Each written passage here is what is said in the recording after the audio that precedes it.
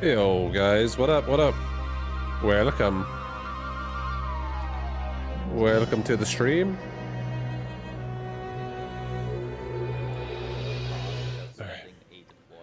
How you guys doing? I'm sitting down, I'm here. I'm ready. I'm ready for a stream.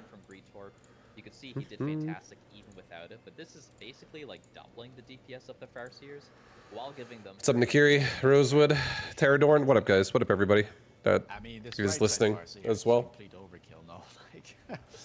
This is A8 has an improved firepower. This is today is the final day of the Beasty Invitational.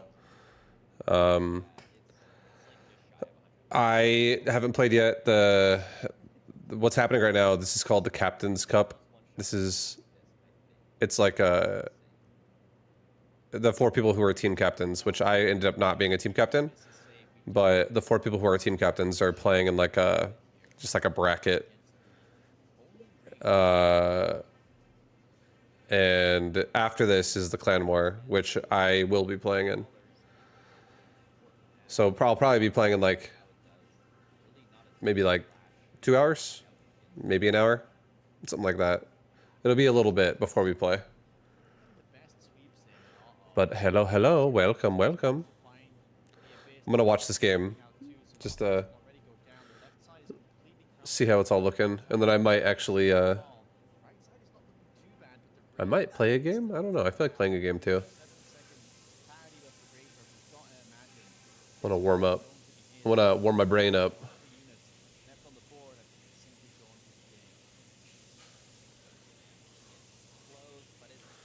Alright, oh, it's oh, maybe that's it. Vicky gonna be waiting in the lower bracket, the finalists there. Gonna be trying to get that second place, but if not, we'll be taking the third place. Very, very well played by both players here. I mean, kind of expected, right? The tournament favorite Gretorp doing fantastically, as you would expect. But Vicky, honestly, putting up such an amazing performance, already managing to upset State earlier on the day, and now holding for 9 rounds against someone like Gretorp. Those early rounds, I mean, that was close to perfect play, I would say. Like, the fact that she managed to keep it that even, of course, like, one inaccuracy with the... So we gotta watch. There's 2 more games here. So it's actually not only gonna be like probably an hour. More impressed, man. Just It'll only be about an hour. like I would love a breakdown of exactly every player's history with Mechabellum, because I am just perplexed how some of these players learned that fast. Like, that is just wild to me. Like, I feel like most new players make the most obvious mistakes, right? Like, you put your Wraith too far forward, instant locked, game's just over. You know, those type of, like, really simple things. But, like, all of the placements and decisions from Vicky were, like, really sound, somewhat mostly accurate. And in a game, going up against these players with, like, particularly Gretorp, with, like, probably over 1,000 hours, that's just crazy, man. I mean, especially like the unit counters in themselves, right? Like, Let's play a game. just knowing what unit counters what in that last game, like being aware that buying Wraith was a solid play, and also knowing that your opponents can pick, you know, one of the unit drops themselves. Can you deal with it? Like, that's a very, very tough aspect of the game to learn in such a short amount of time. What happened to Farseer? I thought they were support units just getting and that thing just 2-shotted in Abyss. Plus is just insane. I'm glad we're slowing down on the units. So the reason why Farseer can do so well is because it has a new ability called Burst, and it also already had anti-air. Or did it already have anti-air? Maybe I'm confused about if it did. I think it did have anti-air. Maybe it didn't. Maybe it also got that. I can't remember if that was on it before. I'm actually like drawing a blank on that one. But 100% burst was added to the unit in a recent patch. Like, we're talking like a month ago. And it literally makes it attack 12 missiles. Like, so a normal attack with it is only 2 missiles. So it gets 6 times its attack in one shot. And it just has to wait for the duration of time for 2 attacks for it to go off again. Or really 3 attacks, because it's increased by 200% off of its original 100%. But yeah, still, it's like 12 missiles in one shot. Each missile is doing 1,300 damage at level 1. So you're just multiplying that number by 12. And then if this unit has any type of damage modifiers, like Aerial Specialist, which is 90%, on top, so you times that by 12, and it's also modified by 90%. Additional, again, off of like you're doing 90% more of the 1348, and then you multiply that by 12. So it's, you know, you're doing a fuckload, essentially.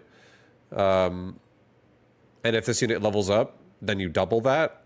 That's the base is doubled, because every time you level up, you just get a double again of what your level 1 stats were. So it would be like 13, 26, 39 for level 1, 2, 3. It just fucking hits hard. It already hits hard, but now you have the ability to burst with it, which is why that damage is like... It just like crushes the health bar of whatever it's shooting at. Oh yeah. Oh yeah. Oh yeah. Hey, what do I have on my units? There's some tech I don't even have right now.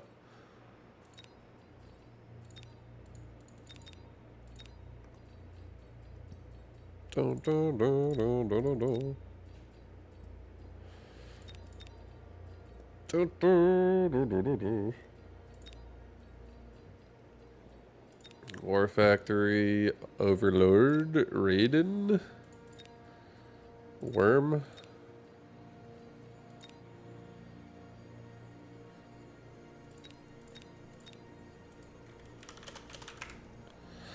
What the fuck is this? This is the worm, the sandworm, and it's got the inside. If you basically get caught in that, all of it's gonna kill you. You're awake. Oh, it's because of this. I'm playing in this today. The Beasty Invitational Captain's Cup Upper Team Draft. That's me right there. I'm in that. It's going to be one of the teams. The opposing team is State, Pig, Rotterdam, and who's their fourth player? I can't remember who the fourth player is. Shit.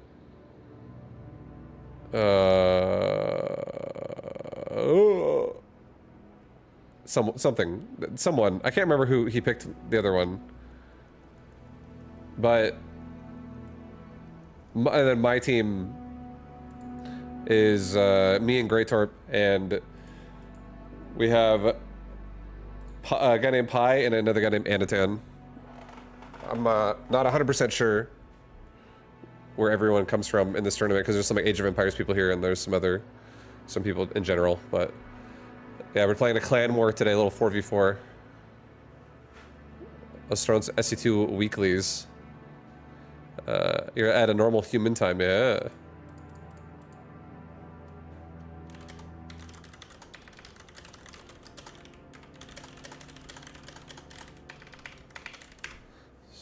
Okay, here we're gonna do some practice games with one of my teammates for this. Let me get on my main account actually, because I'll just stay on it since we're about to play the thing right after. But what up, dude? What up? What up? What up? Welcome, welcome.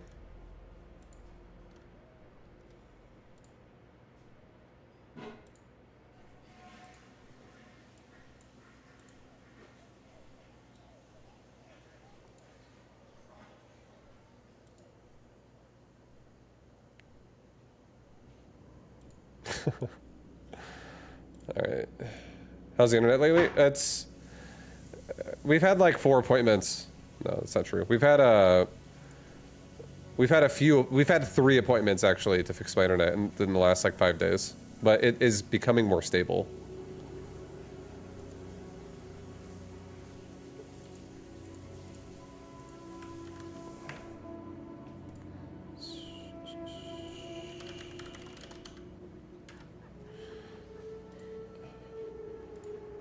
Yo, what up, guys? Ah, perfect. What's going on? Ask about the friend code. Send you an invite. Okay. Oh, I should send you mine too. All right. Yo, what up, guys? What's up? Oh yeah, I'm ready, dude. I'm ready for today. Oh, we're gonna dumpster these tools. Like State dropping immediately. By the way, Vicky is good. Yeah. Like legit good. Oh, okay. She's like a 2000 player or something, or an 1800 or 1900 or something. I see. I see. But I didn't have trouble last game, but I had trouble last game. Like I didn't just clean sweep like I did against Deniskia. Yeah. Which, okay, I'm elite spec, but like she had perfect missiles. She was actively missling every single time. Like, Okay. there's a lot of really, really good stuff that she was doing. That's sick. Yeah, I didn't get to see that. I just got out of the shower recently, so but good shit on winning the game though. That's cool that she's that good.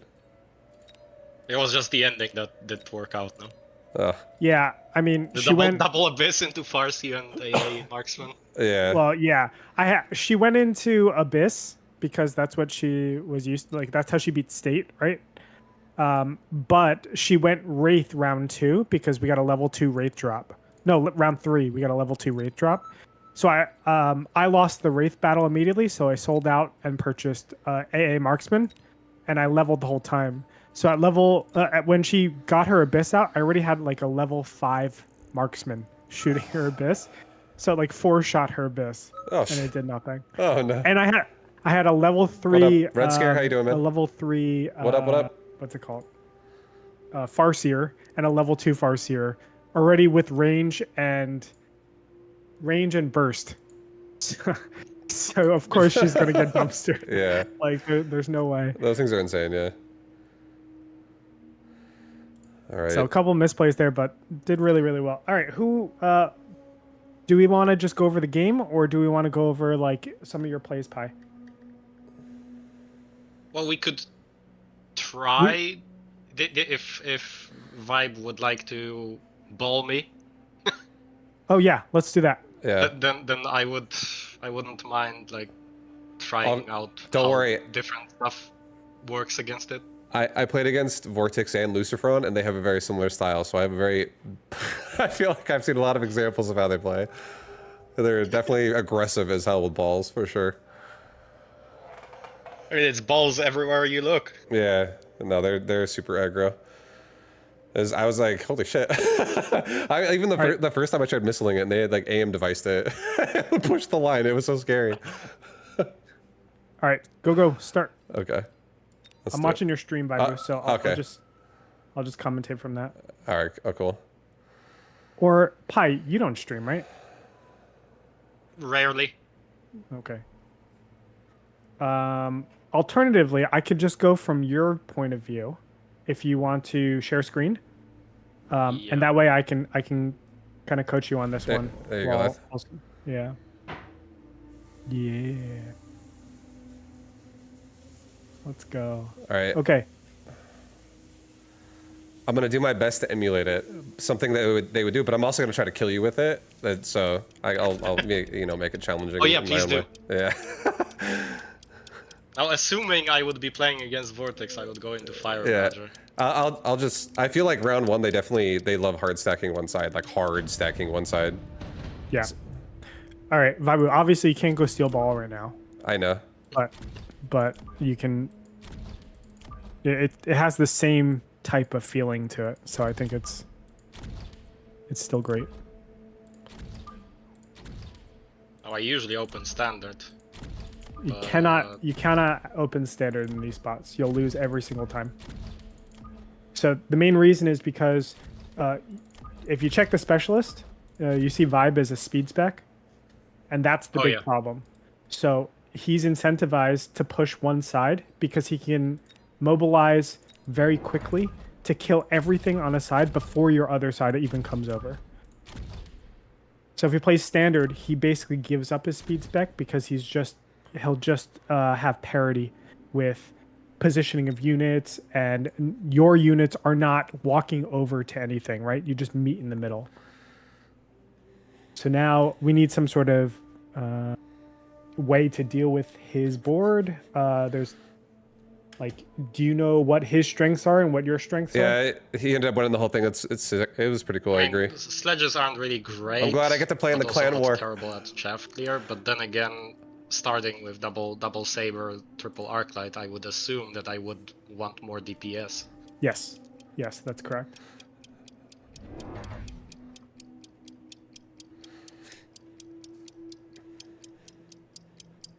Say something like this. Yeah, and Marksman honestly is a great first choice too. If you're worried about like a Wraith coming out in the future, I feel like if you can control the balls, the Marksmen themselves can also do a great job, just in general against an entire army.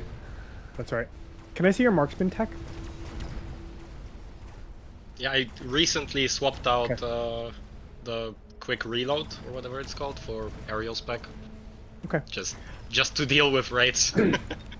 So there's a couple of train of thoughts here, but I'm more of the opinion that if we're playing asymmetric and on a side, we don't shove Fangs over to the side. This is the biggest problem. When they loop around, and the Fangs are able to get a lot of distance, you're giving more tower XP to your opponent. So even though would you just not place anything in round one on the other tower? That's right. I shove everything over to the side because I want to win that side, and I'd rather there be tower trades equally, or at least I get one tower. But if you do this split and they go asym, a lot of times because you have one less deployment on one side, you lose both towers, and you don't get a tower for yourself. Even if you do get a tower for yourself, it's with Fangs, and that's not what you want. So that's why I would definitely stick to one side as best as possible. Alright, it's already something there. Yes. I would probably go here. That's good. Just because it's gonna be tough to cover. I think, like, if we're thinking of this in game theory, it's going to be the best if you actually go a specific side. But I think it's very negligible. It's not like super important that you do either. But now you have a bunch of things that you have to recognize. Like you have to watch out for his wasp swarms. You have to watch out for his wasp swarms. You have to watch out for your tower. Actually, both towers are, Fangs literally lose to everything. And then obviously you have to deal with that front too.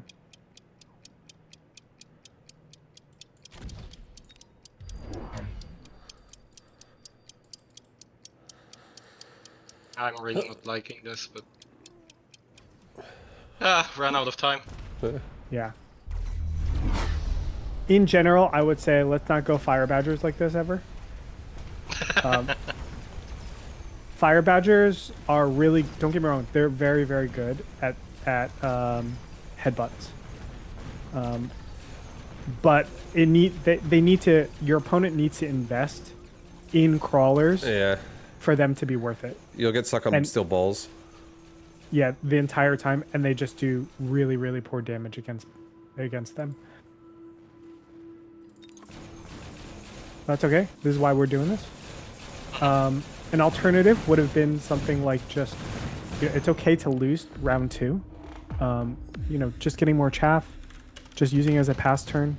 Looking for your spike is generally round 3. Whenever you're getting a there's drop, like that's multiple always gonna be your formats spike. in this tournament, and there still is a clan war. It's like Go to cell, everyone you who is in can the go upper to bracket flank. There's like ladder. just so many different things. We that have a you can clan war do. we're playing, which is starting soon. And we're like, I'm Okay, on what call are you with thinking here, 2 Pi? of my teammates right now. I don't want to tell Vibe. Yeah, he might have everything. I don't like this one. Just because both sabers and balls are gonna be good. Then again, a bit of HP. Nah. Honestly, I think Fortress makes a lot of sense here. I think I'm Melter I'm is thinking slow. early multi-melter against aggressive positioning. Melter, you need a lot of support around it, and particularly HP around it, and you need a lot of clear. And you don't have either of those just yet. And remember, you're behind the whole time, so that's why I think the Fortress just represents a lot of HP and damage that you can start contesting against, against units in general. And then now just support around that Fortress, but also remember you have to watch your flanks. You might want to consider like leveling a tower. You want to contest those crawlers. Yeah. 3 seconds. Yeah, Oh no dear. time. God damn it. Sorry, I'm Yeah, talking a lot. for learning purposes, it would be better if we had a longer timer. I know, right? For sure. For But just considering all the different options. Now you see the synergies though with your Fire Badger and your Fortress though, and now it's like a complete turnaround. This is great.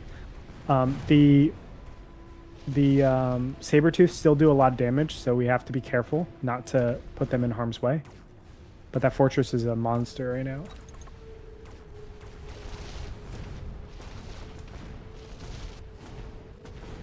You know, the accidental placement over here because I ran out of time actually worked out nicely to buy time against the war. That was on purpose, guys. Totally.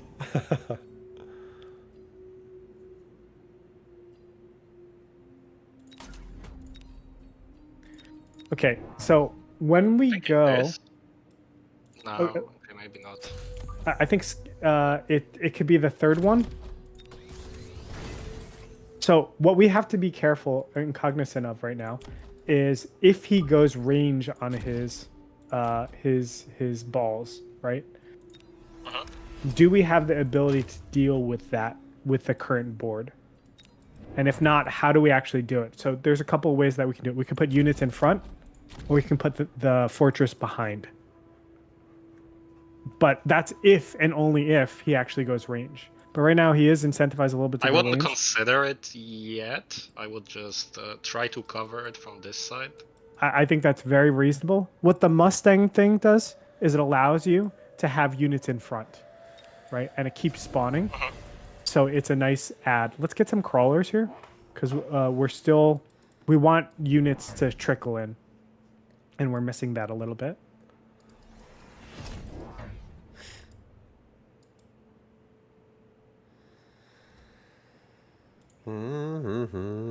No, your Fang's already doing that. I've been job. watching your BTGM. Great tips. I love right that you behind teach the while tower you on do the right. while you That's do fine. it. Yeah, much love, dude. Thank you. I'm glad you And enjoyed I it. would upgrade the tower on the left just to be sure because that's such an unknown. It can get overwhelmed very easily. Okay.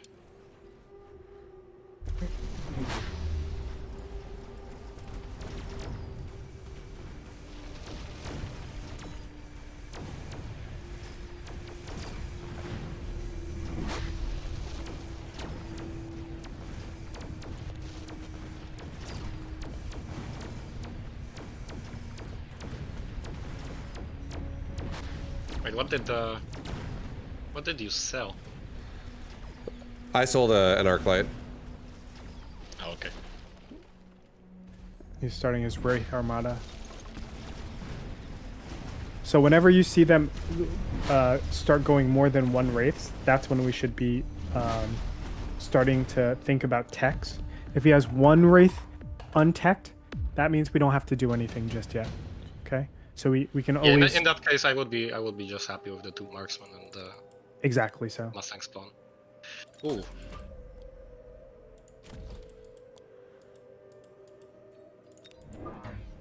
I mean, I think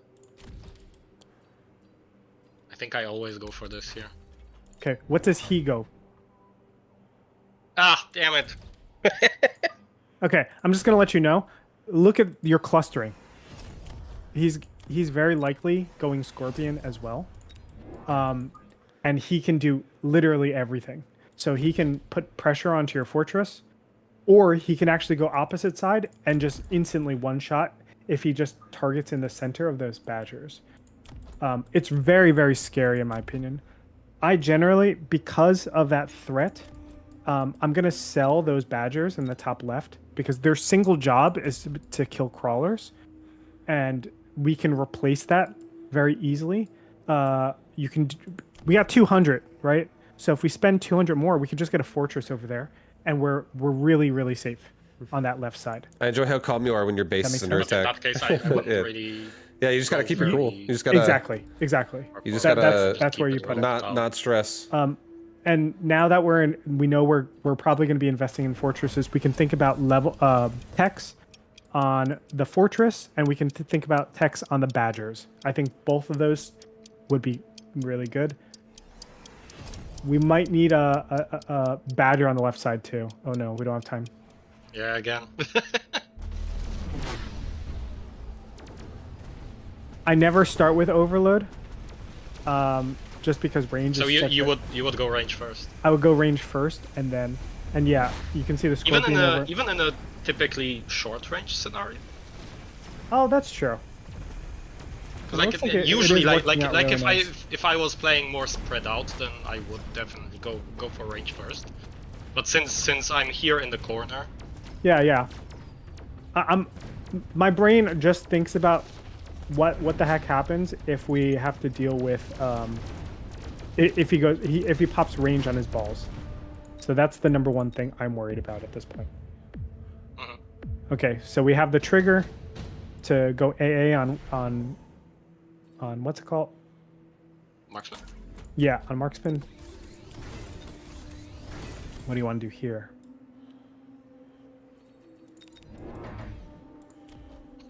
Bomb him.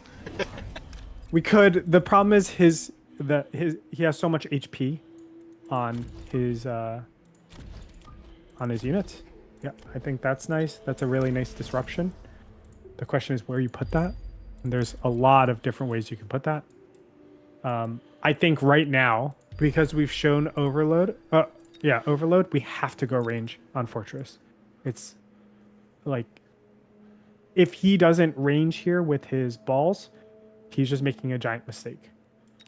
because Overload gets rid of a lot of range on that bad boy, and then we need to put units in front as well. So yeah, I wouldn't put it right there, just because. Yeah, exactly. We want to have like a slight angle for that baby. That will, yeah. Not in range. Put it on the left side, because you're just gonna feed right into the wraith. Yep, that looks good. Right. And we get that. we either need I would go here yeah, with that's fine. colors just because it makes the That's fine. thingy turn around. I would get one more chaff, but I don't know if you have time. Right there is fine. Oh no. Oh dear. But you have range overload. Like, you're gonna kill a lot of these. I'm gonna be honest with you, I did not believe in picking a fortress at all in this, Oh my god. this scenario. Oh my god. Yeah, fortress Slowly aren't changing my great. mind though. They're not super great, but they're not bad. They're somewhere right in the middle. No, they're like middle poor, but based on the board state exactly, that's why we could have considered going fortress, just because, tucked away in that corner, it's really nice, right? Like, you're not gonna get swarmed that much. I mean, you can still get swarmed, but it's significantly harder now that you have Badger. All right, do not get advanced targeting system ever. Okay, yeah, I'm trying to avoid that. Yeah, it is. There's like maybe 1% of scenarios where I could even consider it. Okay, so look, what does he go here? I think it's very clear that he has two major options. It's going to be Nuke or it's going to be the Mustangs, but he doesn't really need Mustangs. He could skip as well. Nuke might be a little bit expensive. I think he goes advanced targeting. No. I like the Mustang production line and supporting your left side. Same thing. It puts units in front of that fortress. It makes it very difficult for him to lock on. These balls are really clumped up. There's a missile trick that you can do where you put the missile right in front. Yeah, a little down. No, down. Yeah. There you go.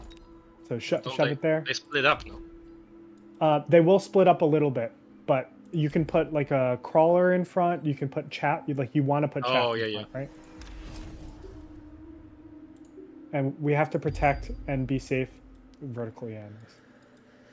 Pull it back a little bit, just a little bit. Okay, we need another fortress. Always. Yeah, that's okay. I would can you barrier? Can you barrier? Yeah. Okay. Great. No! Run out of dear. time. Okay. Again. Okay, we got the range on the balls. He baited our.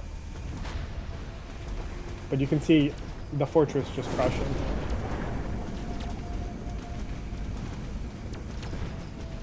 How did the marksman survive that? Your barrier, man. Barrier's good. And he's really rushing us down now. The nice thing is we still have another turn. It's not enough damage just yet. We still have a lot of threats here.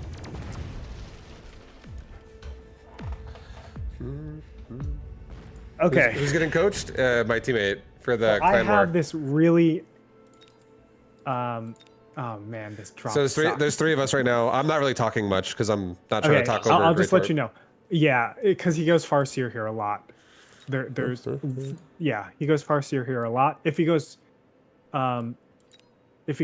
Wasp here, it's a mistake because you have a turn here where you can actually switch to Wraith. And it sounds counterintuitive because he has level 2 Wraiths, but going level 1 Wraiths, clearing up the balls with the support of your marksman does so well. And you might actually still have that turn because of how many steel balls he's gotten. But to be honest, I would go Farseer as well. Yeah, you should go Farseer as well. Just to cover myself from further away. you can consider it like this is so many steel balls. You can also consider just getting more fortresses and missiling everything. The reason why I'm relegated to those two things is because I know air versus air we can win that war, and we've put so much investment into our fortresses that going any other unit doesn't feel good anymore. But we have a chaff clear problem. And we're identifying that because our chaff clear dies pretty immediately, number one. Investing in more chaff clear isn't going to be like super great. But it's fine. And then let's put a fortress all the way on the left.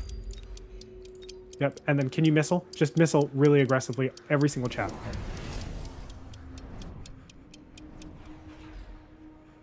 Oh no. Okay.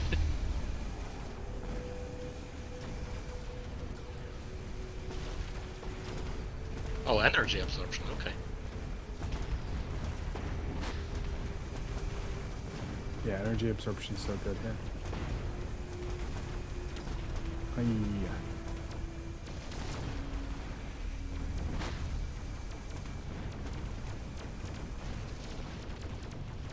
Do we have another turn? We might not. No, it's dead. The worm's Vibe still boost. alive, right? Yeah. Vibe boost too good. It's. I feel like it's. I think missiles are definitely not bad. I will say one thing though: if you do missile him, probably don't do it 2 times in a row because he's gonna do aim devices. I've done it to him before, and they love aim devices and like putting them right behind steel balls. Okay, that is an incredible bait then if you know that. Yeah. Because getting AM devices a lot of times is very, very expensive if you lose the round. So if you put out a missile, let them know that it exists, you win that round, and then they spend 100 the next round, you're gonna plus 50 that turn, and it just make sure you're really winning that next round, and then hopefully you can push past And kill it. kill the AM. Yeah. Um, You want to do another one? oh, If you're up for it, for sure. Okay. I think the major takeaway from this game, we still had a little bit of dissonance. It was still a great game. I don't mind it. We had a little bit of dissonance with our chaff clear and our damage. We can see the fortress still works pretty well as like our damage dealer. You understand like the trigger for the marksman, but we weren't really able to activate our badgers at any time, and partly it's because we weren't finishing our turns, right? Yeah. If we finished our turns, things would have been a lot different. As soon as you get to like round 5-ish, unless you have a really important upgrade, you have to spend the additional deployment slot because we're falling behind in deployments on the board, and it's really wrecking us just in general. Yeah. Paralyze more is huge chaff. there. Yes. And So so you would actually put a lot of focus on always using that additional deployment slot. I would. And Not, also not just sticking to at least 2, and then if there's something left over, that's right. Yeah. Okay. I feel like if you can kill the wraith, you can make the steel balls get stuck on chaff forever, and then you have so much time to kill shit with your whatever you're using. And then see that right-hand side, that level 3 wraith? We always need one marksman in front of one wraith to respond so that wraiths don't get out of hand.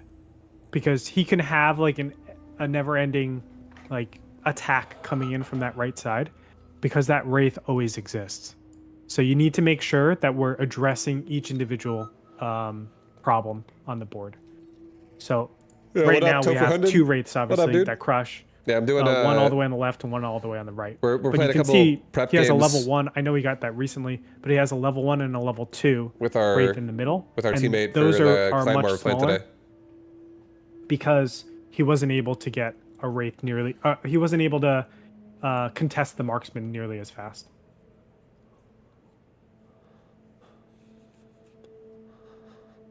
Okay. Is it possible to set up a custom lobby with like a couple seconds more on the timer just because we're talking during these turns? If there is, I have no clue how to do it. I don't know either. Yeah, for like the I standard. could have sworn.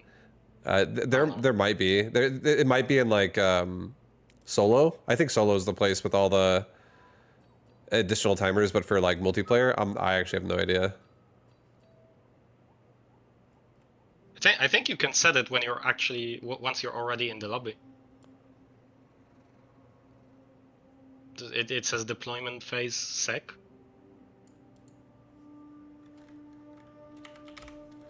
Oh, you know what? Dude, you're so smart. Wow, you're teaching me. I mean, I assume you just No, never yeah, wanted more time. No, that's. I mean, that would make sense. I mean, if you're slow in the head like myself.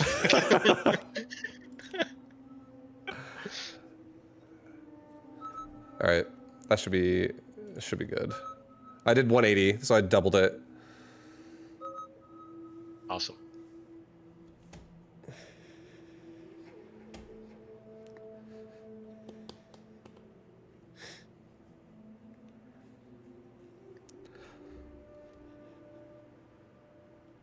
I wonder what happened with the first state versus Dynastia. Let me check.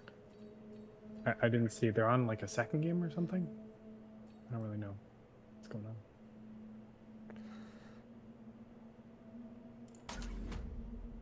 Is this the same game? Is this... They just started? I don't know. On Oh, Mag. no, I'm sorry. Yeah, on Mag. Also, I'm sorry. No. Pi, I would say one thing that's important to keep in mind too, because you're gonna get punished like crazy if you stack too hard, is definitely check the specialist before you hit in deployment round 1. Just make sure it's not missile, because if it is missile and you stack everything really tightly, because you're expecting like a dense push, like that could definitely throw the game for you too, and that you'll be forced to doing like a barrier every game, and barrier is definitely something that does not feel good versus like a steel ball mass kind of play. So as long as he's not missile, the stacking is not too bad. But if they are missile, I think you should spread out like just a tad more, like put a little bit more gaps between your units than you normally would for the start. Understood. Yeah, because like right now I'm missile, and if you don't do that, I'll just be getting such juicy hits.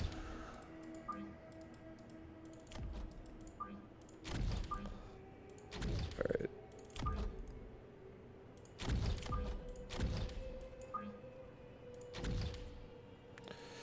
Or you could just play like me and not care. Yeah. You could. And then almost lose to Vicky.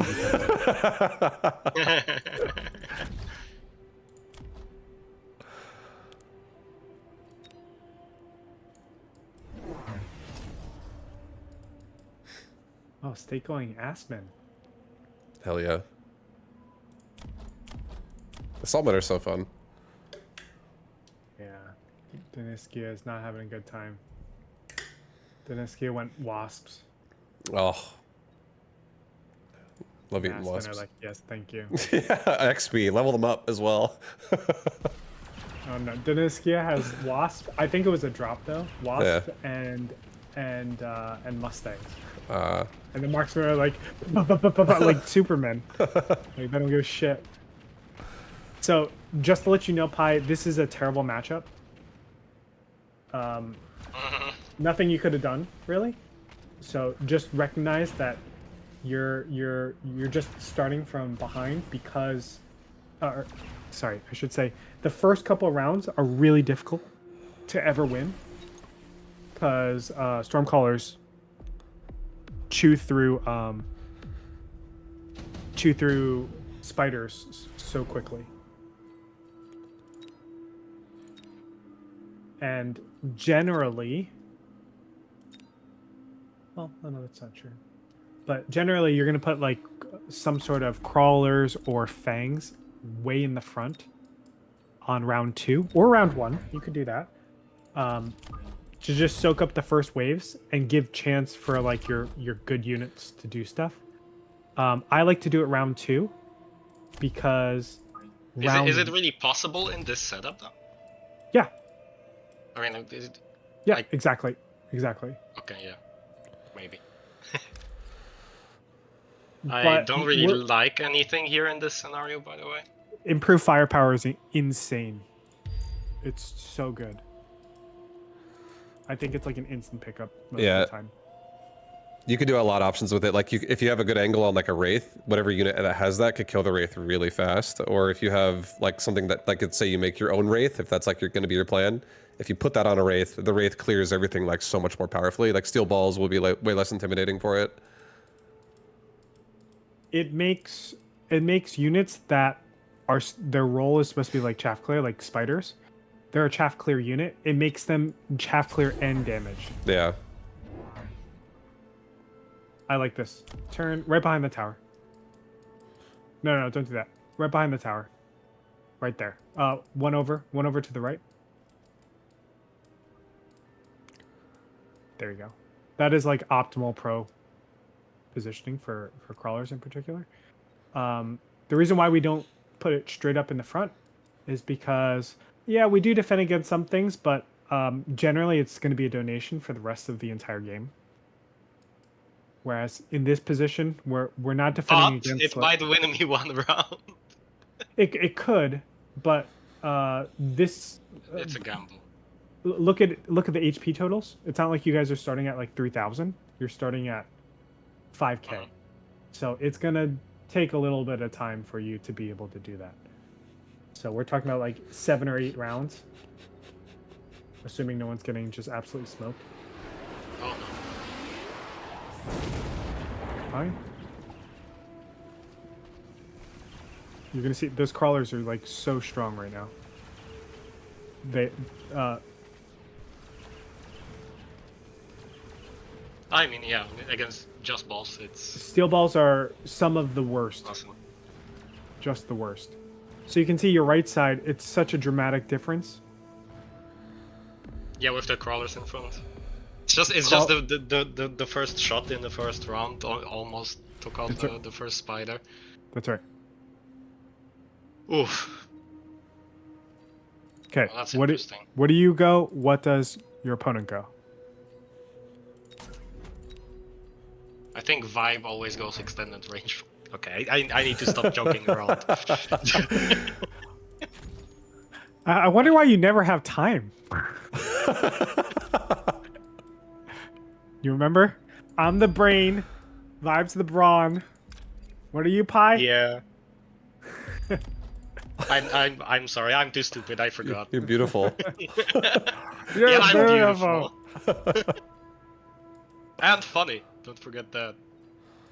Now, I'm thinking Go ahead. my opponent goes smoke bomb.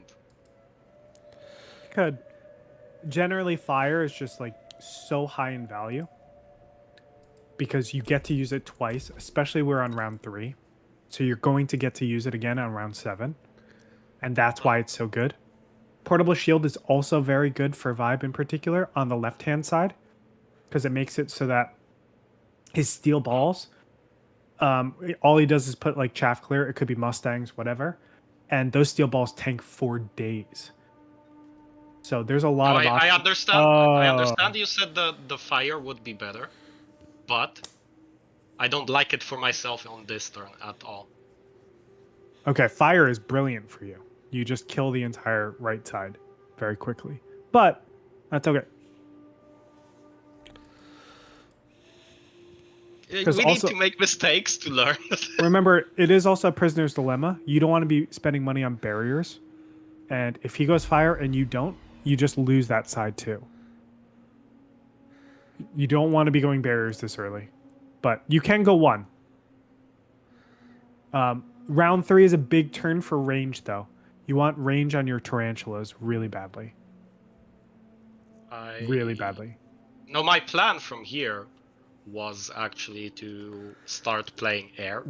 They do love, I will say, they do love Yeah. going air, like forcing it really early. Round 3 for tarantulas, almost all the time, is 2 chaff and range. That's just what you do Understood. because you need levels on those. And they're too brittle without range. Yeah, if the tarantulas do fall behind as well, when you're up against steel balls, they'll do nothing. They'll become like fire badgers. So if they don't keep up or keep a level lead, they'll just become kind of useless. Okay, now I got the fangs, but then I don't really Left- have an idea for where to put Top them. left in front of, yeah, not around there, closer to your Void Eyes. Yep, that looks good. Oh dear. Damn. Yeah, that was a mistake considering the missile.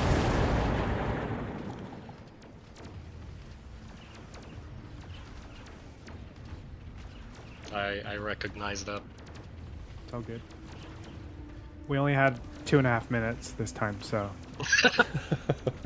we didn't have a lot of time to think about this.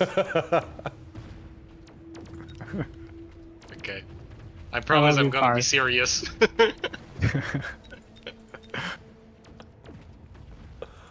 And I appreciate you being so understanding.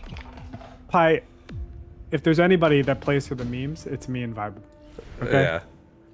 So I respect your game. Not your Mechabellum game, but your IRL game. Okay.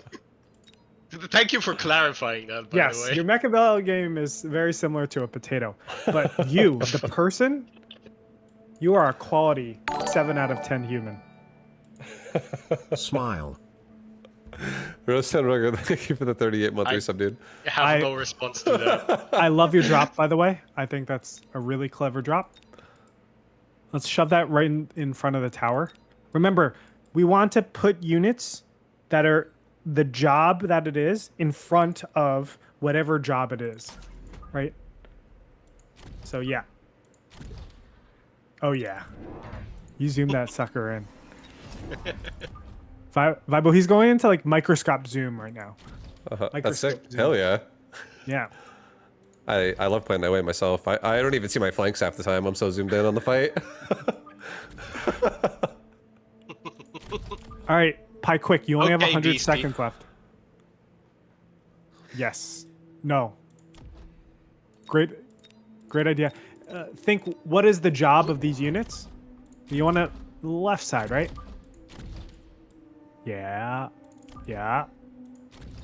Yeah. It's a little far back, but it's okay.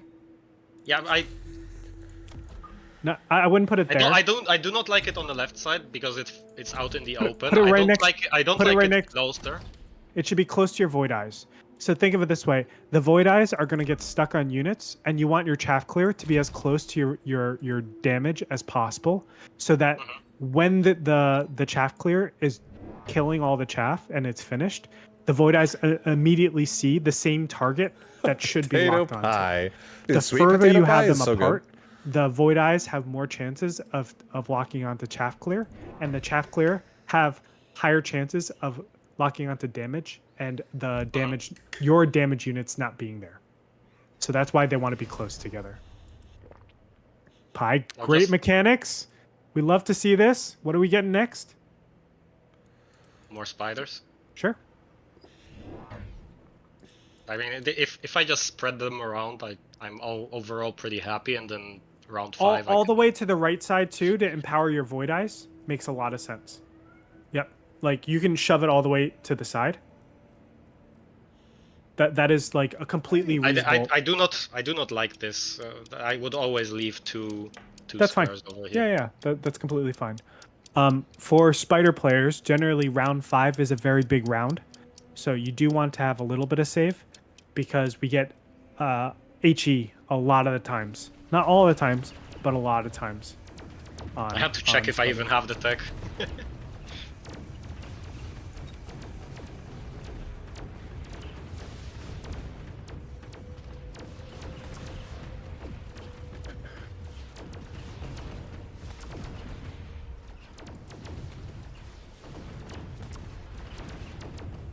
Oh yeah.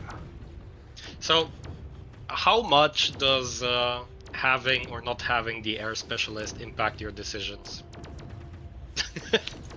Should it even at all? It'll affect a little bit. It's not a ton, but it'll affect a little bit here and there. Air specialist is good for money, right? Don't get me wrong, the HP and damage is good too, but sometimes you're just not in a position to go air, and so you have to give that up. Ooh, there's a lot of good ones here. So skip then. Okay. Yeah. So there is a trap one here, and it is the heavy armor. but he goes heavy armor a lot. So the idea is if you're going heavy armor and your tarantulas are tanking damage, you're already lost. So we don't want heavy armor. Amplifying Court, remember this is round 5. It's a really big round. So I would hide and address how much chaff he actually has. And if he doesn't have a lot of chaff, which he kind of doesn't, he only has 4 packs, then we can consider not going HE this round. But we obviously have a pretty big air problem that needs to be addressed very fast. Right, he's gone 2 Wraiths, so we need to think about this being a marksman turn, actually. And because they have 2 modules on them... No, hear me out. Overlord with steel balls. That also works. Overlord is actually a really good counter to what's it called? To Wraiths. So that is a completely... Because I can unlock it for free. Yeah. I think that's a really, really intelligent play. Hey, thank you. Oh, sorry. I think that's actually... That's not a bad idea. Surprisingly. Surprising. Yeah, I am shocked as well. Okay. What are we getting as an upgrade for this bad boy, or no upgrades? We don't have to. I wouldn't yet. Okay. I would rather make sure to... I want you to get a sell my right now. deployment. I want you to get a sell right now. And sell the Phantom Rays on the right-hand side. And then get another one. Oh, okay. Yeah, but I like this one here, and then... Yep. I think that's completely reasonable. And then now you have 150 left. Oh my god. It's like someone planned this. Remember, you're gonna have a missile come down on you somewhere, and your left side is pretty weak. So you probably need to put something on your left side. I would say to the right of the tarantula. Okay. I was thinking fangs, but crawlers you could put somewhere as well. Yeah, something like that to protect against that big boy.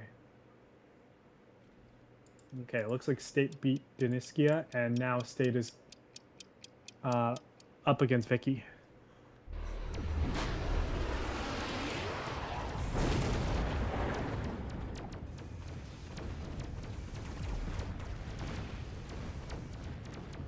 Ooh, this looks very scary for Bob. Okay, some of the things I'm noticing on this turn, we ran out of chaff on the right side and the left side. That's unfortunate. This is like a common thing, of course. And we don't need to immediately say like, okay, we're getting chaff every single time because Wraiths are so good at dealing with chaff. But we are noticing that if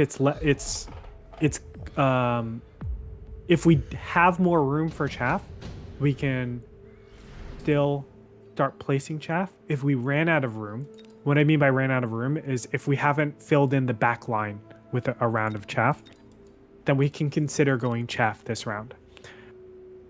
When you go overlords, generally the turn after that, we have to go range. Okay? Because he's going to have some sort of anti-air, marksman or something like that. So we have to think. Do we like armor on the overall? I really like armor here. Yeah, I really like armor here. Because this one already leveled up. That's right. That could be big. Just overall value. And then we probably want one more overlord. Nice. Nice. Yes. Great positioning. I like that. This one I hate, but would be Mimi. Well, you can consider doing that and selling the next turn. Like, that's a completely reasonable play. Why I don't like it all the way on the left-hand side, even though it's, like, really nice for the steel balls, is it can get pulled by flanks. So you have to consider that. We want to centralize these units. And he is incentivized to do flank play anytime you get these big units out. So we're just tending to be a little bit more careful. I would even like level the tower. Like, our left side is very weak, but overall, like, you can consider selling the other Phantom Rays. You don't have to; they're still okay. And yeah, we just get more chaff. Basically, more stuff to support. That spider level with the damage modifier is really, really good. Yeah, we should get that.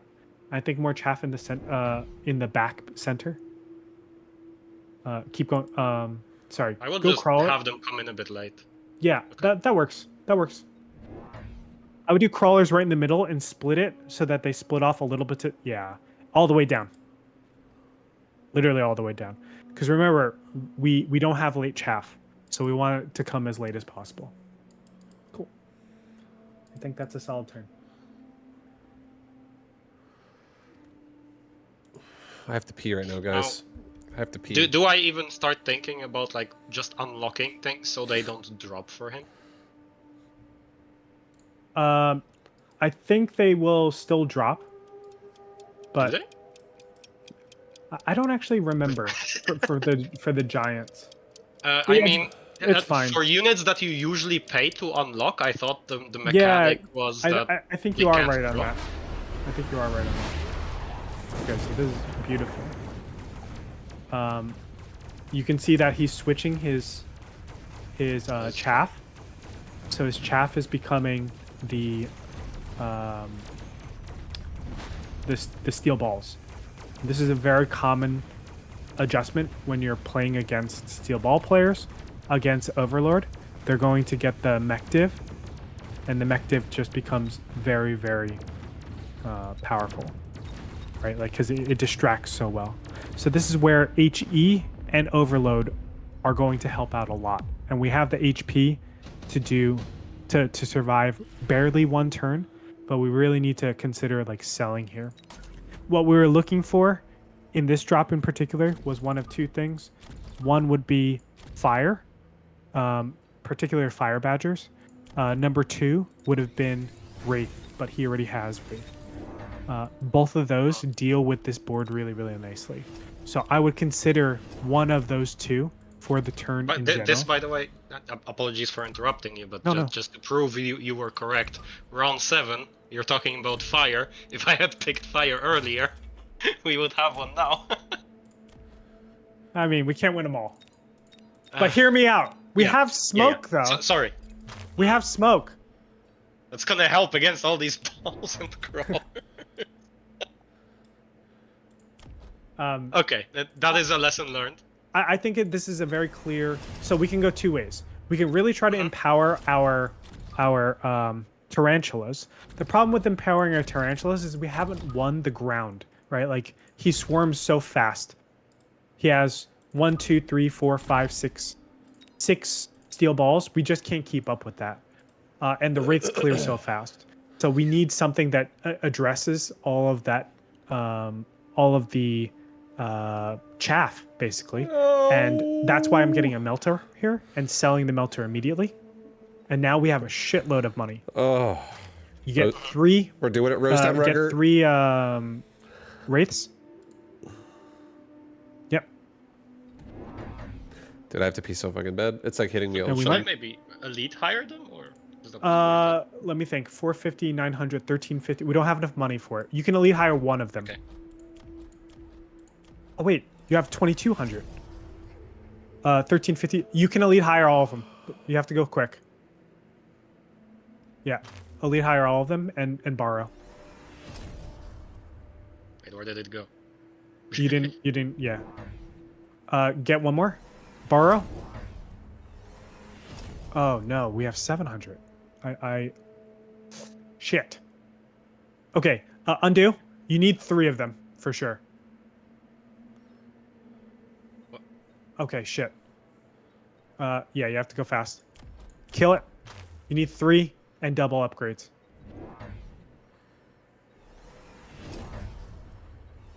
Yep.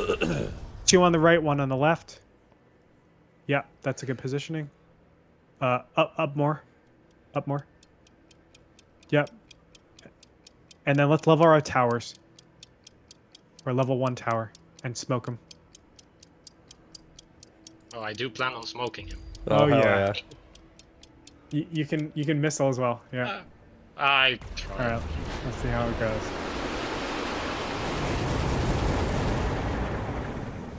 So Wraiths actually do a pretty good job against steel balls. It's very surprising how well they do. You know what else is doing really well? Look at that smoke fucking up the Farseer there. It's so good. Yeah, that was all my foresight. Oh dear.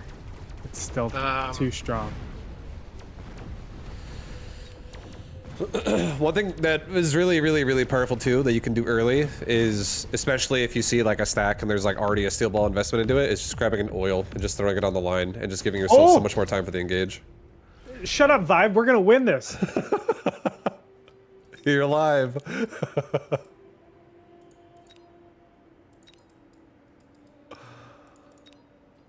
I am considering it.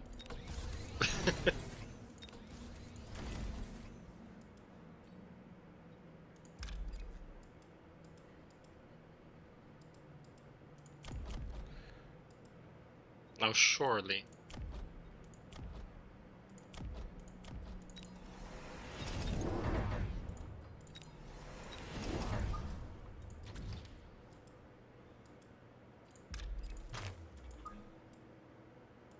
Are you just letting me figure it out by myself?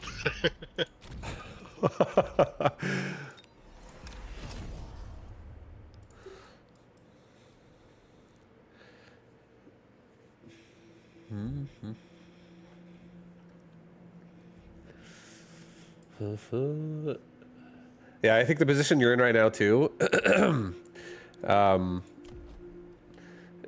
If you had the money for it, degen beam would really not be bad, just because of it would slow me down from paralyzing your tower, and then that gives you so much more uptime on your units. And then also, I would say more Wraith could be decent, or just missiles in general. Just the big thing you want to do here is if you ever have an angle to get rid of any of the steel balls like right away, the faster you can do it, the better. Because if you can get your tarantulas shooting at crawlers faster, then you know if they're dying on the balls while the balls are still alive, it's definitely not great. But you do have Wraith that'll help. Or Hold on. Sorry, Vulcan needs to go straight onto the oil. Like straight on. Goomba stomp his units. So you want to Goomba. Doesn't it get popped before even firing? No, it does not. Cool. But okay, we wanted overload on our overlords, but we don't have enough money for that. I think we just have to send it, or you can back up, but like we have to fix our left side. Like that needs to tower level for sure, because you see like the diagonal, it's just so weak there.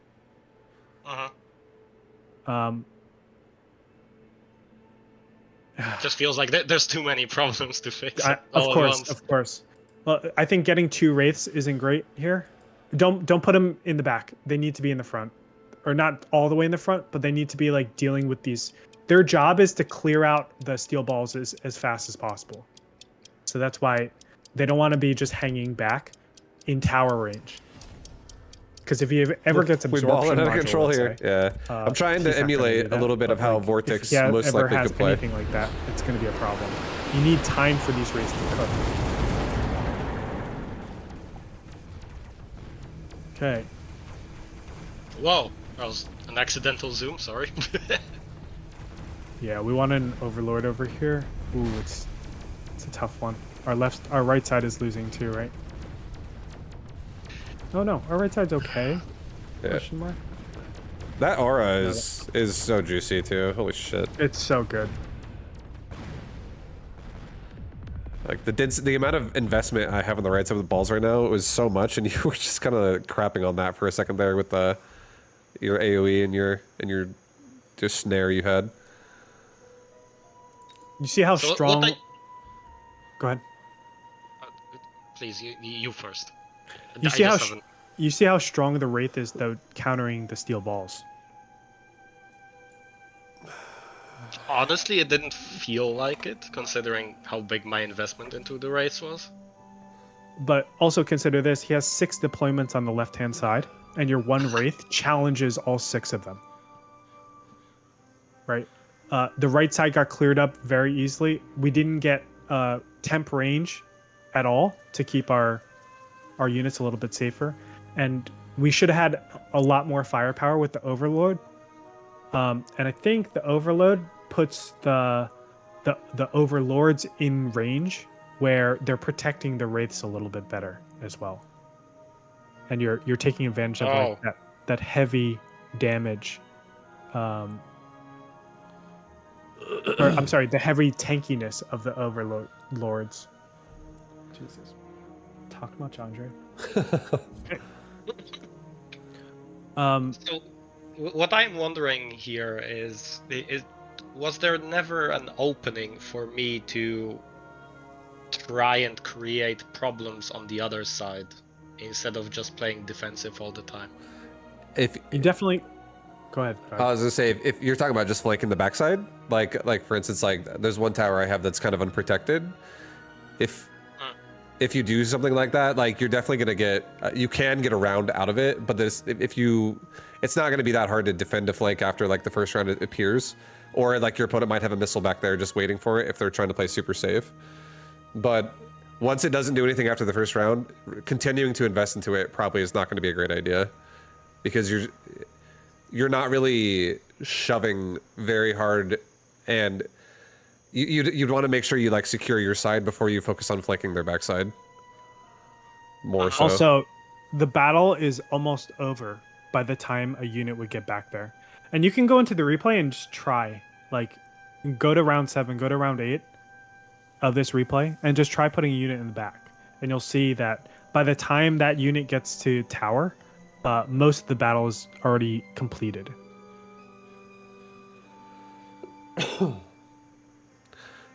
Yeah, and then it can just be like zoned out by something, like even like at this point too, like with the Wraith specifically, you could just put one Wraith back there and any flank is gonna mostly be dealt with. For the Vortex side.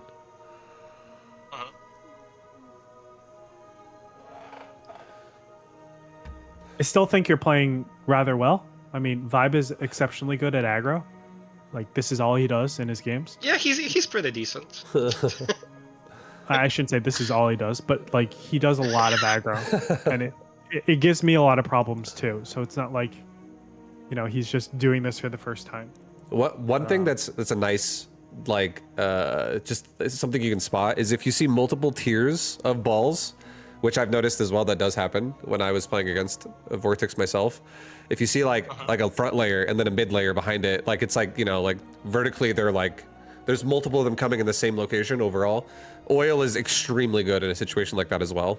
I think you should probably, if you do play Vortex and you know it's going to be like steel ball aggro, you should probably make it a mandatory thing to buy oil by like round 3 to 4, so you can use it multiple times throughout the game, because it's going to stop so much of the push. Yeah, that was definitely missing.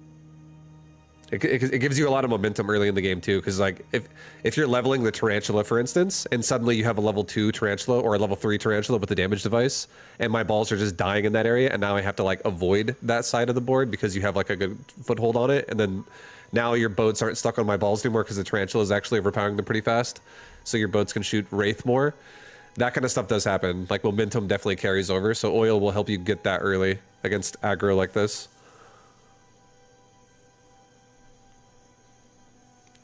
Alright.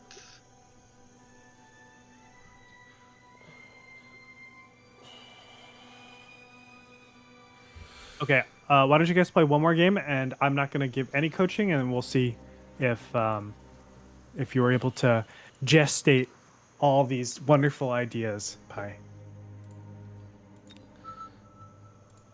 Okay, let's do that.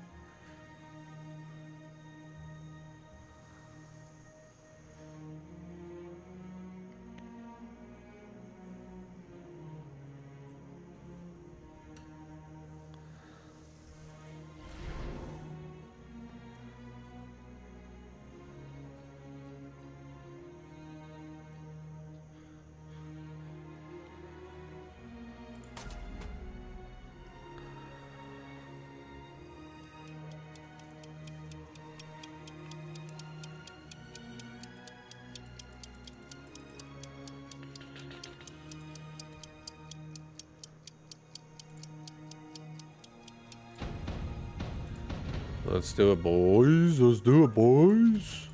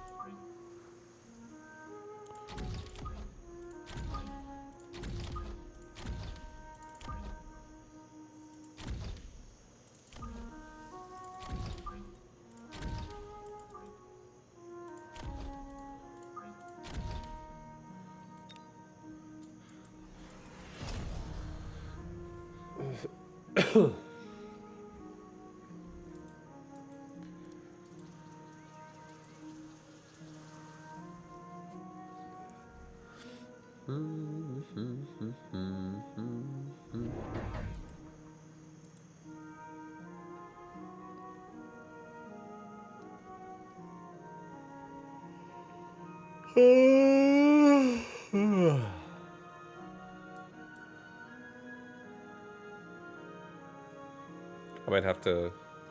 I genuinely might have to go take a pee really fast after the next turn starts. I'm about to explode.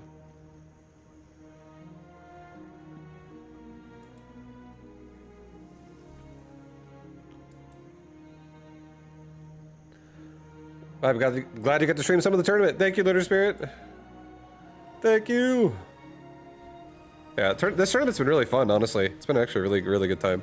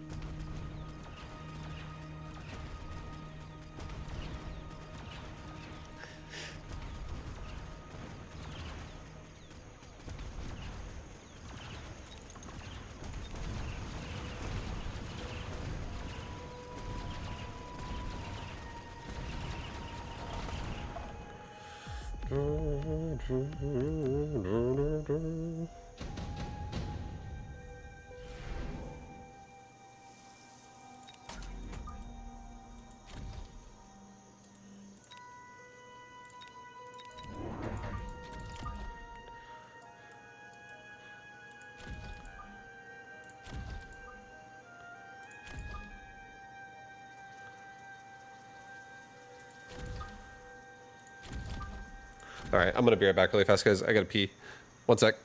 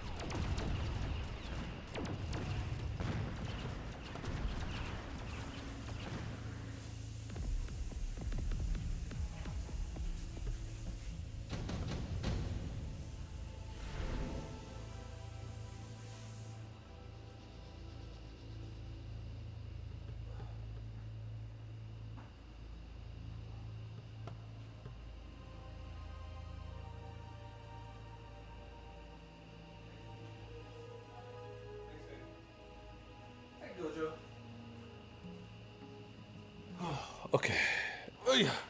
Why not go before starting the game? Because I don't want to make them wait. It's all good. And we have a long round start anyway, so I have plenty of time.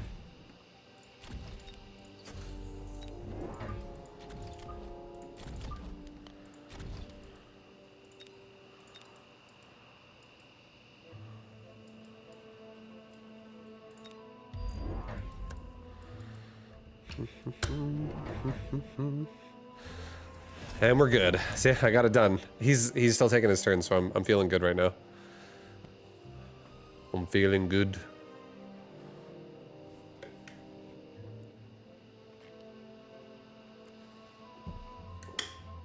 You just got walloped by a mobile beacon crawler pulling your whole army to the left. That's fine.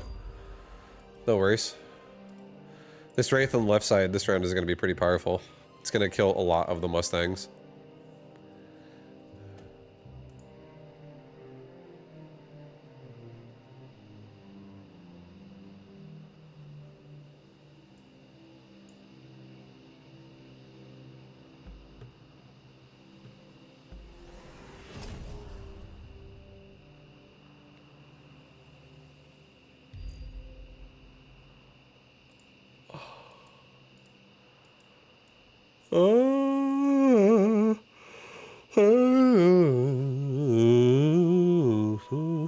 Just filling you in. It was a cool move.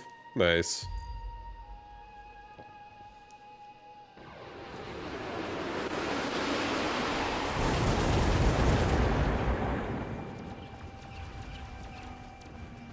Well, we are going to get paralyzed in a second. Hopefully I kill a lot of Mustangs before that.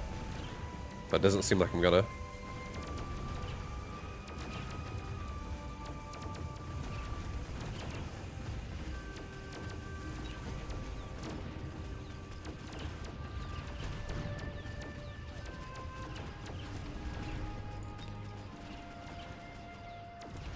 We're about to get his tower. Things are looking good. This rate's gonna level probably. Oh, never mind. It's wasting a lot of that paralyze to like move away from the army during a paralyze. Oh, there we go. Oil actually saving our ass for a second. Yeah, it's the right levels. The pressure.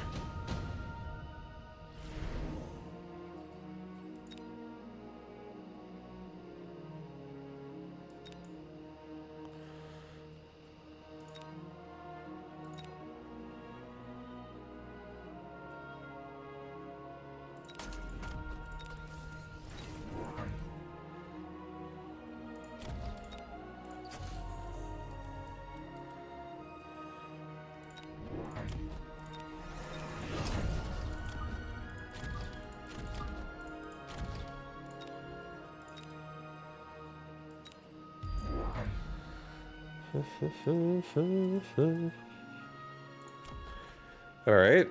Definitely should look at getting range on our Wraith soon. This game's probably another mechanical division game too, honestly. There's no AoE really, so crawlers are actually kind of annoying. Crawlers are annoying.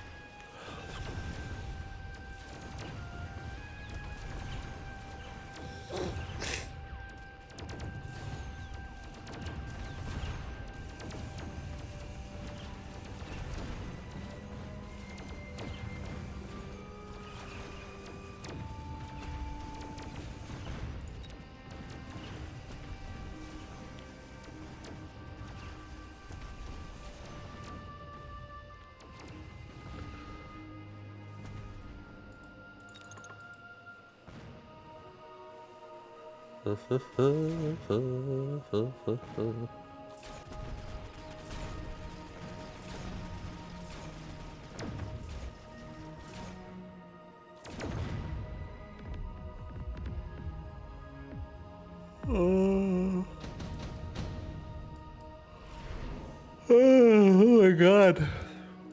Good choices.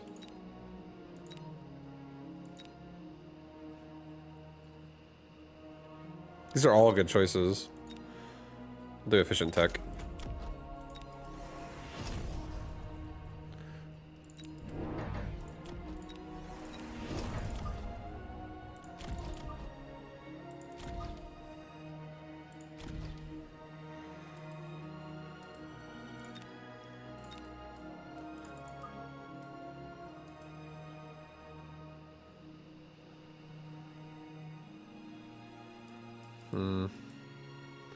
This is Oblivion OST? No, it's from World of Warcraft. Oil looks bad because it doesn't have chaff clear on the other side. Yeah, I feel like the oil is... It's nice as long as you're killing him through the oil. I feel like that... It's just snaring the tower. Just to like slow the tower death isn't as useful.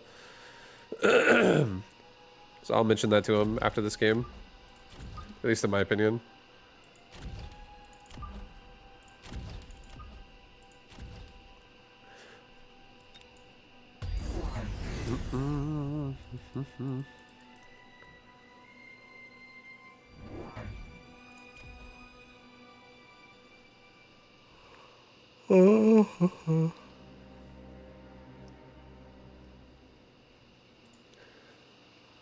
I do like your flank idea, Pi. Just be careful though. If you build it inside the range of the Wraith, Wraith might actually kill it, especially if it levels.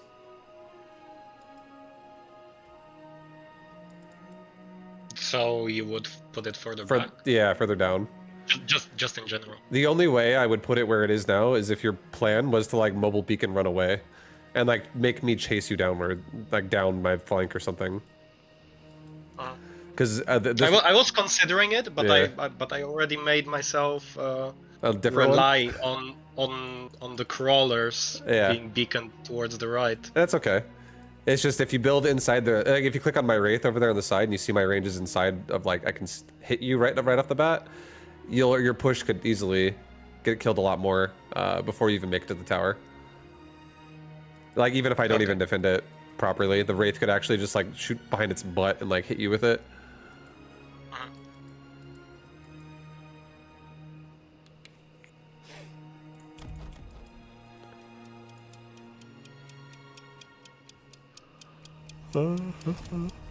I would say the best way to describe it, the way I think about it, it's okay to build on the Wraith if your plan is to kill the Wraith. Like if you're gonna fill the flank out and get something to kill me there. But if you want to just like hit the ground or something like that, or hit the tower, further down, definitely better. All right.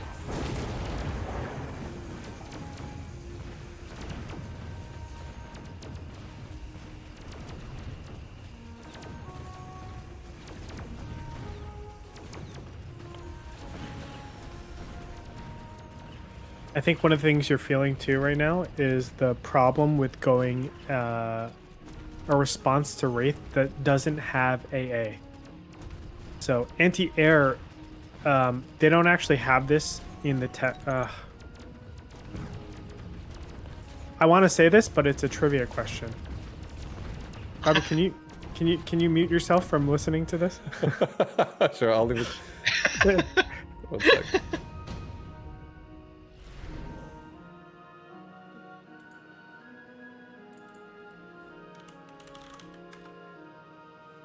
Okay. Wait, no, sorry, I gotta leave. I don't know how I didn't mute my all. No. There's a deafen in the bottom left-hand corner.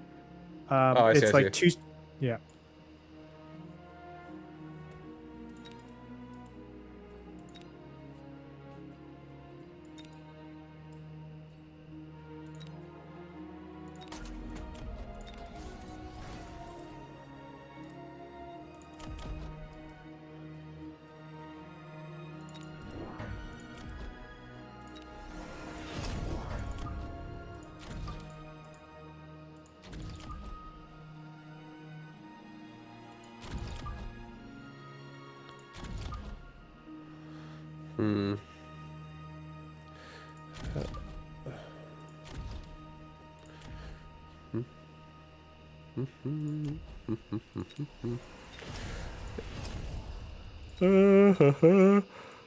Oh, this might we could probably just sell our Sabretooth, to be honest. And our hounds. I do know that. Vortex does love steel balls. Loves them. I love steel balls myself. But I do feel like when you play steel balls like this, mechanical division is actually really annoying, for sure. It is annoying.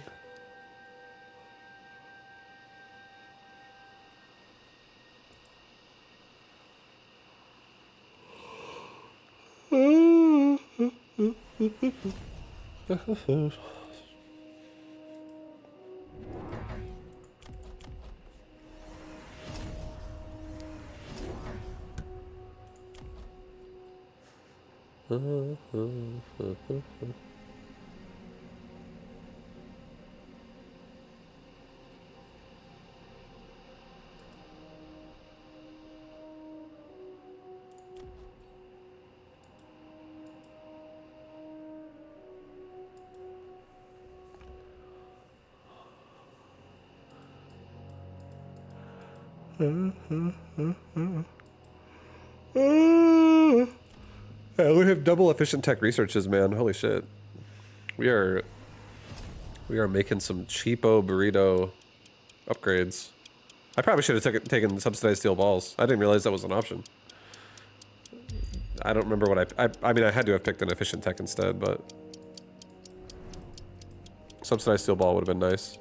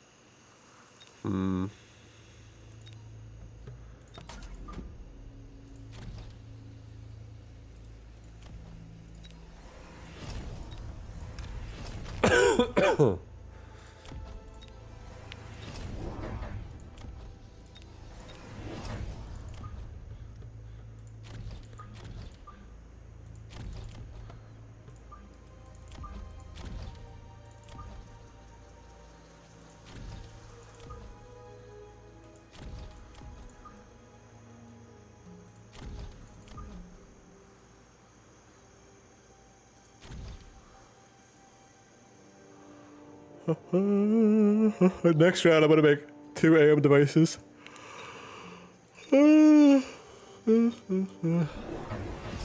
Ooh, yeah, EMP Farseer actually is annoying for sure.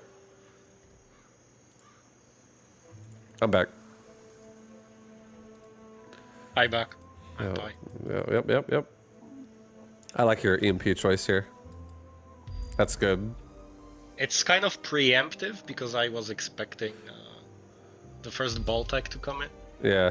and also against Wraiths if that ends up getting hit. Yeah. EMP can definitely, if you can make whatever unit has EMP hit the balls before they're dying repeatedly, you can definitely minimize the annoyance of this push a lot, for sure. Another thing I should say is that the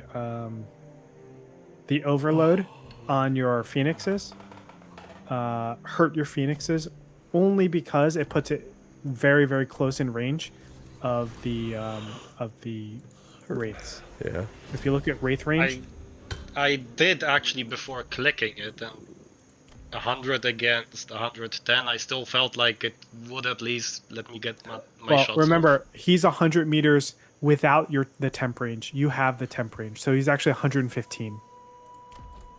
Damn. Feels bad, man. It does. Yeah, and if a Wraith like starts shooting you just off the side, because it's like, it's available to target you, it only takes a few shots and your Phoenix will die. All right, I don't think we have. And these flying donuts are too strong, man. They're very good, man. But honestly, just AA marksman, dude, they do so much damage against. Look at this. Look at this. Look at that wreckage on on the floor. Oh my god. This is beautiful.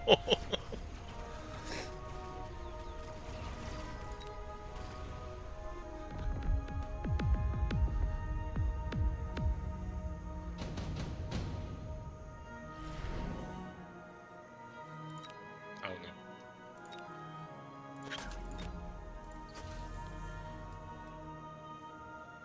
There's a lot of chaos that happens this round.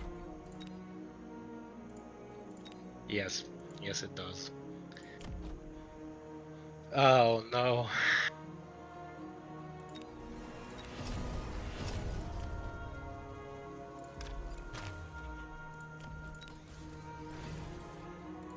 Alright, I'm gonna try something stupid. Please do not judge me.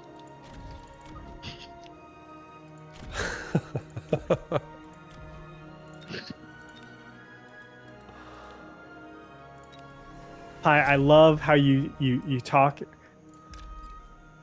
as the character that we've given you. It's just that that character is so fitting. Yeah, no, we're just role playing here. You're doing great. Oh dear God. All right, Babu. This is what you can expect.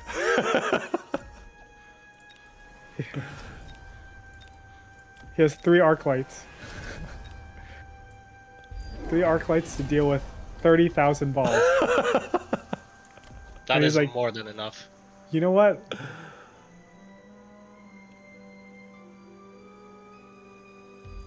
Oh. What's the chances that that Wraith just looks at it and is like, "What are you doing, bro?" I think so too. I think. I it think was. I think it's like I am worried about that. I want you. No matter what, I want you to send this because I want you to. I want you to feel how you should feel. Okay.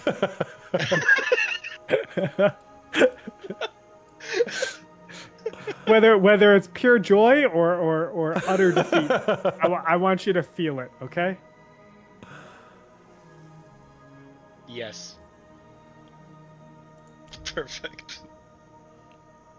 I think it's going to be utter defeat, but I could be very wrong. Oh my god, you're killing your own crawlers, but okay. Oh They're no, gonna your crawler, die your before crawler. it Yeah, anyway. yeah, you're right. You're right. Stupid me. Let's go. Oh dear. Damage sharing. Oh god. No, no, no, no, no. Okay, yeah, it's the defeat. So when coming up with this idea, Go on. I might have not considered the fact that again I only have one beacon. Because I knew the Wraith was here, and I'm like, okay, I'm gonna put down the Phoenix in the corner. I'm gonna send it across, and then I'm gonna beacon this to the south so the Wraith goes Oh. away. And then I actually place it down. I do the beacon, and I'm like, wait, I have no beacon. Unlucky. I mean, entirely predictable. But it is what it is. You just need one more win pie. That's it. Yes. Just one.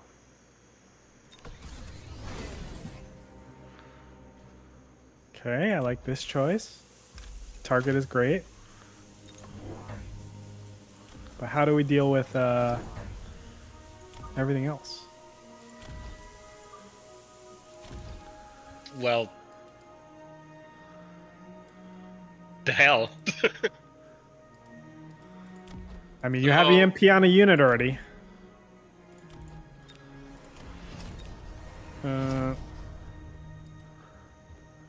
Do I bother with getting a new unit here? You, Or do we just burst mode it? I don't think burst mode is good here. What's up, Anatin? Yo, hello guys. How are you, Yeah, man? no. How you feeling? Yo. I'm good. Yeah, I am slept for like an hour Oh, let's to go. be in a good shape. Let's go. Nice. We'd love to hear that. You feel confident about your games today? Yeah.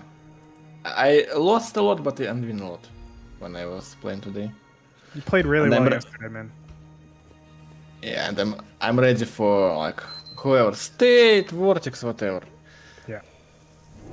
Well, State is right now going potentially 0. Oh no. They might bring it to an ace match. Oh no, Vicky. He's been having a lot of problems with Vicky. It looks like he's going to clean up this one. Oh, I'm surprised that she's playing super well. Vicky is playing unbelievably well. Especially, she's not a 600 player. Yeah.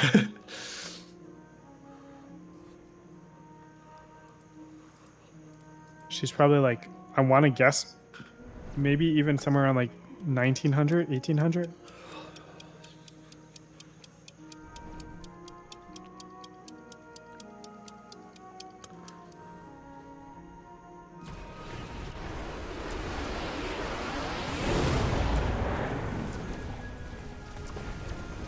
Oh dear.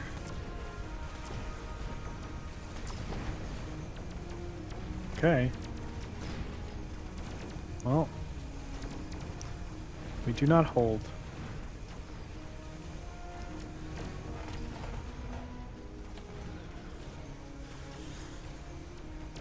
All right, Pi. You're So gonna there get was these. definitely a chance. Yeah, but I you're gonna overcooked. listen. You're gonna get these impulses to like think for yourself. I want to urge you to try not to. Okay. No, you're gonna get these impulses like for these cheesy ideas. You gotta try to just. I don't want to play standard. They say play standard, but you're more incentivized to just build on your board rather than trying to get these one-turn plays. Don't get me wrong, one-turn plays can work, but they have to be. They can't be so close, right? And it can't be just like, oh, a Fang Pack will literally just kill you, right? You have to know like what their turn is going to be in order to do something like that. A great example of this is like the Phoenixes, instead of them being in the top right, they should be in the top left. If you really want it to work, it should be in the top left. But then having a very clear plan of what you want to do after that, like your board state, you just went overload and range on your Phoenixes. You have 3 Phoenixes in total, and he has a ton of chaff. So we put in, how much is that? It's like 700 plus 600. You probably got a levels as well. So we put in somewhere around like 1600 supply. And what did the Phoenix do in the entire game? Yeah, they put a little bit of damage on top of the Wraiths when we won the sides, but at the end fights, they weren't doing anything. They were killing chaff the entire time. So we have to be very careful about where we're putting our supply into. And these one-turn plays, even though it seems like, oh, we might get the win here and there, if it loses, you've just thrown the game because we've committed too much money to places that don't actually build our board. And Vibe was building his board very naturally. Like, he didn't have to adjust at all.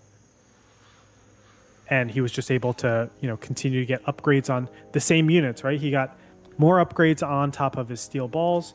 He kept powering his Wraiths. He kept protecting them as much as possible. And ultimately, that last turn, to me, is a very clear, we have to just keep going Farseers. Because we have an upgrade on Farseers already, and they deal with the board okay.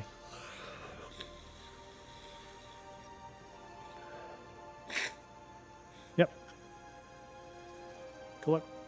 That kind of felt too simple, but it makes sense. Yeah, there was too much committed to the Phoenix. We already went over why that was done. The attempt with the Phoenix flank. But scorpions were fun. I mean, honestly, by the last round, we were already lost, for sure. Like, I think if you replay that, it's very difficult for us to win that one. But you know, we're looking at like round 5 plus that we really have to question. Like, hey, how are we dealing with these units in a more comprehensive way, or a more like reasonable way, right? Yeah. Like a long-term way. One thing that's really good too you can do is if you're looking at like the deployment squad amount where like it's only like 3 wraiths in the front line versus like let's say like 18 balls, like there's just so much more ball emphasis. Like with your Phoenix, for instance, if your Phoenix got 0 upgrades but instead just leveled up repeatedly, you could focus on having something that can deal with the balls, and then your Phoenix just by default being like level 3, level 4. The second it looks at a Wraith, it would kill it, and it would do it from a safe distance by its natural state before even having an upgrade at all. And it would save you a bunch of money in it. And if, for whatever reason, you're like not getting connections on your Wraith that you want to be, and your Wraith are just hitting like suboptimal targets, or sorry, your Phoenix is hitting suboptimal targets, that's like not my Wraith, and maybe I have a crawler pack or something that's hitting whatever. If you don't like that it's there anymore, you can always sell it as well and go into whatever your other investment is, like your marksman, and you can just free up all that money. I feel like definitely upgrading multiple units for the same job can sometimes be a bit much. Like if you have aerial marksman and multi-upgraded Phoenix, it feels rough if you don't have enough like coverage of the board with it too. Like upgrades, I feel like are really nice if they're definitely dominating more of the board. Like when you want to invest that much money into a unit.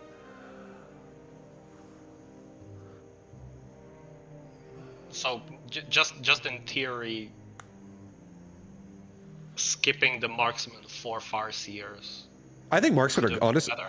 It could be, or just remove the Phoenix instead. Yeah, well, you can keep the Phoenix, but if you just leveled it only, the second it looks at a Wraith, if it's just simply a high level, it'll delete the Wraith like so fast. And then it's an investment that you can get 100% return on if you decide, oh, I have like 6 marksmen and 1 Phoenix. I need money for my marksman.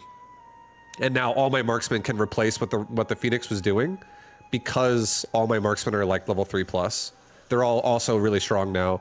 And you get like an extra like 700 resources back, where you can now like, that's like a free upgrade on top of another upgrade or something like that. For all your other units, you have more quantity of. Right.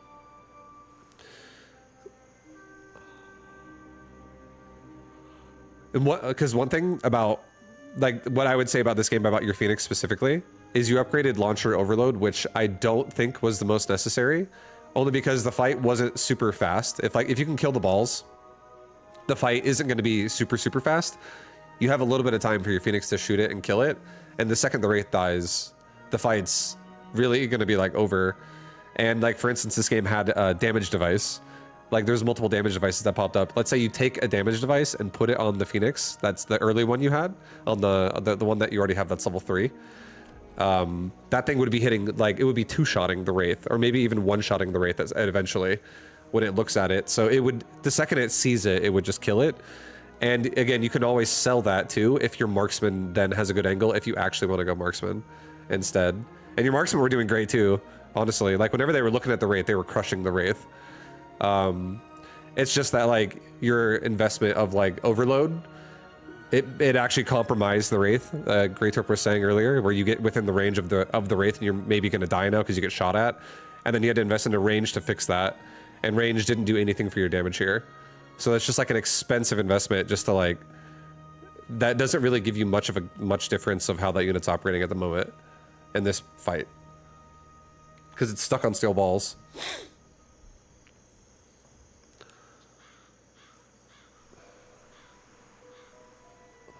Alright, we get that. Just looking through the rounds here.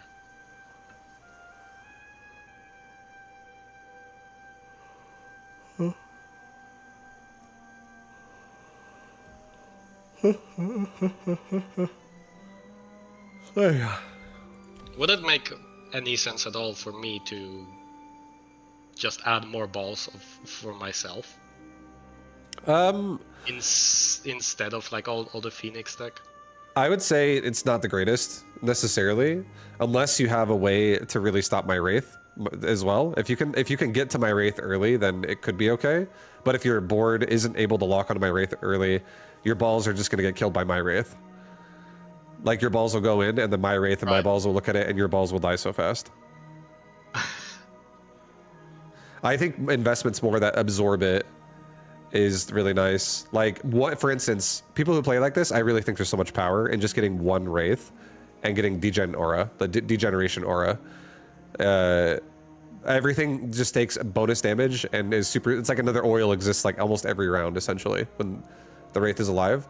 And then, like, you could even go, you even said you like Scorpions. So if you're comfortable with Scorpion, Degen Wraith Scorpion, great tool against a ball situation like this, where you can get kind of like one Scorpion, like you have two Scorpions already and on your right side that are really nicely positioned at like, they're gonna hit a couple areas where steel balls are gonna come in really densely and they're gonna get a couple nice shots.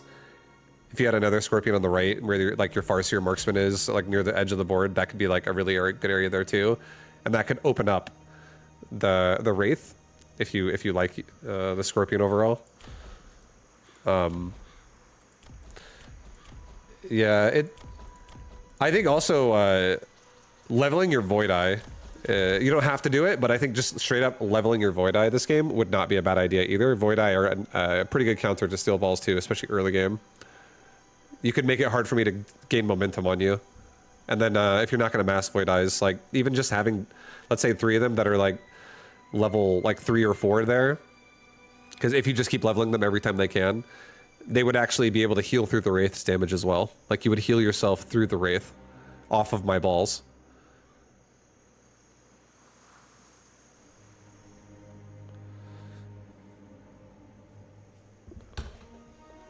Yeah, that does make sense. I kind of felt like investing any supply at all into the Void Eyes would have been bad here, just because the single target damage part was overlapping strongly with Phoenix and Marksman. Yeah.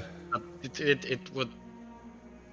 It definitely helps because there's so many. It felt wrong, but yeah.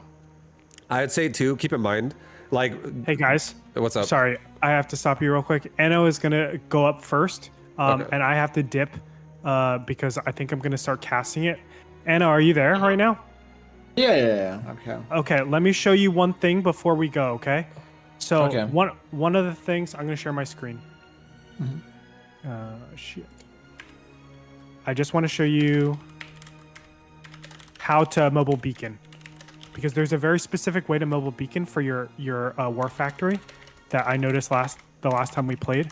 So the whole point of our mobile beacon is to move closer to the tower, number 1, and number 2, to actually increase our DPS. So if I start this, you're going to see that only 2 These are guns just are going to stuck. fire. Okay. 2 guns are going to fire. Okay? It has 4 total guns. It just needs to be surrounded. Once we mobile beacon, we actually want to do it on an angle, not straight to the tower. Okay? Oh. So what we do it here. And now what you're going to see is that the 3rd gun gets activated because we're at an angle. Like up, there's like a triangle attacking. So you see the 2 on the side, and then as soon as like units come into range, we have our 3rd gun start. So it's a 50% increase in damage when we do it like that. Okay. And then the last thing is how mobile beacon works is that if there are any units in the path of the first path as it's going through, it's going to stop as soon as something's in range. So we don't go straight to the tower like this. We're going to go to the open space, and that will make sure that we're moving forward the whole time. Okay. So this is the most natural. You just make sure that we're in range, but you'll normally come across, come forward so that you're in tower range, and then come across. So you can see I continue moving forward, and then if I get HE or whatever it is, That's what allows me to clear off everything and get a very quick tower kill. Okay. Okay. All right, I man. like you. You're up first. It's working. Oh, go ahead. It's working like with every unity. I just need to move into blank space without units. That's correct. With Yeah. mobile beacon in particular, yes, that is correct. Okay. All right, guys. Good luck today. I think you guys are going to be awesome. Even you, Pi. It'll be great. Oh, Thank you. Damn, I just get abuse from everybody. All right, I have to go into the waiting room. I'll catch you guys soon, okay? okay. See you. Yeah, have fun.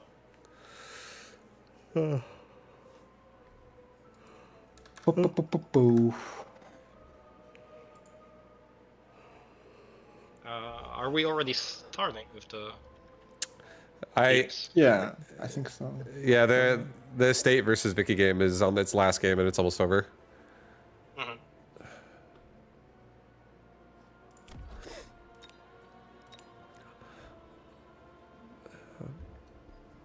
Mhm.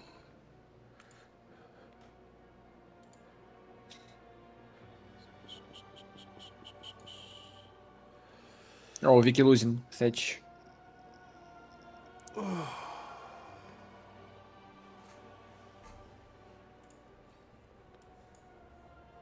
Like, buy those devices, buy some missiles, just slow everything down, fortify your tower. Oh, Luce coming out is so nasty. Yeah, as probably well. State will not play first, yeah. He Arc probably be Light tired defense. You know, Arc after Light's a epic battle. Yeah. I'm curious who you will play. Now, Vicky decided to pick up redeployments as well on this turn, and she's going to opt to move her outside saber from the right side. I want Rotterdam, to be honest. He was too cocky when he got a win versus me in ladder. Will achieve it. One win. Left side tower has been leveled. He I can't want to be get like my. that. To just get through I want to get my revenge. crawlers for stage. Thing is, I think he's probably the only person I'm comfortable beating. Oh.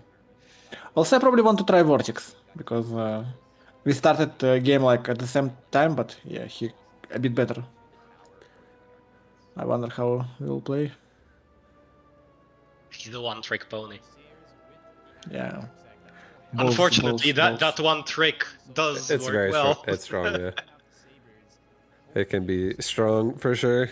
Vicky knows that she's under pressure, utilizes the oil. That will help on the left side. We've got a loan coming through from her as well. Temp range has been clicked, and none of those temporary buffs will stay. So, man, there's just so many crawlers coming through. I don't think the right side is fortified just for that. The oil's doing a ton. The sabers are there to buff it. But the phoenixes aren't getting shot out of the sky just yet. Maybe a little bit now. The Farseer's finally unlocked. Actually gets a tower. The crawler flank somehow getting it done. I mean, this is very, very good for Vicky. Oh, holy god, guys! Stream. It's almost time. It's almost time. Tons of damage going over to state. Maybe, just maybe, Vicky can turn this around. She knows what she's up against now. She sees the loose crawler. There are unit reinforcements. None of them necessarily handling that. Should be the biggest issue she faces.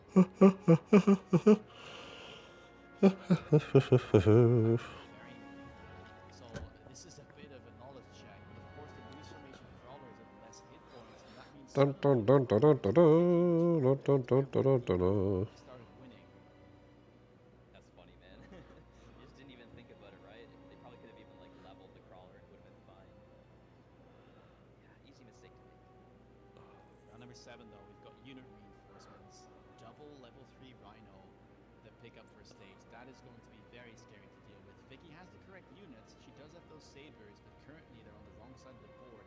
Both Rhinos spawning on the flank. Vicky instead picking up some high-level marksmen, going for Oh. specialization on them too. I guess that cheap Mm. pressure from the Phoenixes. I'm not convinced. Is the new guy being tutored? We were just given me and Gretorp were just given our teammates a couple last minute tips before going into our match, just to like warm up.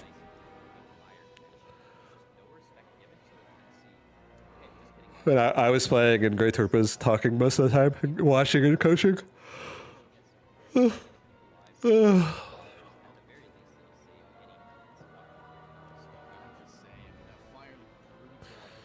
do, do, do. Maybe with the fire extinguishers on the hounds, it might not matter. Let's see, round number 7. Come down to this. It's a really important round for Vicky. Needs to hold on. This round one is capable of defending those towers or not. The fire still is doing a little bit. The rhinos now warped in. They're so tanky, and they represent a huge amount of DPS. Now that they've closed the distance, they're going to start chopping the army. I mean, they're quick and they're Yeah, I think this is game right here. Soon to follow. The debuff Okay, it's over. so many units left alive for State, and I think that this will be the very final round for the Captain's Cup. State convincingly takes Yep. the third game. Yep, yep. Well, good luck, dude. Take second place. State. Awesome win there. I know a lot of people were cheering for Vicky. She was the underdog, and she played fantastically throughout the entire Captain's Cup. I mean, honestly, if you count the entire thing, she was 2-2 against State, I believe, if my count is correct. So, well done to all the players. That was a fantastic. Yeah, really exciting games there, especially this back and forth between State and Vicky. It started at the beginning of the Captain's Cup, and it's the final thing that we end with. Amazing to see. Commiserations to all of the players for putting on an amazing show. Awesome stuff. All right, well, we're going to be moving on to the upper team draft, and we're going to hand it on over to Mr. Bitter and a bunch of RTS creators, so take it away, guys.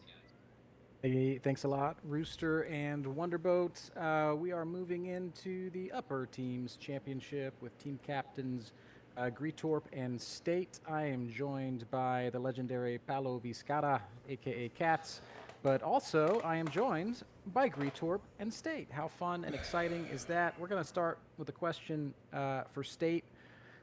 Why, State, did you throw your first game to dodge Andre and hide all your tech? No, dude, that didn't happen at all. Vicky got hands, man. I honestly felt like I would have had a better shot versus Gretorp than I did versus Vicky in the upper bracket. She played so well. That was an intense series. Like, I legit feel like that was a 2K plus MMR game. Like, I kept throwing curveballs and expecting her to like swing and miss, and then she gets the answer, and I'm like, okay, well now I'm stumped. That was a tough series. I've That's played amazing. over 2,000 hours in this game. I've never been so maulding before in my god dang life, okay? 2,000 hours. I think that this game is rewarding people that are better. Like, you put in more time, you get better, and then all of a sudden, the better person wins. And all of a sudden now I see a broadcast where very clearly the worst person wins. And I'm just, I don't know what to think about Mechabellum right now. It's so crazy. In a world, we're in 2025, and State is anywhere close to the podium is an insane idea. That is that's some serious shade. State, do you have any response for our good friend Gretorp? Nah, I'm just gonna let the team match kind of settle the score for itself. I let them have. Oh, I'm vibes, playing but I versus figured Vortex. If it was just Okay, Gretorp, guys. it would be a Okay, little nice, bit dude. too Go. easy, but Good luck. I think me and my boys Go gonna get take him, them man. down. Yeah, it will be I love it. This is interesting. very exciting. You guys Thank have you. already submitted your picks for the first match in this team championship. Team State is going to I hope be Anotan sending doesn't out Vortex and try Team anything Gretorp that will I be did. sending out Anotan. Gretorp, let's start with you. Why is Anotan your pick for game number 1? Because we literally mapped out exactly who is being sent out, and we already knew that it was Vortex. And we know Anno wanted to kill Vortex. We already know what he's going to do. The game's going to be easy. Life is great. State, how does it feel having such mud thrown your way?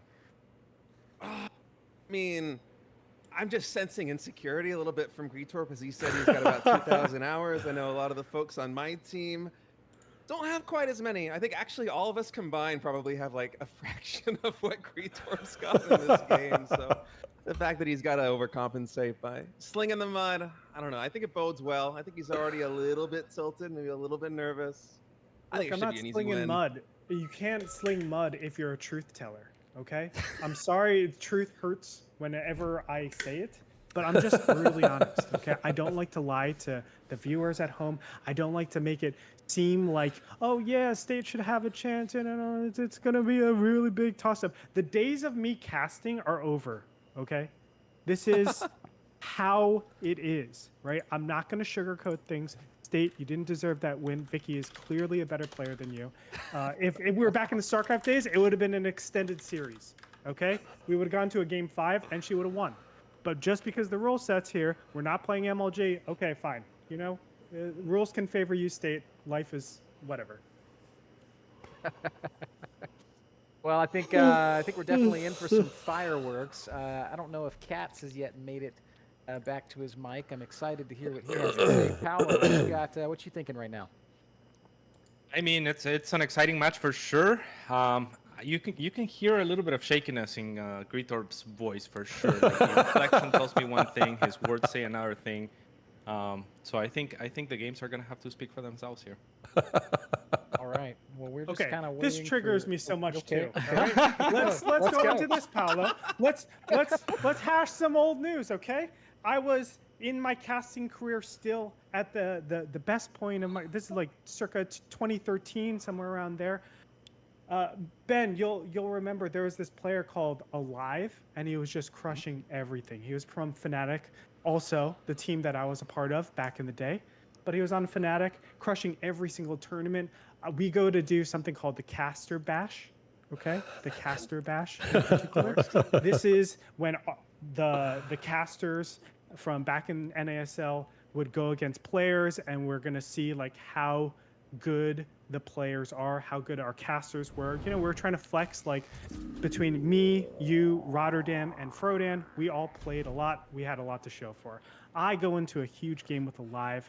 It's really close, right? Like it's in a position where I could win this, and I barely lose. Alive says, "Hey, let me go ahead and be training partners with you. Let's do custom games. I know a game's going on right now. We'll get to it, but I just want to." NASL was sick. NASL was really fun. I go to Paolo. I was like, "Hey, man, like, things are going well for me in StarCraft. I'm casting. I could represent Root. I'm a really good player too." And this guy goes, "No, we don't need another caster. Thanks, bro." So look, look, Katz, I get you're salty from something I did from back in the day. You don't need to start projecting things just because you switched over to a caster in your twilight years of StarCraft. Okay? That's hilarious. I didn't even remember this. So that should tell you Andre, everything you're- about that. Rent free. You go, State. You go first. No, I was just gonna say, living cats can't even remember this insane beef that Gretorp can't stop rambling about. It's just rent free in his head. I love it. Yeah, It's that's pretty great. special. Hey, Andre, Ray you're, Frank. you're taking me down memory lane. Maybe if I don't want to put the production guys on the spot, but I've just shared some old content: the NASL Season 3 Finals Caster Bash, and the NASL Season 4 Grand Finals Roddy Pose, which I think are two of the best pieces of content ever created in the history. of The video Roddy games. Bitter cast or Maybe we'll something. get Yeah, lucky and NASL was a good some. time. That was Maybe really we'll see fun. the Have Halloween show special. some of that stuff. Nobody wants to see the Halloween special. You take that back. There is no Halloween special. All right, ladies and gentlemen, we're in a game here. Vortex versus Anno. Anno, of Hi. course, crushing already. We have a Yeah, great hi, start from Gojo. him, where he's going absorption on his Void Eyes. Yeah, Look, you look at a hugging the single mic. unit on Vortex's side. Literally, he has nothing to be able to deal with these Void Eyes. There's a very clear advantage for Anno going into this. Not only, you know, look, I know Vortex is a really smart guy. Gojo's being so cute right now, He's had man. a lot of success both in AoE and StarCraft 2, but the road has to stop somewhere, and it's very clear that just from round 1, round 2, whatever, the game's gonna quickly wrap up here. State, are you still here with us? How do you feel about the state of this game and what you see your teammate Vortex doing? Oh man, very early on day one of the Mega Bellum. You had an awkward moment. What happened? I had a headbutt versus Vortex where we just obviously we played on the exact same side, right on the line, and I busted out Assault Marksman. I had the Wraiths. It might have been even like a Saber game or something like that, and I kind of dominated that game. And then every game after that I had a headbutt versus Vortex, it turned into this insane bash of. Why do I have a bunch of also vibe pictures throwing on my down screen? Marksman. Oh, Wraiths, hell yeah. All these units, and I feel like this is something that he is really good at. Oh, hell yeah. Had this strategy Sounds like a good in mind. morning. It's something that he is very capable of executing. I thought it might catch somebody like Anatan potentially off guard. So I know round 1 didn't really go Vortex's way, but I'm feeling pretty confident here in round 2. Yeah, this is going to be a dominating round 2. Obviously, there's no upshoot on Anatan's board right now. So the Wraith and the Wasps going to just clean up the left side. Didn't really get a whole lot done, but it's not going to matter because there's nothing left to shoot up into the sky. So, Cats, what are you going to be doing on round 3 if you're Anatan? I'm gonna be plopping something to deal with the Wraith because it is very aggressively positioned, right? So I mean, ideally, Farseer, I don't know if that's a good idea to if that cuts into his ability to drop extra units. But if it doesn't, I would Farseer burst mode as soon as possible and get rid of that thing before it gets out of control. What a god, Cats. That has to be the thing you do. We are going to see an Thank you. answer to that Void Ray in the form of a melting point offered in the unit drops. That'll also get it done. And here's that kind of trademark Vortex playstyle that we've been seeing throughout the event. We've got the steel balls coming down along with a lot of chaff. Gretorp, you're probably the highest rated player here, one of the highest rated players in the world. What's been your impression of Vortex's play throughout this event, and how do you feel about this choice to go with the steel balls? I mean, he is a player that really knows how to express skill and really put the pressure on your opponents. I really love that. He changes. I see two casters can't get rid of habits. He's mostly an aggro player. Oh, hell yeah. But we're always seeing him Answer to the Void pressure Ray. on the other opponent and not let them Bro, I call units have a the plan. wrong thing in this game all the time. And The a lot main of one, times the when main you're one in these is newer I games, call a aggression Raiden is a gonna be Tempest key all the in terms time. of winning. I Not always call it a necessarily learning the Tempest. game at the highest level. Gojo. But it turns out aggro is just the best way to play for the highest level of Mechabellum. So Vortex is like, he's just on a good route from not only a skill expression path, but also just winning this game in particular, that it kind of annoys me. Is that a With that fact? in You feel like mind- aggro the strongest playstyle that exists in the meta today? Yeah, it's not even close. Really? Yeah, standard is just not that good because it discounts a lot of units that you can make. So, for example, a wraith, you can't make wraiths for standard. It's not like a reliable chaff unit, and it doesn't do well with keeping up with the rest of your army. And so, if you are What are we discounting, calling standard? What are we calling standard? yeah, great question, Cats. So standard is when you play your side, I play my side, and we're just plopping units in the middle of the board. And we just have two armies fight. When we do aggro, it's generally an asim, where it's asymmetric. I'm plopping all my units on the left side or the right side, or even in the center, but generally on a wing. And I'm trying to basically have this circular type of attack that goes on. And when we're playing from so far away from each other, because the Wraith doesn't have a ton of range, generally the chaff clear that has a lot of range is going to win out because it's safer. Whereas if, let's say, the chaff gets cleared out equally, the Wraith has to then approach. And things like Arclights don't have that problem. Things like Tarantulas don't have that problem. So when we play aggro, we open up more of the cast. And opening up more of the cast is better because your opponent doesn't necessarily have that same cast to actually work with. So we a lot of times see aggro as just being the best for, obviously playing all the units and having the most skill or tools in your toolbox. But not only that, like just having more plays that you can make. Generally standard, it's I plot my unit here, I plot my unit there. You ask why? And it's because you've plopped units there for the entire time, and that's just how you do things. And we don't really know why we're doing things.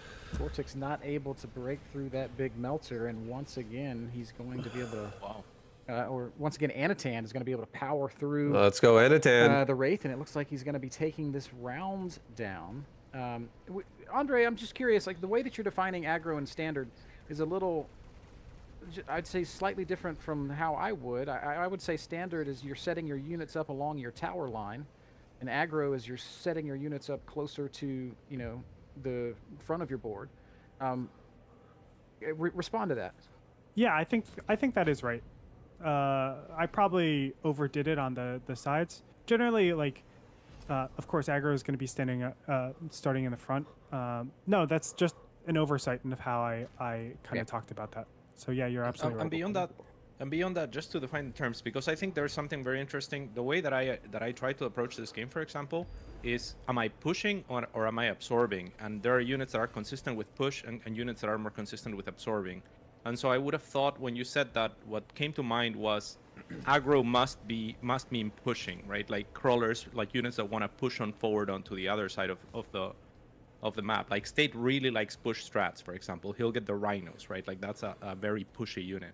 And against push strats, I do like the Wraith in the back a lot of the time to clear shaft. Hey, Poppy, But I I don't know if think that's that bad. you've got some speakers in the background that your mic is picking up. Heads up on that. Just getting some notes from the production team. Probably Try to more fix pro it. to send you a DM, but whatever, man. We're old school. We do it live. it better Coming. Mic check. Mic check. We'll see what the check, mic production check. team says. Man, we're just troubleshooting it here live on air. Sorry about that. Breaking the fourth wall a little bit, yeah. We'll figure it out. We'll figure it out. We're all pros here. State, you got to be feeling pretty good about Anatan's play so far. He's managed to stifle this initial push from Vortex. What do you feel like he needs to do to develop his board and secure this win?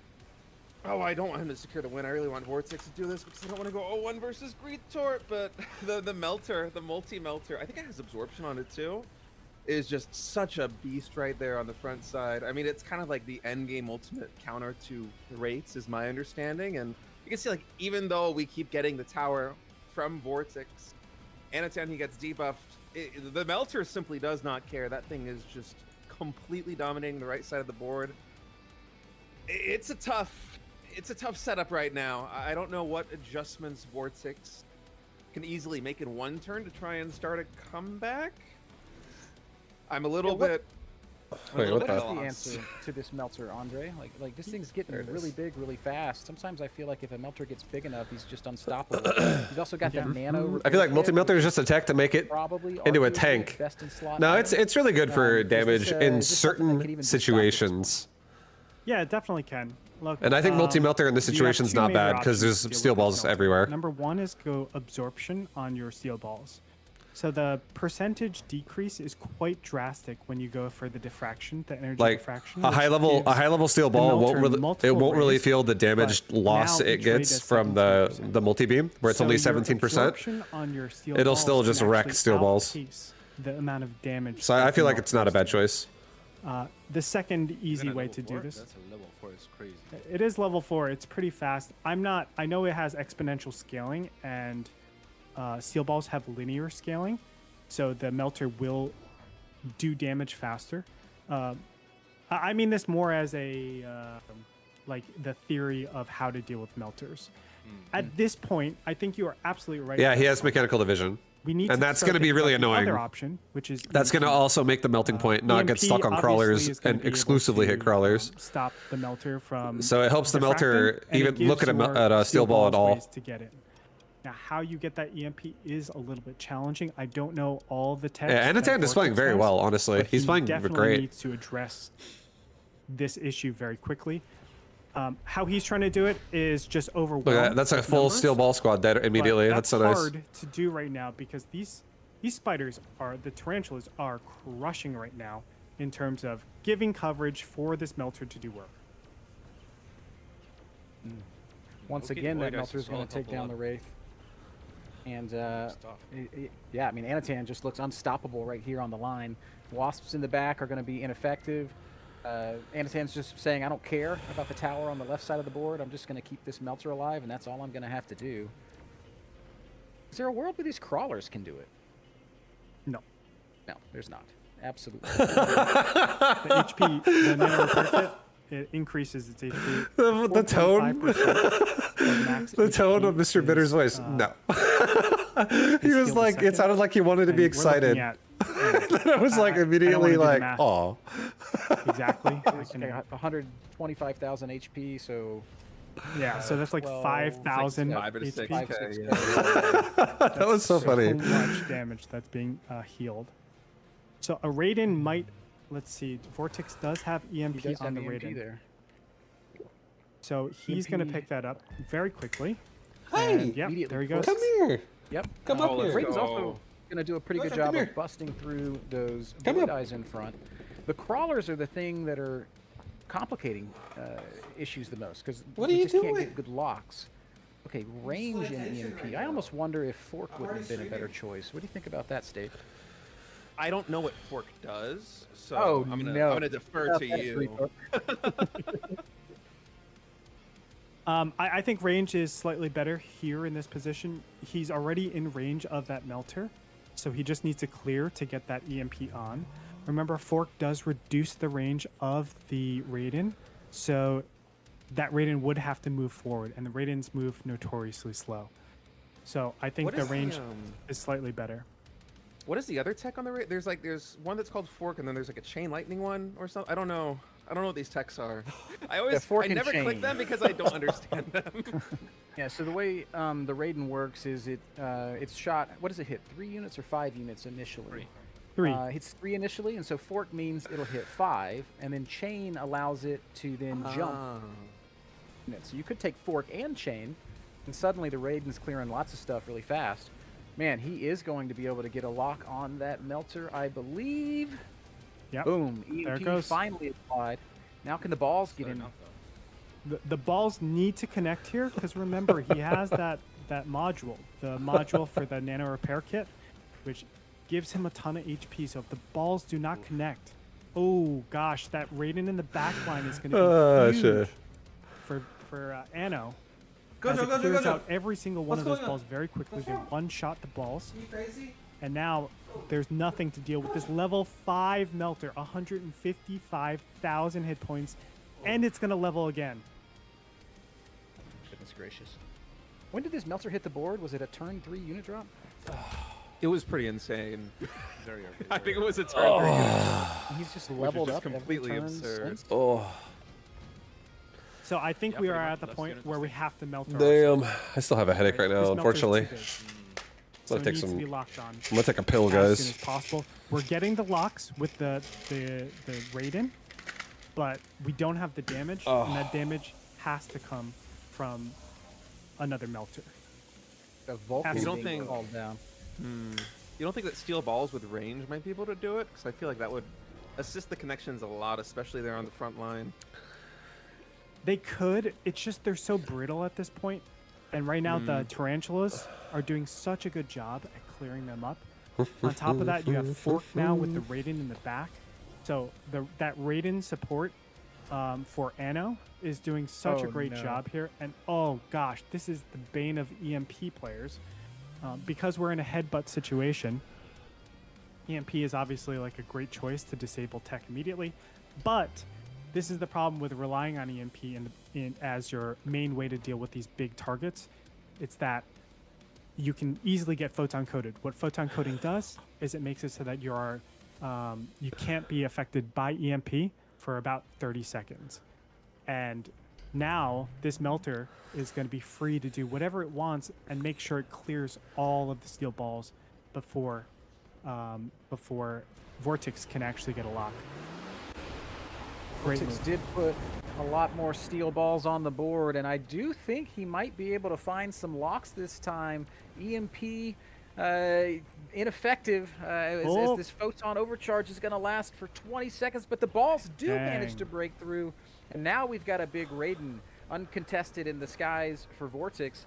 I think he may be able to clean up everything on Anatan's side of the board, and the first round win in a while is going to put Vortex in a position where he's now suddenly threatening to really Team run away with State things. sweating right now. Here's the problem for Anatan. He's very Vortex invested in holding this on, though. Giant melter. I mean, how much supplies he got in this thing now? It's got to be close to 2,000. So all of his power is kind of concentrated in one place. And now that it's been answered, what does he do? Well, I will push back on that a little bit right now. Ben, because Ooh, I all would have he's taken the really same thing. spent Let's on put assault was on the those bad diffraction. boys. He got it in a Get some drop, assault so he on didn't those have to pay the marksmen. initial 200. Looking He good. has 6 levels on that, which represents 1,000, and then the 400. So he can get back 1,400. He got and just assault. completely Yeah. switch. And that Yeah. would Oh be yeah. a really interesting switch. Oh, my And this looks like Anatan. this would be just- Let's go just with those getting a assault ton of marksmen. assault Oh yeah. Assault marksmen are nasty in this spot.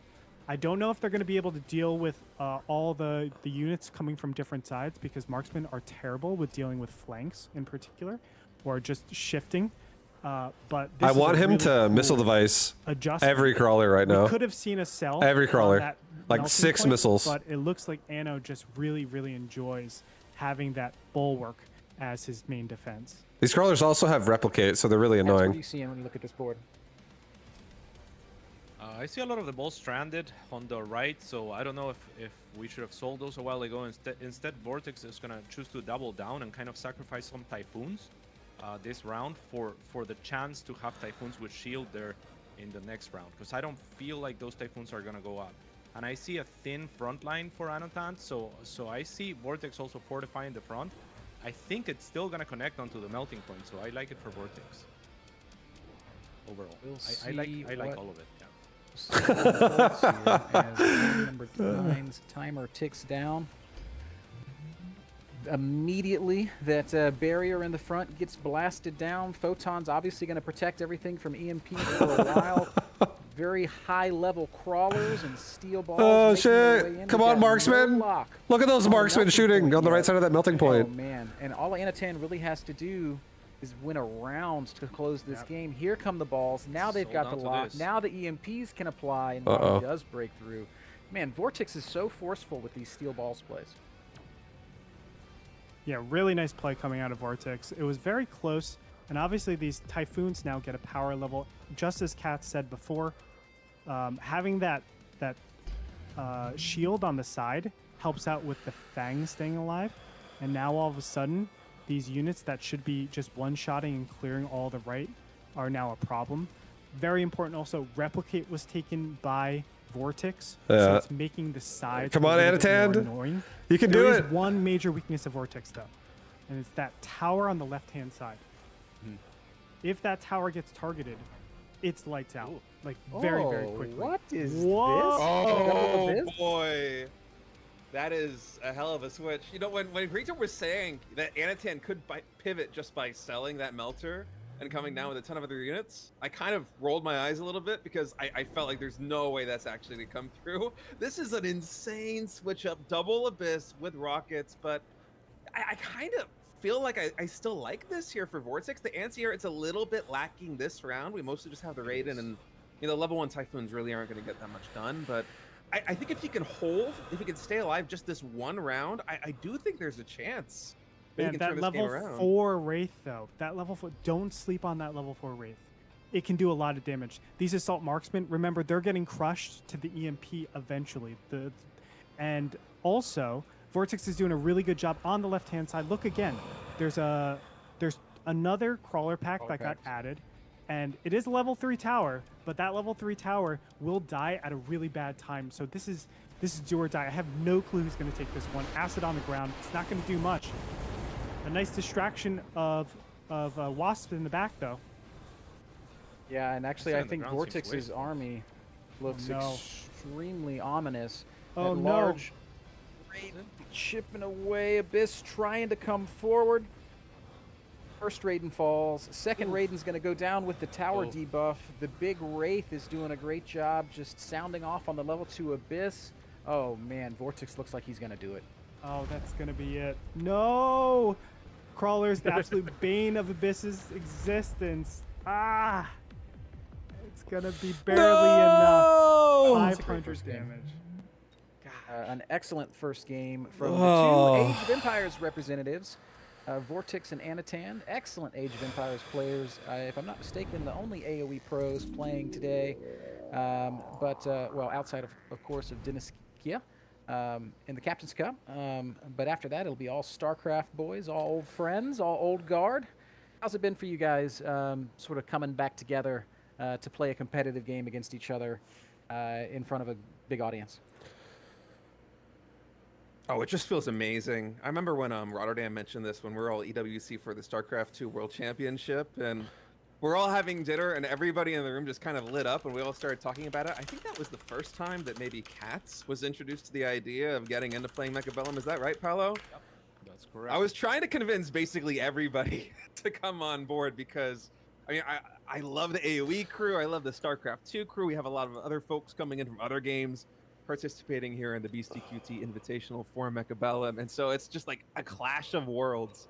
It's, along with StarCraft 2, my favorite multiplayer game to play right now, and to have all of these friends, all of these legends of gaming come together. It's like a big happy party. How do we keep it going? How do we get more of the old RTS community into Mechabellum? How do we have more events like this? How do we open events like this up to more and more participants? What would you guys like to see out of future Mechabellum competitions? Oh, that's above my level in terms of organization. But having spoken with a lot of these guys, like Paolo, like Sort of, like Igas, like Vortex, people are just absolutely loving the game. I think that you don't really need to worry about seeing more RTS folks playing Mechabellum, even in a non-competitive capacity, just because the game is so much fun. It's, again, one of the reasons why I was so excited about this event to happen is like, okay, I know these people, their brains are wired very similar to mine is, and the moment they try this game and they start getting competitive in it, they're going to be hooked. So in terms of events coming down the pipeline, I really couldn't say. I leave that to you guys, the pros, but I think the energy is there. People are very keen on playing more Mechabellum. Love it. Yeah, I love the way that this event was structured personally, because it's kind of like a region lock of sorts, right? Where new players can actually play against relatively new players, and you feel like you have a chance to improve and to win something and to compete. You guys have the so I stream really up like right the way now? this worked. Wait, what is this? What is this? This is Oh my God. Yeah, I definitely am interested in that idea, Panic. I think Gretorp and I are already talking about Oh my god. The time when me there's and you had hair. the ideas of it. Literally hasn't aged. This is but so that would be annoying to sick. look at. Yeah, I would be really interested. He's so handsome. I think another event like this definitely would be fun. Has to happen. Oh my It'd be sick. God, Benny. And thank you, Panic. Much love, I dude. was about 50 to 60 pounds heavier here. Oh, I want to see the stream. That took me a minute. Bro. All right. I think no one would have noticed, but now you did that to yourself. Oh, number one comment in chat. This is an IRL steel ball face-off. That's hysterical. We're 45 seconds away from game number 2, so everybody can laugh at some of the bad decisions we made as younger men. But those were good years. I can't think of a more passion-fueled time than those years at NASL, Andre. And what a talented group of friends that we had all working together, who all went on to do such great things. We talk about it a lot when it's just you and me. But dude, it was special. What a privilege we had. We have one guy that won an Emmy from the group, Brett, our technical director. We have a second person that just got his first Emmy, Mike Ulaki. He just got another Emmy from that NASL group. Obviously, we've all gone to do amazing things in a lot. Not trying to brag here, but like amazing things in like each of our industries. We've kind of. Oh, these are best of 3. I don't know why. I thought this was best of 1. As Mechabellum has brought a lot of us back together. We saw Frodan Holy shit. do a little bit of Mechabellum earlier. Obviously, Roddy is back here. Me, you, I feel like we're getting the gang back together again. We might have to do a reunion inside of Mechabellum and StarCraft or something. Everybody come over to Vegas, over to my house, and we just jam out. We stream. We have fun. Paolo, you're definitely coming out here. Like, Are we going to have to rent some tractors and push some dirt around? No, that's a joke that no one's going to get. No one's going to get. The backstory on that, NASL was the North American Star. Happy Sunday, yo! Happy Sunday, Ralph. Was a visionary. Thank you, dude, for the 85. If he could have kept it Happy alive Sunday. for just a Thank you little very bit much, longer, man. he would have I appreciate found that. some great success, but it was plagued by some internal. Hope you're having a nice day yourself. Issues of an HR nature, which Captain's Cup is best of 1. Yeah. Everybody here on this call. And For some reason, I feel like I knew these rounds were best of 3, but I just what a like kind of wild, forgot. strange time it was. The original for a second. business model of NASL was pay-per-view esports. Good day, And their first vibe. season And actually made quite a all, bit I of was money. You were there thinking, for that, weren't you, Andre? you know what the mountain needs? A big Hello Kitty sticker. Kind of the norm back then, though, wasn't it? I remember paying for like I like Gone that. TV player stuff Yep. back in like 2010 to watch GSL. That was my first introduction to StarCraft 2. MLG went pay-per-view for a little bit too, right? That's true. Yeah, I think I actually played in some of their pay-per-view events. When I wasn't playing, I was paying for it. Back when Man. it was Axel Toss and Axlav. The They were Axe so Bros. good. Oh man, we are. What are rank off did the I end rails, up? Gentlemen. We're in game number 2 of So Vortex I'm versus playing in Anatan. this You can see clan that war right now. Vortex That's has taken happening. the I don't Amplify know specialist. which He's got position I play, spiders, but crawlers and void eyes. And I don't think I should. Anatan I can't is say. on the Fire Badger specialist. He started with sledgies and marksmen, But, and a couple of arc lights, and on I turn ended up 2, getting he's gonna 4th go in the Wasp. private ladder. I have been loving turn 2 Wasp these past It was few weeks. top 4 I'm dying was to hear State talk about it. Gretorp, Cats then talk State, about it, then and then I wanna hear your Andre your thinks bro it's good. Chris, and then me. Well, you're loving the Wasp because you want to throw down rhinos on turn 3, aren't you? But no, it's very fun. I usually don't go for this. I'm more about. I always want to spend 3 deployments. I haven't heard that name in forever. On round 2 if I can, or basically Yeah. any round if I can. I just like having a bigger board. That's some of the highest focused advice. I saw that Axel and basically Axel everybody Toss every now and again at in the events. Mechabellum tournament. I remember I That's kept cool seeing telling them. Paolo just make more Like stuff. way back. But if it's a unit drop, I am 100% taking it all the time. I got that jump drive for 100, so I like to have it on the flank usually. I don't have a bro called Chris. Oh, you do in this Yeah, tournament. just like pairing that up with a crawler. You and a do in mobile this tournament, beacon baby. On round 2 is so sick. Yeah, we're seeing just how effective round 2, air unit can be. It's gonna sort of steal the round. Cats, what's your opinion on the round 2 Wasp? We're going here on round 2. my based on eyeballs. the time you've had with Mechabellum so far. No, to me it seems kind of expensive and very counterable with like Mustangs pretty easily. So I don't really get the use case all that much. I guess like it'll give you a round win if your opponent's not expecting it or something like that. But it can easily backfire. I feel like, and I don't know how important it is to win. Alright, he's taking a Phoenix. I'm not Oh too bullish yeah. on it, but I'm a noob. So. Oh hell yeah, we got some Wasp on assault round 2, boys. is it good? Yeah, so I think Katz's intuition is perfect here. One of the things that happens when you go Wasp round 2 is you give up ground. And the earlier rounds are defined, don't get me wrong, they are defined by who wins the round here and there. But what's more important, I think, is where the XP is going.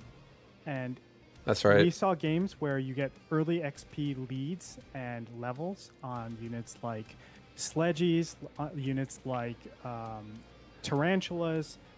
You're going to have a really bad time going into the mid game. And as Kat said, Wasps, even at level 2, can get countered very easily. So we have a little bit of a problem here, but there is one deciding factor, which is Anno picked up the redeployment module on round 2. And this allows him to move any unit he wants to wherever he wants it to be. And that The Wasp in the that back card is single-handedly going to helping enable so the much with those Wasp steel balls. to do way more damage against his opponent than normal. Yeah, this Wait, is does why he I have like redeployment? deployment module. I believe was a. Oh. No. blind? Redeployment. Because round 2 was It's not the item, was a it's the unit card, drop. right? No, it's redeployment. Oh, this is round just- 3. I'm sorry. I got you. Okay, this is what we were too busy remembering what it was like to be working on StarCraft. That card is insane, by the way. The redeployment module, it's like you can redeploy a unit a turn. You can start like shifting your board to wherever you want it, turn by turn. It's so insane. I think it's think the it best card in the game. That's right. It turns this game into an RTS where you're actually microing stuff. This combined with Mobile Beacon, you do some incredible plays.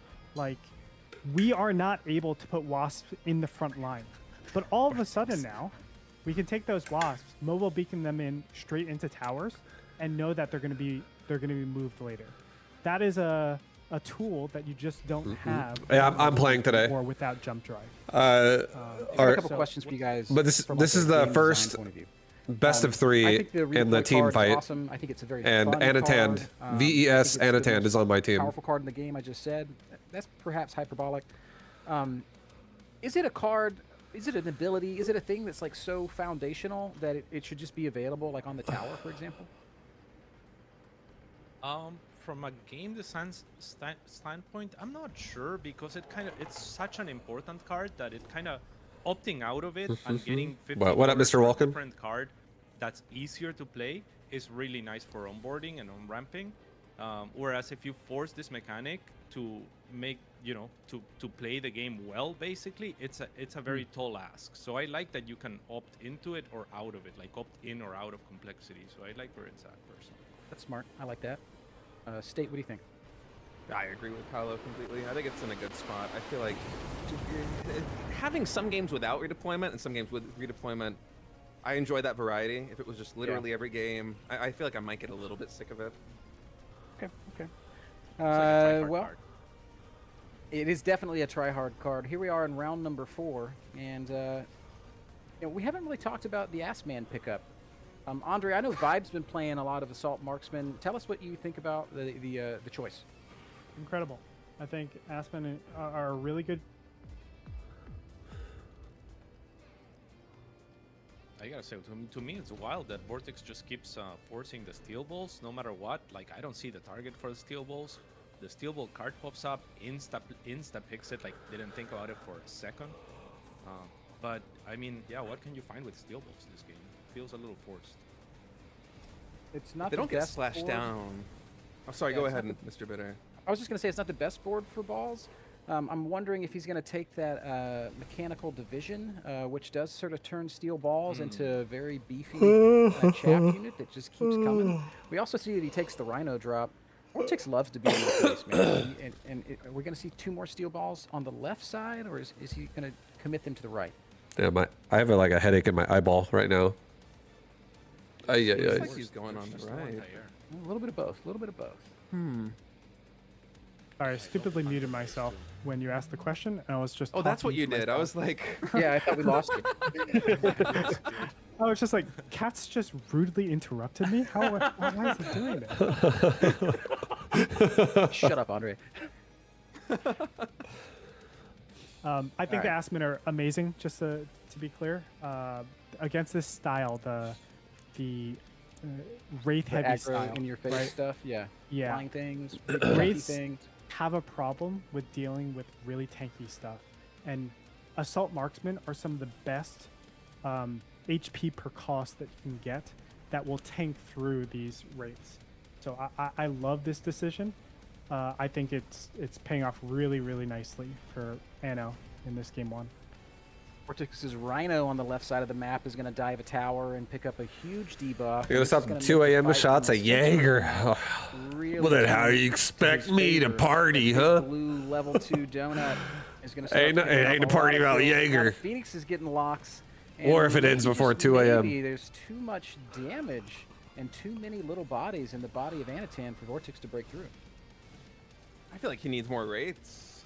Oh, I'd love to see him drop 2 or 3 rates next round so much, because the chaff clear, especially in the center of the board, just isn't quite there yet. And Anatan having another strong opener. Let's go. In the round, and still, it's a pretty convincing win there. Let's for go, Anatan. dude. Yeah, I wouldn't even mind him just selling these tarantulas and phasing them out in favor of the rates. Like, why would you stick with this A tier chaff clear when you can have, what is it, double tech rates? If you They take might the have range and second 8 guns, redeploy. or just the one. If you take the second redeploy and just start moving your whole army to the other side of the board. Oh, that would be sick. You definitely could. Vortex looks like he's taking parity though. He takes his own redeploy this time. I love that choice because that Rhino is going to be a thorn in Anno's side for a very long time, and now he just doesn't know where it is. It's just going to be like a Dark Templar jumping all around the map. Sorry, StarCraft reference for a lot of you guys. There's so many Phoenix though that it feels like the Wraith's eventual doom is gonna come. Like if you get range on those Phoenix just to stay out of the fight and come at the end. I don't know. Like Vortex just. I'm trying to zoom in. I don't see. Guys, I'm such a zoom in player. I'm like rolling my mouse wheel while watching this cast the entire time. I like forget because I want to zoom. To just like like letting air get out of control and not answering it round by round. Instead, it's Anotant who gets the. Yeah, Vortex playstyle definitely is.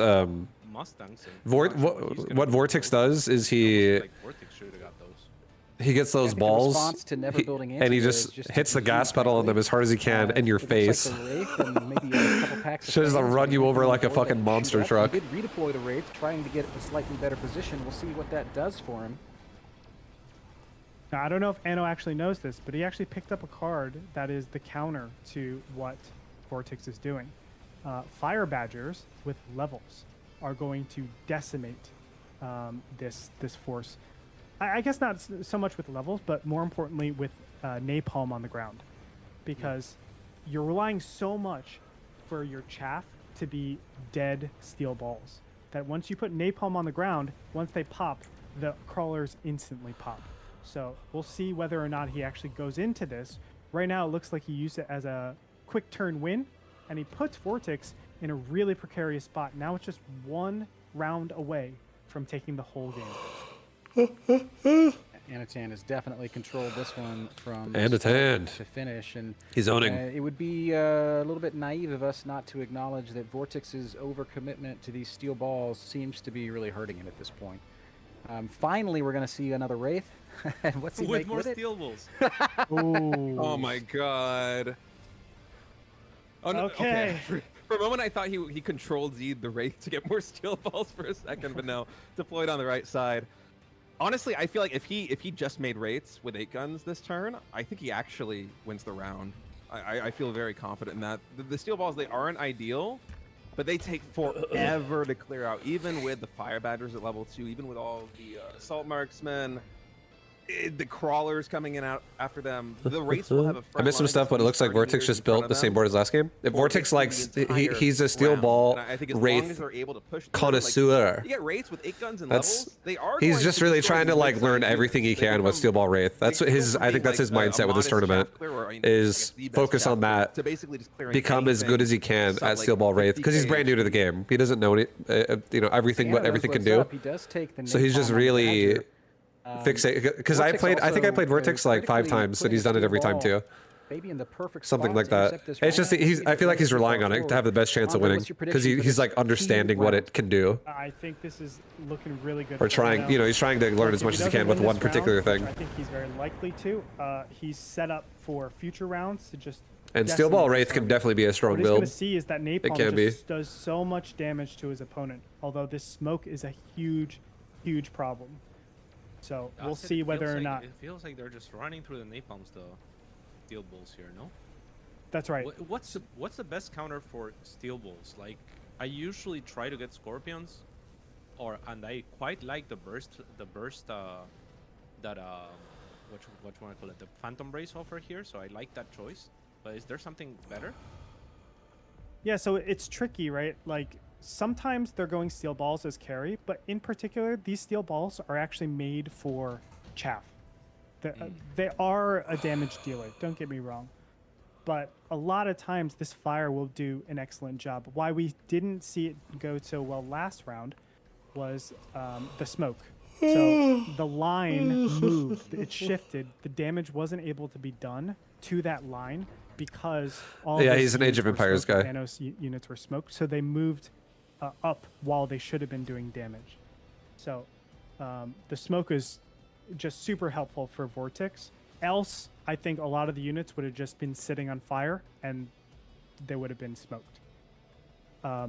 Here, I really like actually going defensive Wraiths. Defensive Wraiths clear up all balls really, really easily, especially if you 8-gun. Anatan wins this I game have this right now. like Vortex doesn't have anything to stop the tendency paralyzed in the to, bottom if my left. opponent is making a unit, I just can't make it. He's already taken that unit, so I have to make something else. And I do think it's going to be over in that paralyze. Benny. Probably. It's difficult hard. because psychologically, I feel like you feel like you're trailing behind. They're gonna be ahead in Oh, goals boy. and stuff like that. So it doesn't Yeah. feel good. Like there's some truth to that. Ooh, Abyss is going to be difficult. Oh. We already have a chaff clear problem. Okay, we didn't do it. Going back to what you were saying, I agree with you, Ben, for most of the time. But the Wraiths are fundamentally doing different jobs. So my Wraith on the defense would be clearing up steel balls. Your Wraith is actually the HP damage dealers. So I'm just looking for that first 15 seconds of the match, right? And if I can go ahead and clear up everything, then I'm looking really, really good. Whereas your Wraiths, you need them to survive and to continuously get levels. They are the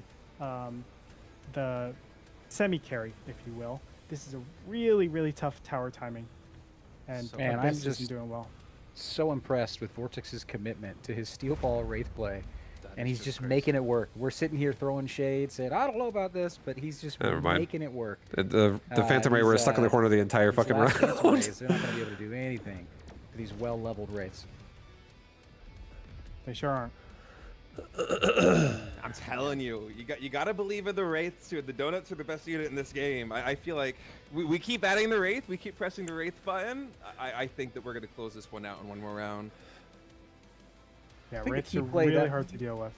Yeah, I think the key play that last turn was actually the balls and the Wraith on the going after the left tower. Just barreled right through the Wraith, picking off the Phoenix. The steel balls taking down the tower. The mech div just makes it so hard for your carries to get good target locks because first they hit a ball and now they're chasing crawlers. So Vortex has definitely found a style that is both highly effective and that he plays very well. This is the Moreno Duran signature, man. Every game that they go to, they find one thing to abuse and they just perfect it. I assure you, Lucifron does the exact same thing. Yeah, he does. I played against him. Yeah. I mean, I think played their a lot of 1v1s look headbutts. like when they play against each other? They probably look like the 1v1s the me and Vortex have, where eventually just turns into a Wraith mirror match where at least I'm selling all the other units. I'm just like, all right, we're gonna go hard. I'm just making the Wraiths and the units that are gonna chaff in front of the Wraith. But yeah, I think it was I can't remember which caster it was during the Mag 1 broadcast, but somebody said that if you're going carry Wraith like this with the 8 guns, with a range, for getting the levels, the best way to play it is to turn off your brain and make more Wraiths. And I never really thought about that, but the moment he said it, I was like, you know what, he's right. Like, it literally is the best. Like, I feel like these Wraiths are putting in so much work. The redeploy to the back has me a little bit concerned if Vortex is actually going to be able to break through, because, again, without any chaff clear, these steel balls, they're going to very much struggle to take down that tower, but here we go. Just the problem of we haven't addressed the chaff clear problem. The Abyss, I don't think, isn't a great option for that. Just crawlers move so fast. Steel balls move so fast. I'm really, really worried here if we're going to be able to clear off these balls. It's actually a Oh, little the bit fire is closer pretty good, though. than I realized, but that tower snipe might actually be the deal breaker. The Wraiths are going to have to 1v1 the Abyss, but those are very high level Wraiths, and the Abyss are not shooting up.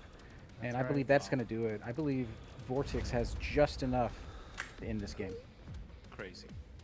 Let's go, dude. This is literally the build I had in mind, where I was like, I want Vortex on my team because it is such a haymaker to throw at the opposing fella. Like Anotan, you can kind of tell that he knew to expect this, but to actually figure out the answer, he got so close. But the comebacks were just absolutely unreal. That was awesome. Great play by Vortex, taking game number 1 for Team State. Guys, we lost. 2-0. Now, you guys have both messaged me your picks for game number 2. I know who they are. State, would you like to tell us who's up next for Team State? Oh, yeah, it's going to be me, baby. I'm locking in. go. I'm going to put my seat in the driver's chair. Let's go. Are Ben, you, can you- going to be... Oh, go ahead. Sorry, Andre? No, go ahead. Well, I was just going to ask State if he's going to stick around on the mic or if he's going to go lock in. I expect he's going to want to go lock in. I am not going to stay on the mic. All right. You guys go will- get out of here. yeah, Go yeah. have fun. Good luck. Andre, who will be coming out for Team Gretorp? No, you please tell the chat everything that I told you. Okay, so in State, are you still here? You got to stick around. Yeah, just I for want a to hear second. this before we... I don't even know who I'm playing against yet. Okay, Andre says, I expect State to go second, therefore my game 2 pick will be Vibe. Oh, he's giving me a free win. That's so nice. All right, time Folks to in the lock audience, in. this I'll is see you a- guys in like 20 minutes. For the folks in the good luck, State. Have a great game. Bye, guys. For the folks in the audience, this is a little bit of a rivalry match. State and Vibe were both arguably the best North American StarCraft 2 players during the time period that the World Championship Series had. All right, I'm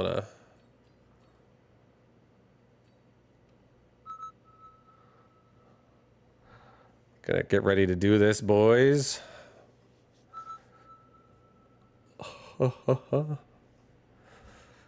Let's get my sick ass Zolomon troll music going, guys. If I have the music of trolls, I'm not gonna lose.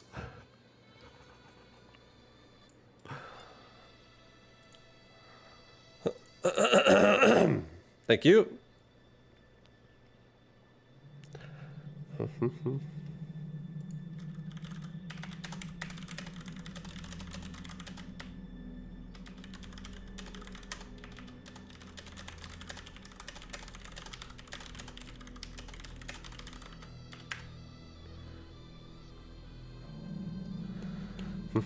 You're playing? Yeah, I'm playing now.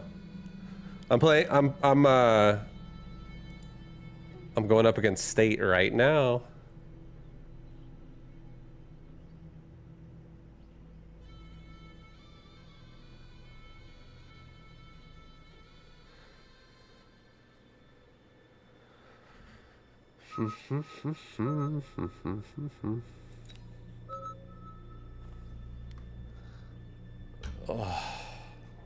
How much has State played this game? He's 1862. I'm not sure how many hours he has. It's not as much as me, though. But I'm assuming he probably has a few hundred. That's my guess. I have over 1,000.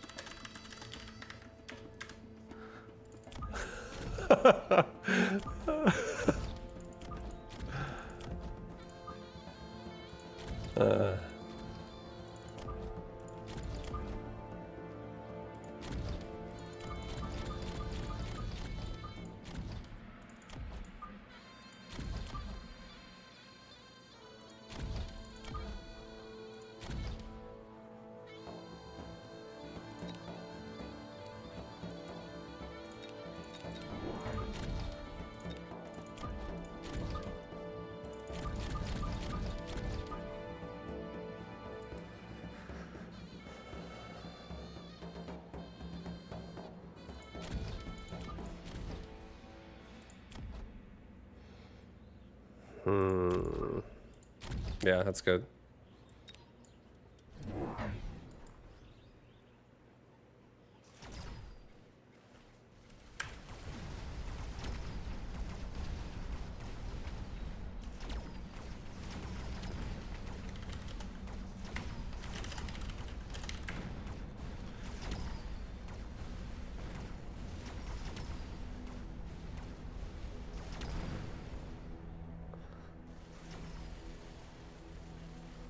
Oh, paralyzed! Oh, thank you. Oh, hell yeah. No. Oh, no.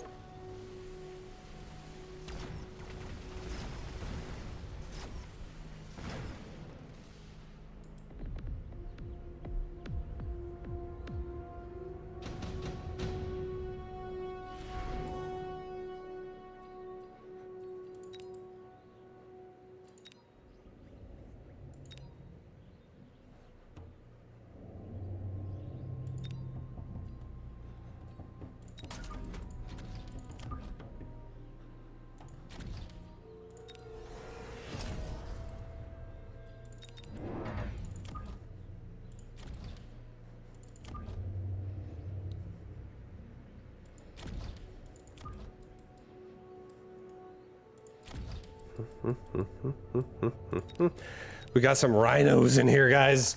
I got some rhinos in here. Oh, yeah.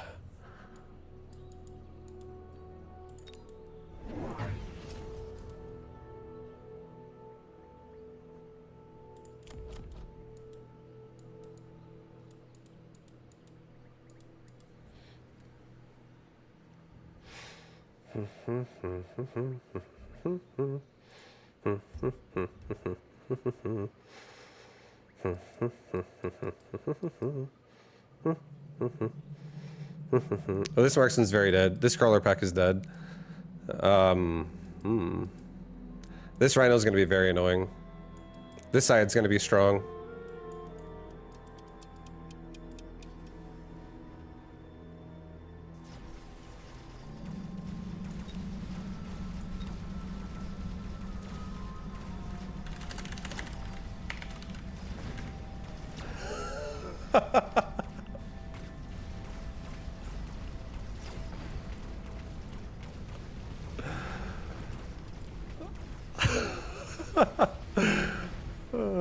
Dude, I'm so happy I have a level 3 marksman already.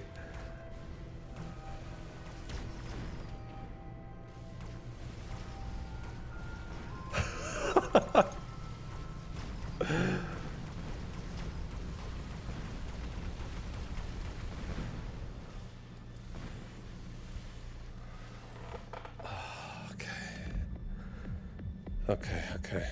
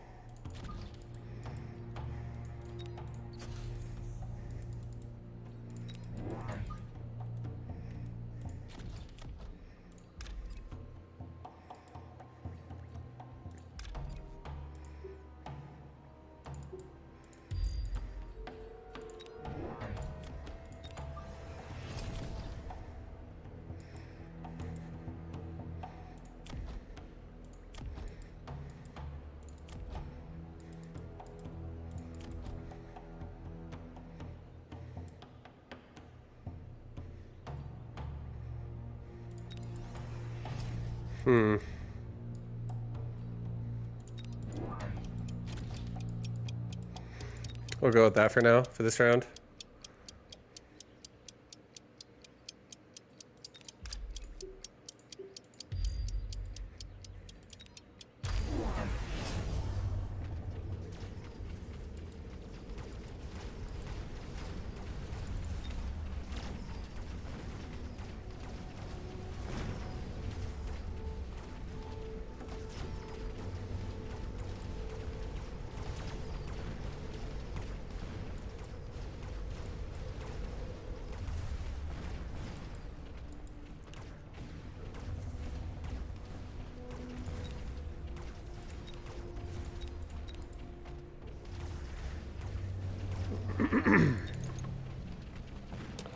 The hackers, it's difficult to deal with, guys. It is definitely difficult to deal with.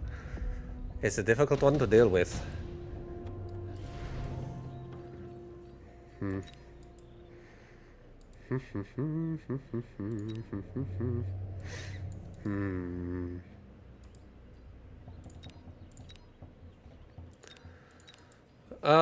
Shit. I don't want to do this.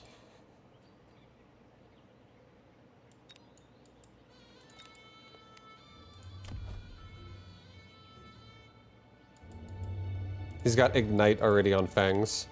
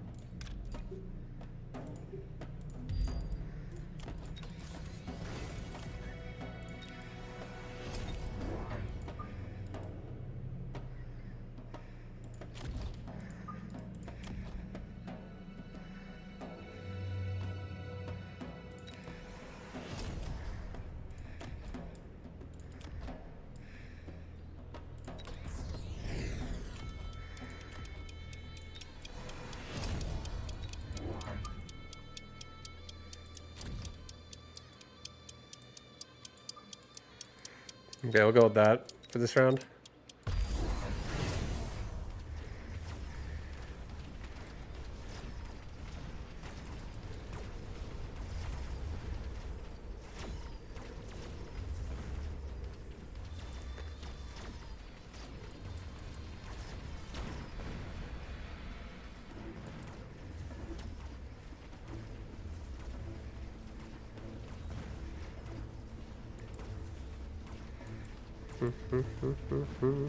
So now we have a lot of shit in the way on the ground.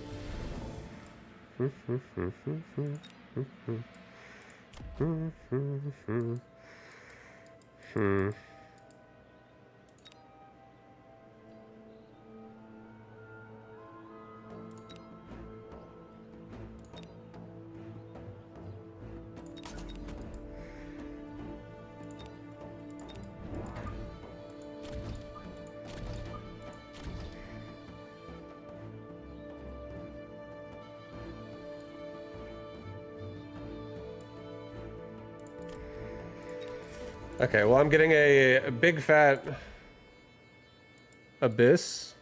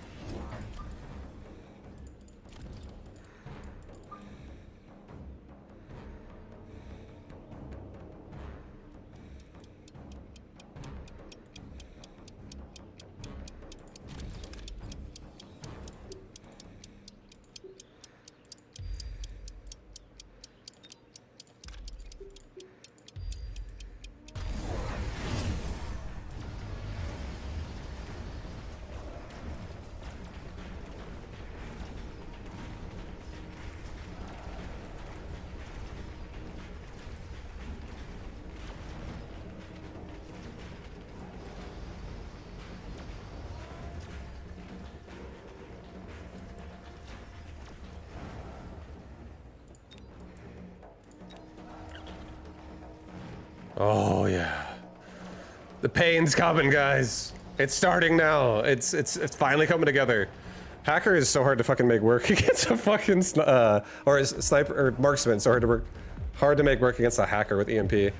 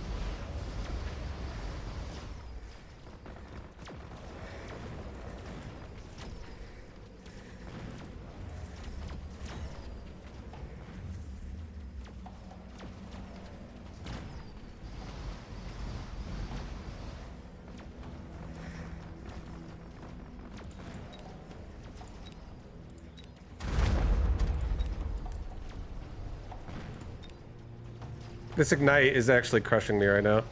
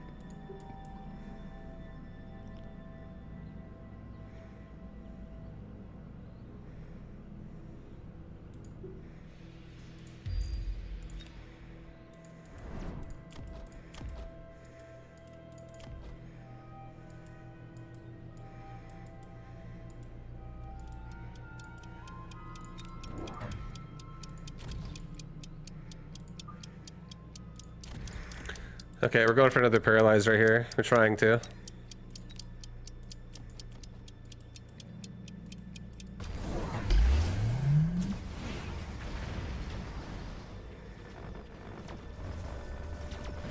Oh boy.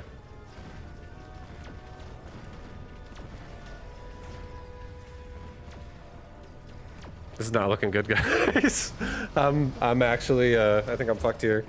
The fangs aren't gonna die either.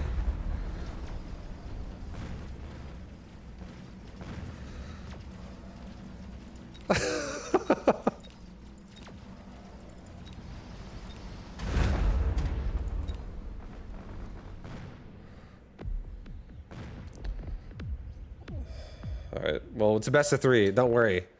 We're gonna be just fine. We're gonna be just fine. I wanted my Rhinos to get in there and slam some towers, but I couldn't make it work. Is this a tournament? Yeah, it's a tournament. It is. It's a tournament.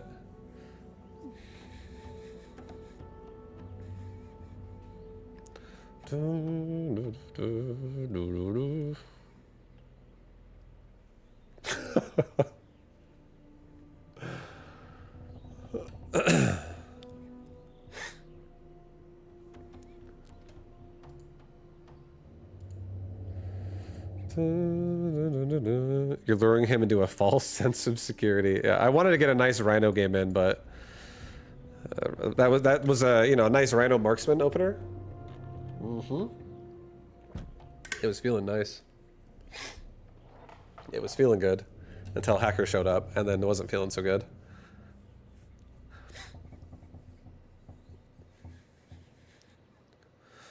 All right, we gotta wait for like 90 seconds for the next game to start.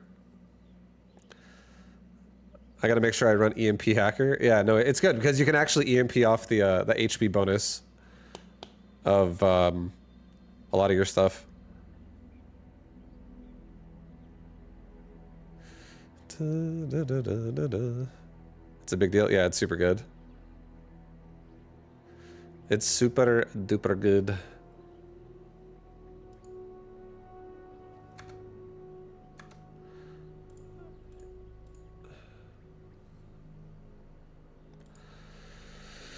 Yeah, it also snares. Yep.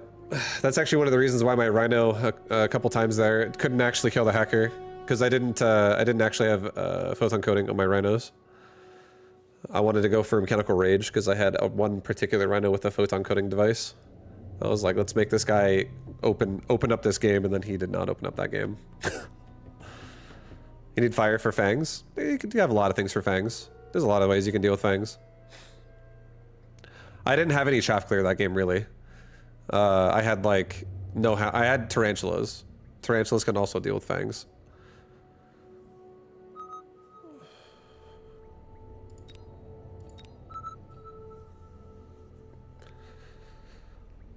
I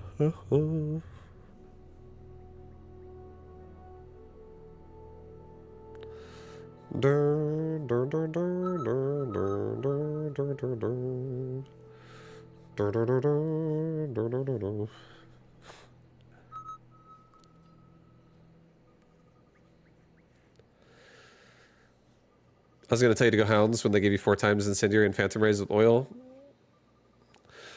I don't actually run Incendiary Bomb on Hounds, but yeah, no, I mean definitely having some chaff clear besides the Tarantula if I'm gonna play that heavy on Rhino and stuff. But I feel like committing to Hacker or committing to Marksman against Hacker was definitely it's a tough situation. It's hard. I think Mechanical Rage Rhino is definitely not the play. I mean, I wanted it to be the play because it would have been the fancy play. I wanted to find the holes in his army and paralyze him. That's what I was hoping for.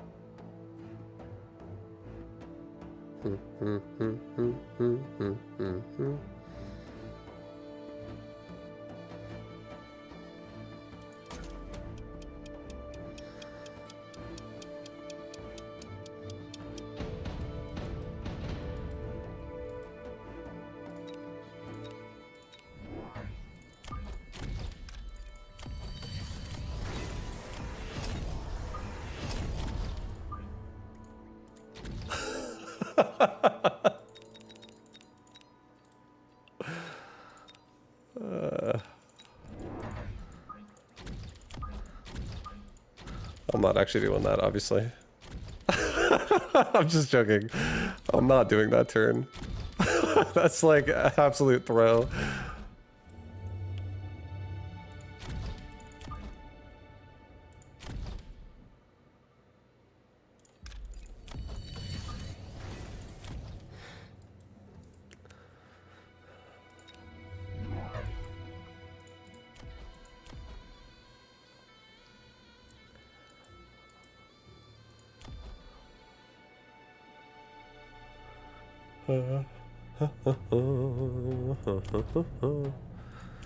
Dun, dun, dun, dun, dun.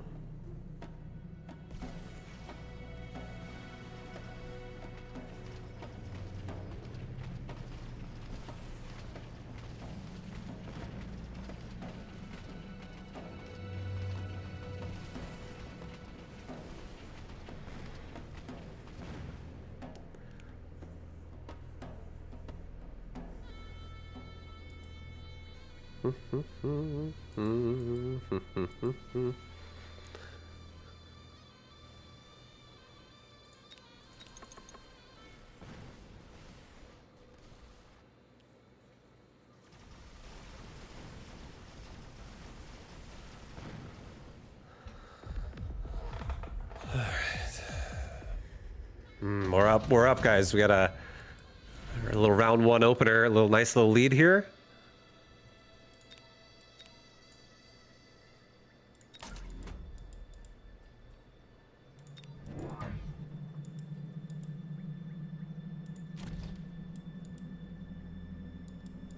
All right, he's Sabertooth spec as well. So there are options.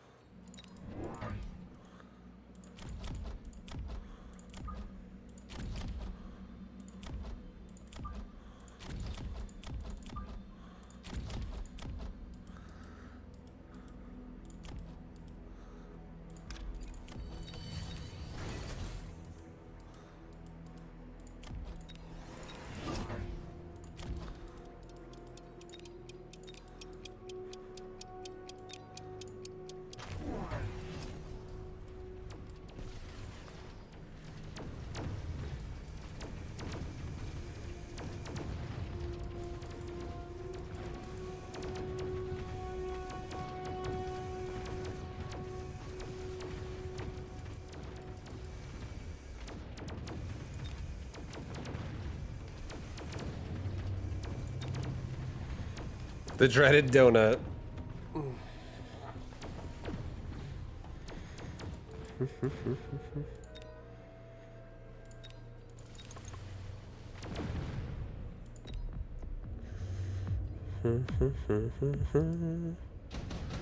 Dun, dun, dun, dun, dun, dun.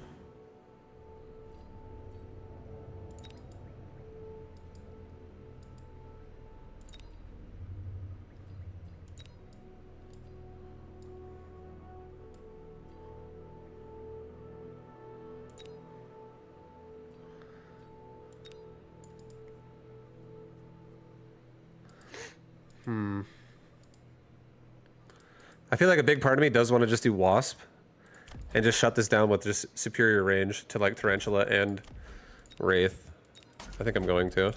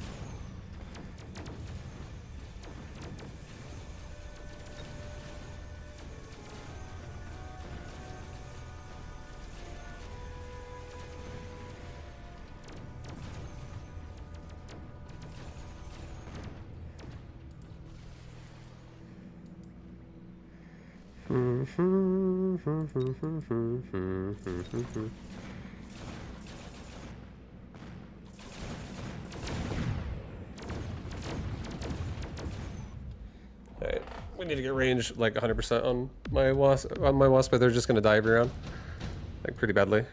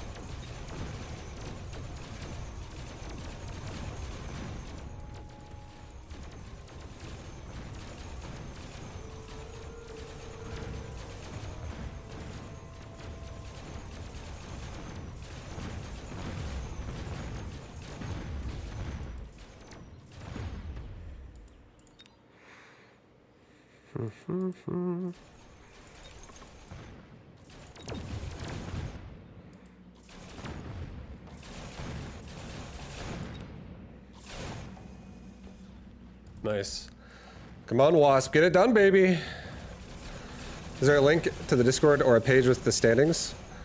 It's all just on the Mag 1 stream, as far as I know. I don't know. Everything that I'm seeing is in the private Discord. So it's not going to be like public access.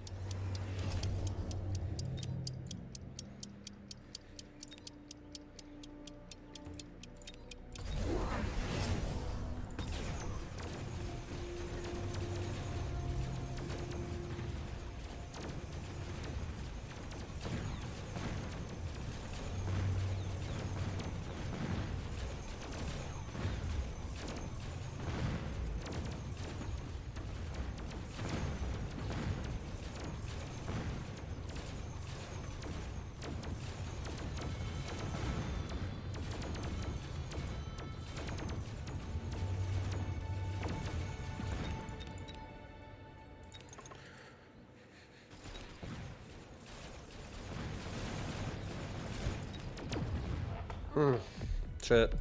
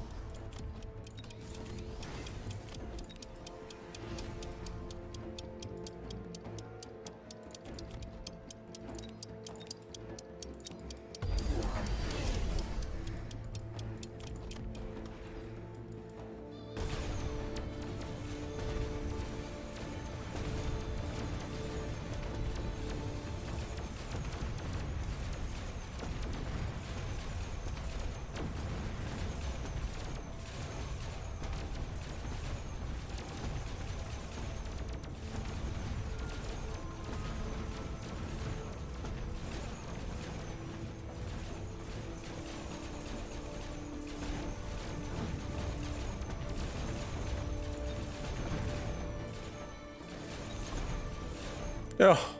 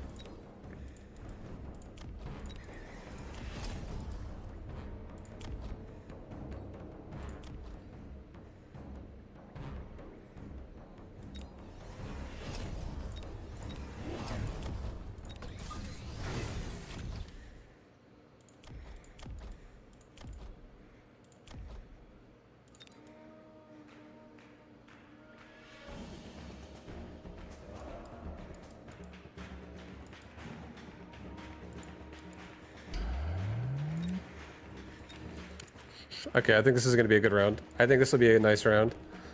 I think.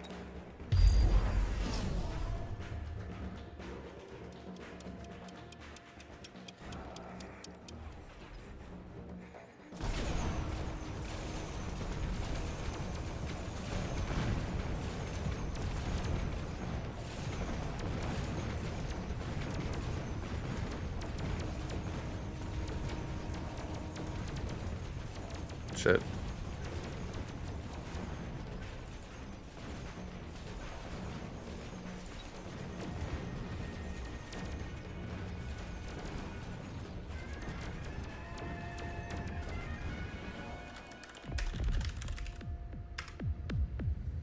Damn, you actually own me. That War Factory totally fucked me. I wanted it to be good. I wanted it to be nice, but the War Factory totally just fucking ruined us. It ruined us right there. It ruined us, man.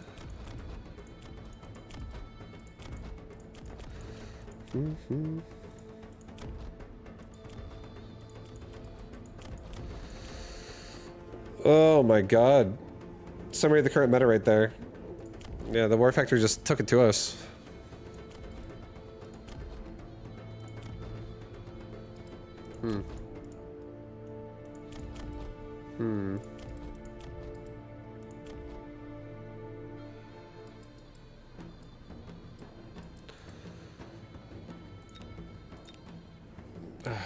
Jesus. Jesus, man.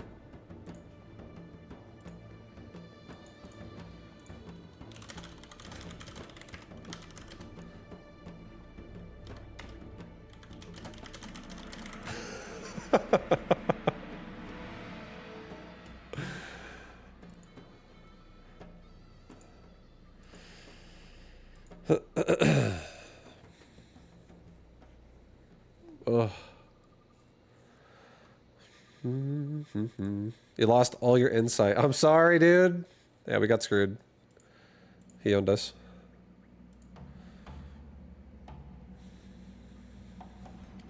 Your God, I Little mean, yeah, game for your vibe. team is not looking good, Andre. Gotta bring it back. Oh dear, Andre. Well, we're gonna probably see if we can't get State back in here to rejoin us. What happened? No, that's Andre- okay. No, Things you don't happen. want it? You don't want to hear it? Would you please DM me who the two players are that are going out next round, Andre? Please let me know who the 2v2.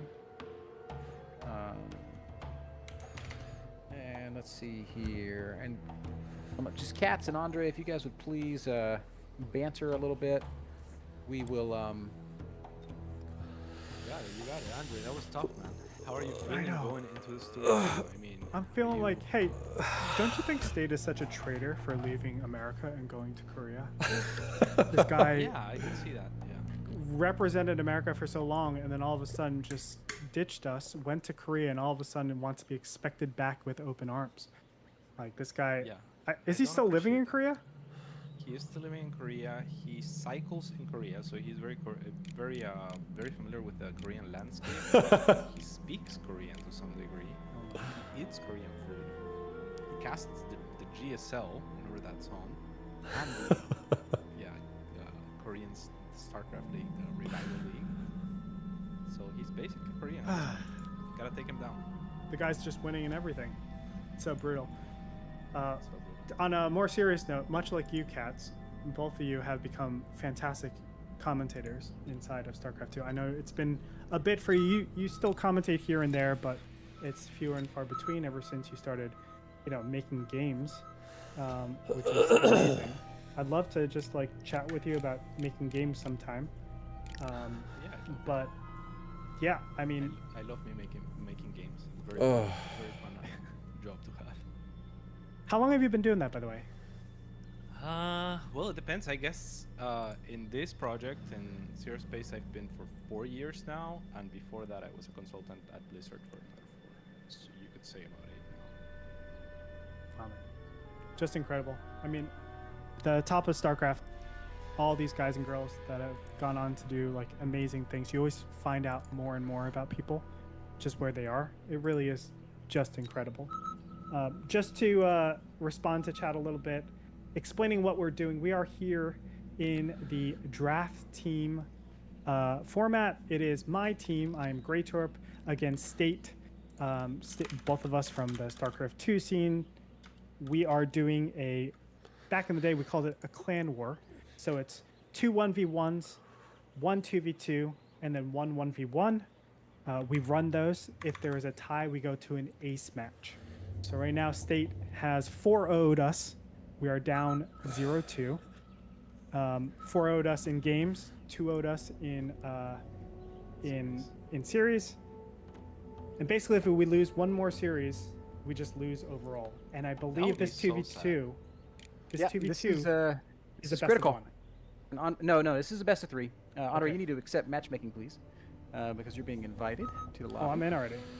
Oh, attaboy. Then I guess I need to accept matchmaking. I will join like this. I can just click spectate, right? That's the way Yeah. of doing it. And I believe by State not coming in here, I assume that he is going to be.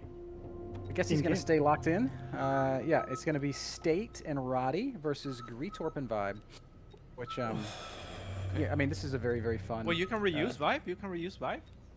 So the rules are, okay, I have to make an acknowledgement here, guys. When we designed the format, I bungled it. I probably should have had us create 5-person teams and not 4-person Oh my teams. God.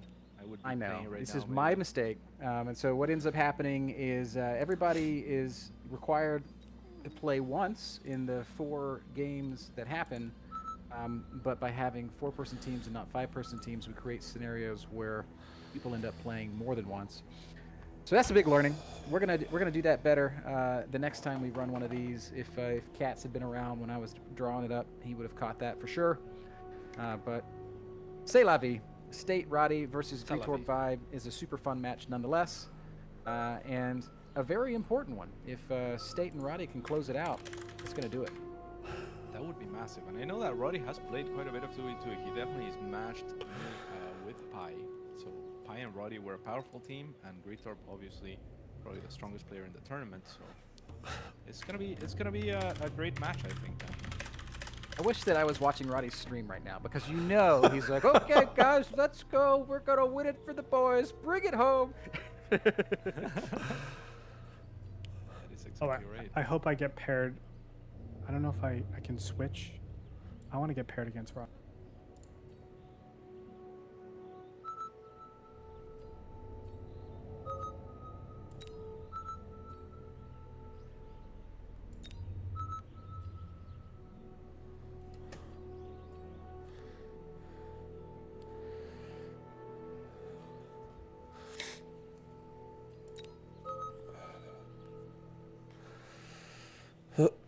All right, guys, going into the 2v2. Let's do it. Let's do it.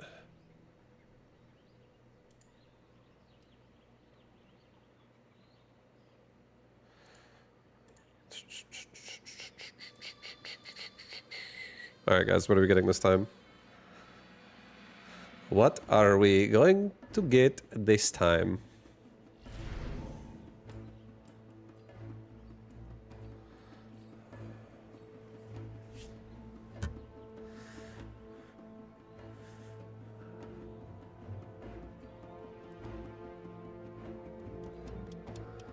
Huh.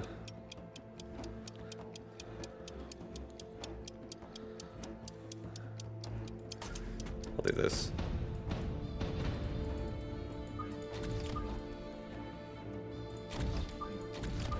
All right, guys, we got ourselves a bit of a void eye situation.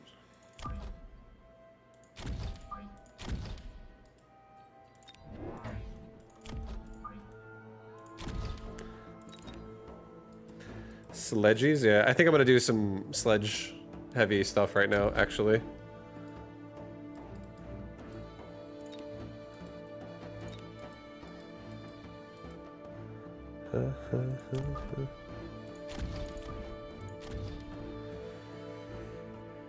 Okay.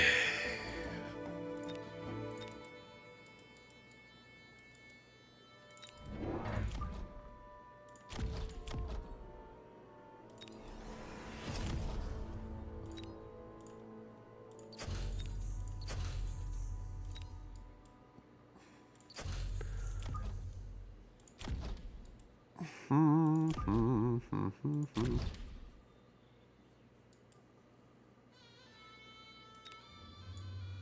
we'll go with that. I'm very forward with my sledge.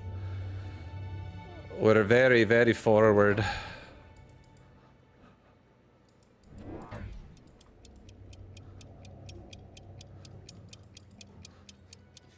They're, oh my god, he's missile spec? Gross. Missile and speed spec. I have to make a barrier next turn, or I'm gonna lose like a full double pack.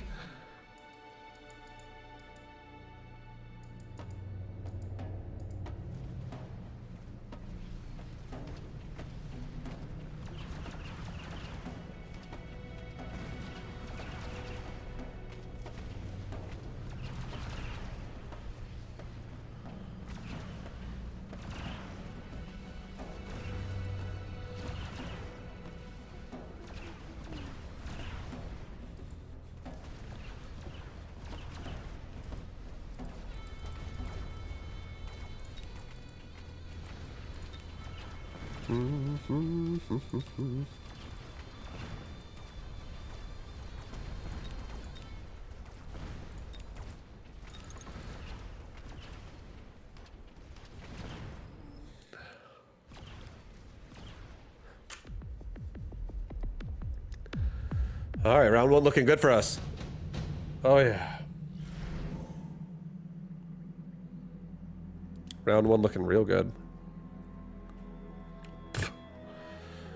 Who's Kevin playing with? It's State and Rotterdam on the other team together.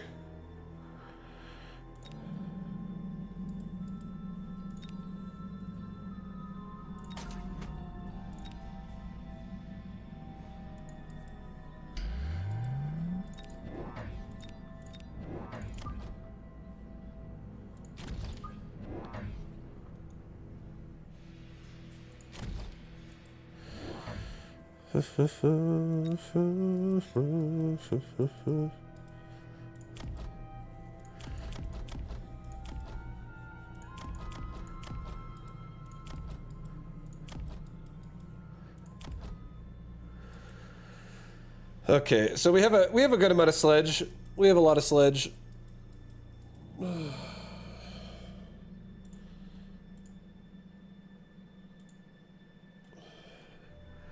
Yo. Hey, buddy. Hey, man, what's a tough break on state games? Sorry about that. Sorry, buddy. It's all good. Yeah, I was like, bro, I'm gonna run through the pockets of my rhinos game one with this little transitional assault marksman. And instantly fucking hackered me. Yeah, I lost my phoenixes. Oh no. I didn't know he was missile spec. I messed up. All good.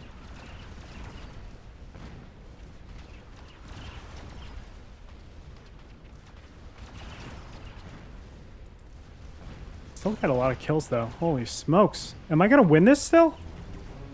Dear God. No. Surely I don't. I should be able to I finish off definitely- whatever's left. Your Arclights are really serving me dinner right now though. They got a one hit basically. Oh damn, that missile just Okay. blew up my entire army. Except for my marksman, so we're fine.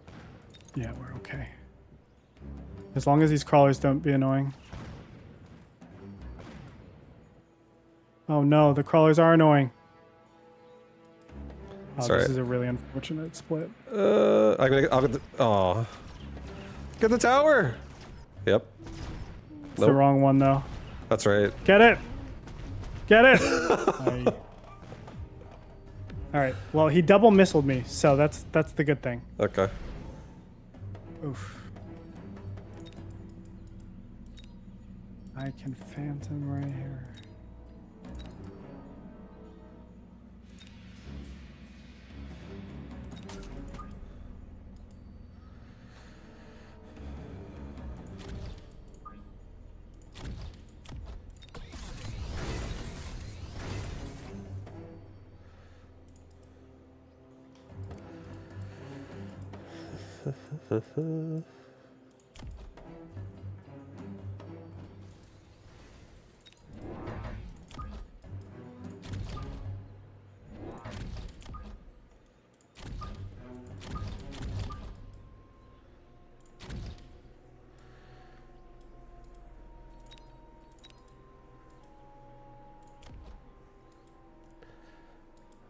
All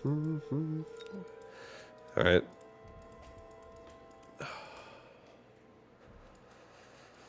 Deal with this. No, no one has Elite Phoenix except for State in this game. Elite Phoenix is wild. Yeah. Sorry, I got them Wasp already going up, dude. I'm sad the War Factory killed me too. Fuck, dude. I was like the Wasp were popping off. I know. You're almost at stabilization. Yeah.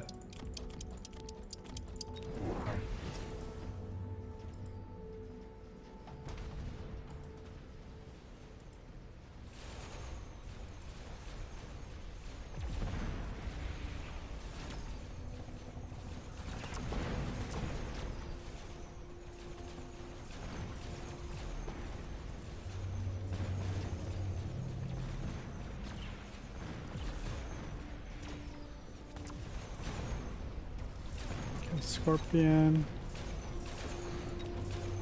It might be okay actually. Yeah, No. I get tower timing. I'm gonna get hit by a missile device through my Wasp, unfortunately. Oh, one takes it though by itself. Let's go. It microed.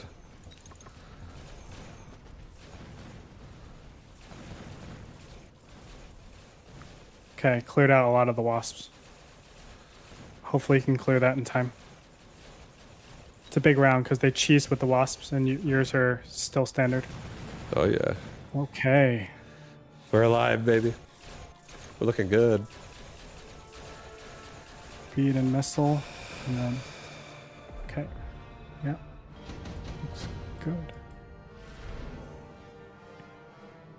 Oh man, he has double speed here if he wants.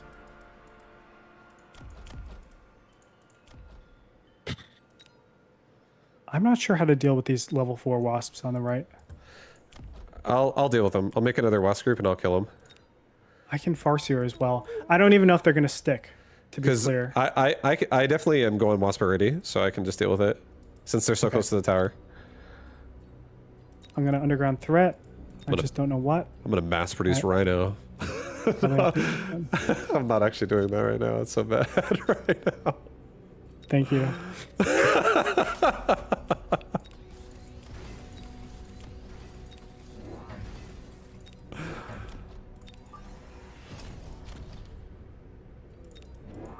Definitely doing this. Oh, you went AA. Yeah, I'm actually gonna commit.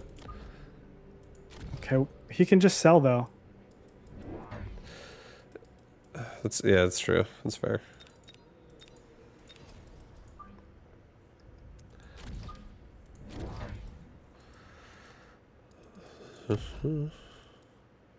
This.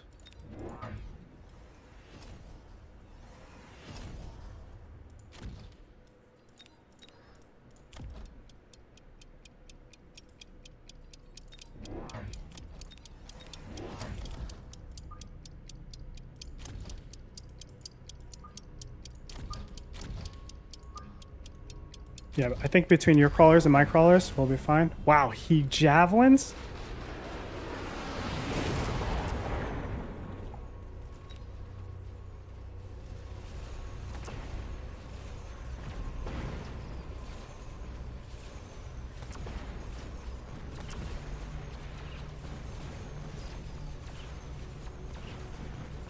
It's great for us. Yeah.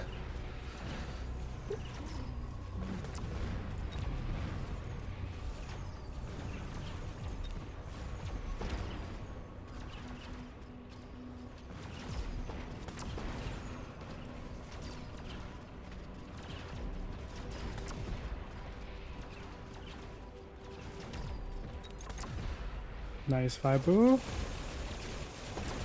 My sledgy setup is full tank right now though. It's no range. So Yeah, it's fine. I'm actually gonna give him the link, the big link. Against Scorpion like Rex linked sledgies though. Like super Rex. Because the AoE does the, you know, it basically does 4x damage per each one. So be a little careful about that. Yeah.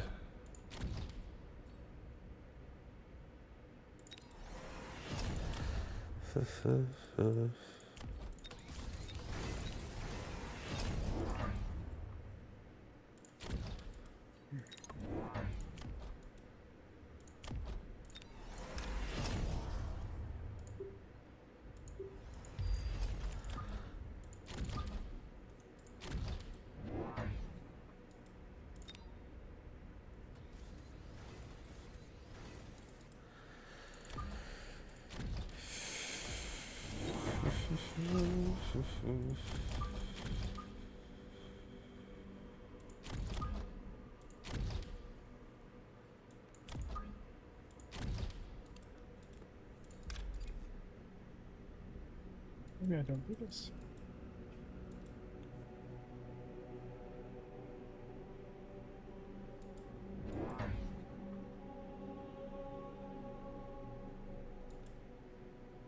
Yeah, and he's got both missiles again, so there might be two of them for Roddy.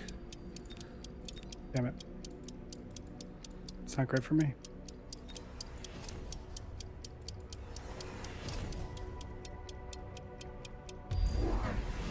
Okay. We'll take that.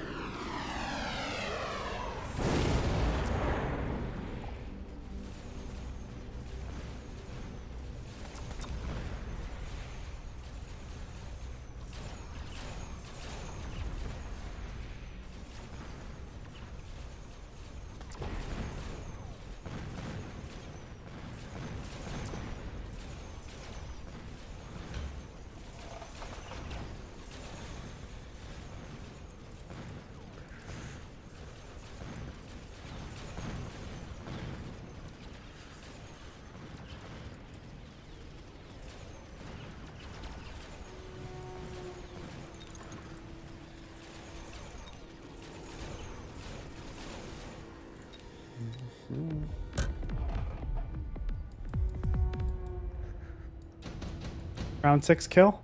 Yeah, we can do it. No, not with incendiary.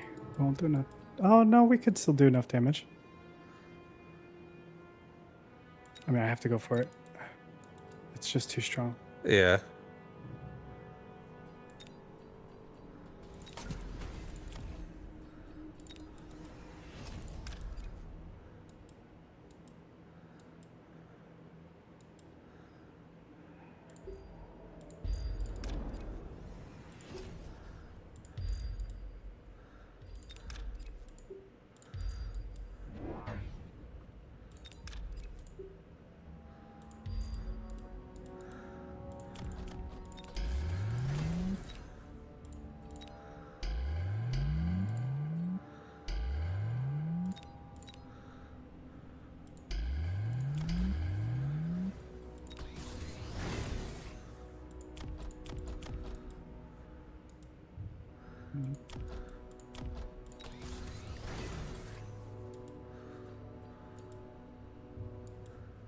I could do so much here. I don't know what I want to do though. Let's definitely get this. Do with those.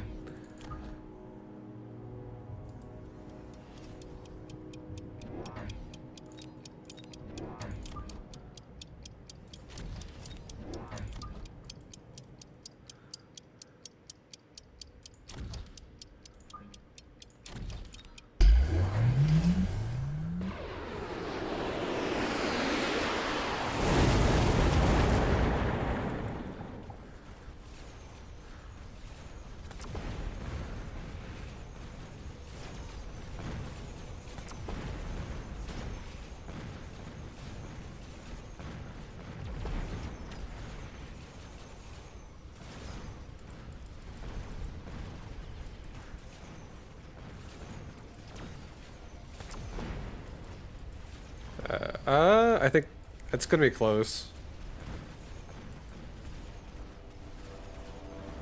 I think they have one more round. Yeah. I have like 700, 800 on my side. Yeah, a lot of my storms also just ran into the fire and died on the right Yeah, side. I just saw that. So I think they barely live. Fine. Are we just gonna go for kill right here? Yeah, I mean, I'm if Feeling good about my side too right now. I just killed AM devices as well, so that's nice. Because I have a very easy cheese play to go armor Okay. on something. It might be a wraith actually. Yeah, I think I'm gonna wraith here.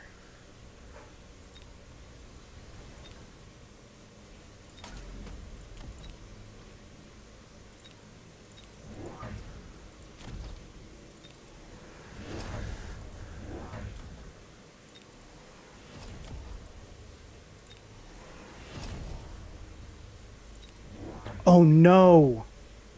I don't have the right tech for wraith. God damn it. I don't have armor on wraith. Oh, I have armor on Ray though. Maybe I'll just go armored Ray. Okay, let's just do it. He's not protecting against that.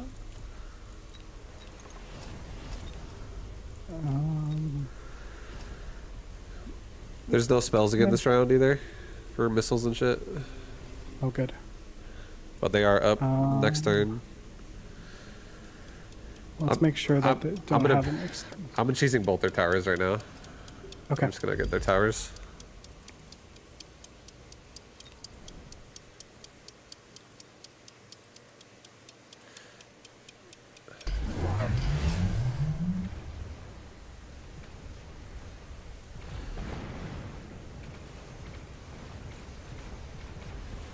Yeah, the anti-missile turret doesn't die to fire. It's like immune to the spell damage.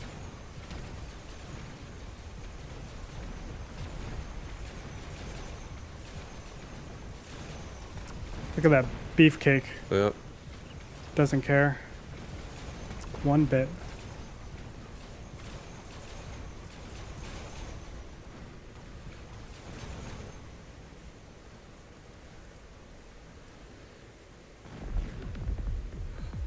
Oh yeah.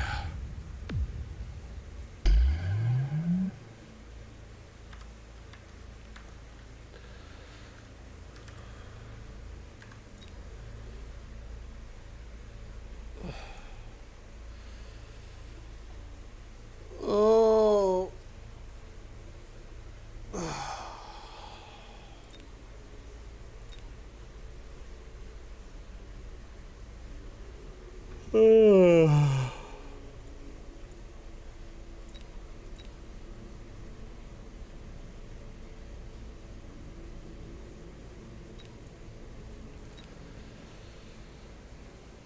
Oh, yeah. It's definitely crazy going sledge no range sometimes.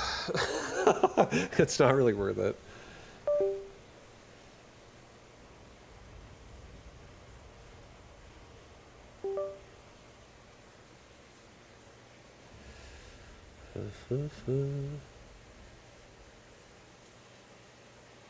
So the last match is going to be Pig versus Pie after this. Oh, man, it's going to be... Pig's probably actually pretty good.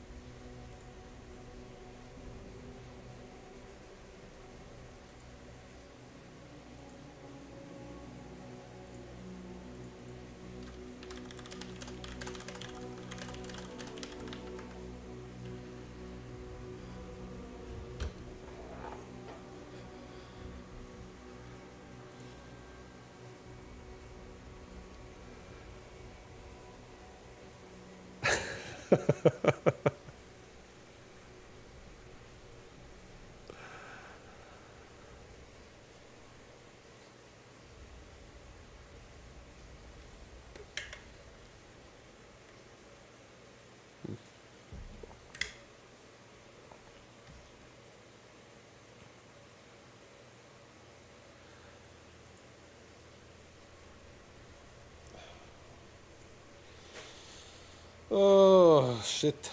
Oh, shit.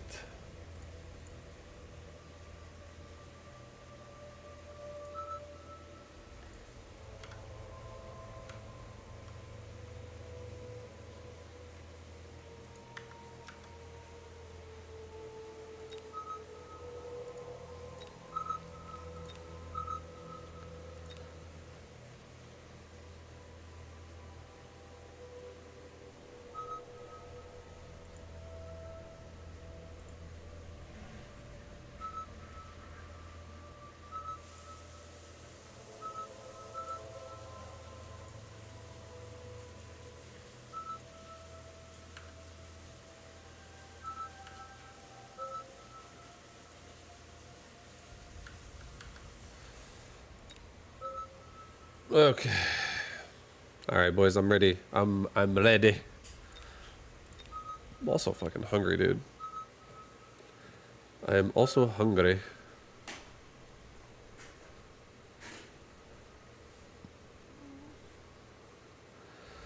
Oh, guys.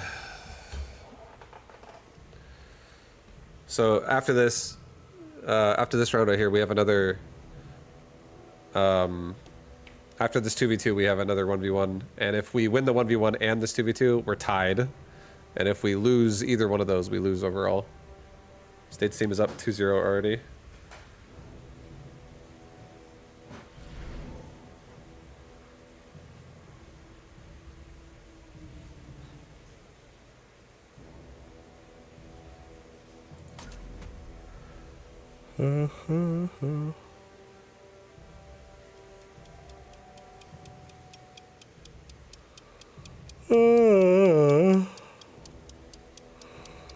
Okay.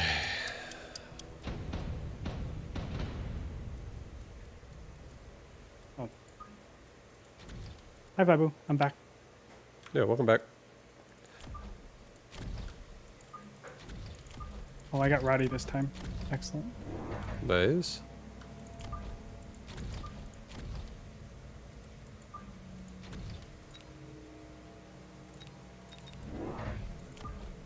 Man, he car counter you so badly with the hacker round 2. I know.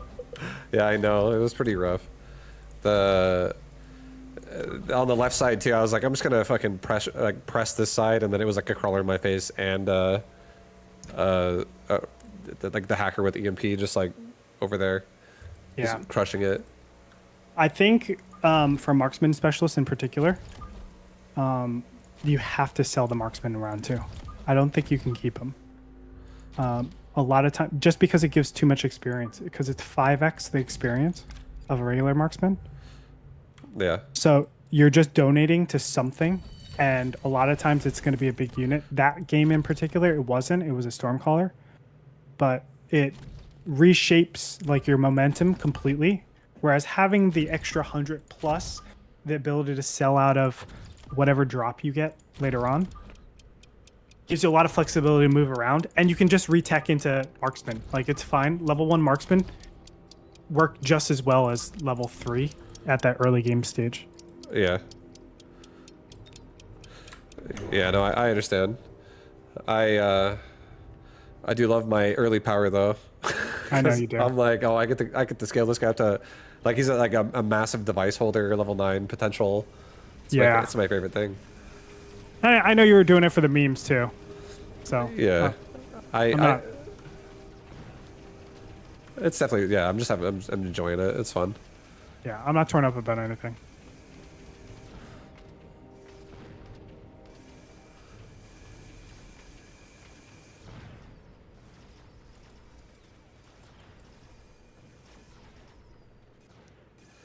Avenge me. Get all that juicy XP. It's coming, dude. Got some balls coming for it. Some hounds. yeah. Just pivot to the turret after this too. Yeah. Or the. That'd be no, nice. it's coming up. Too fast. Oh yeah. Oh yeah. Get it. Get it all, Vibu. Yeah, it's a dog pile.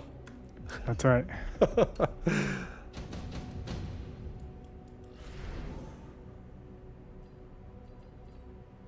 Ooh.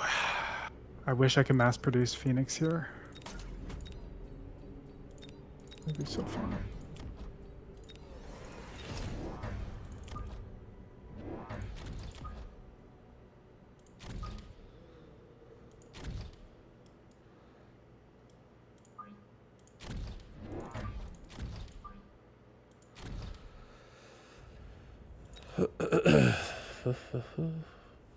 That's what someone who is torn up about it would say.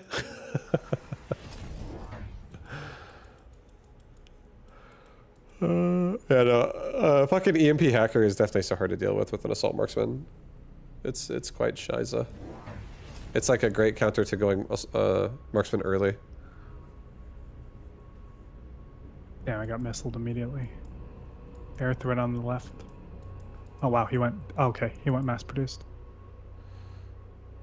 Yeah, we got a Phoenix battle going on over here. Yep.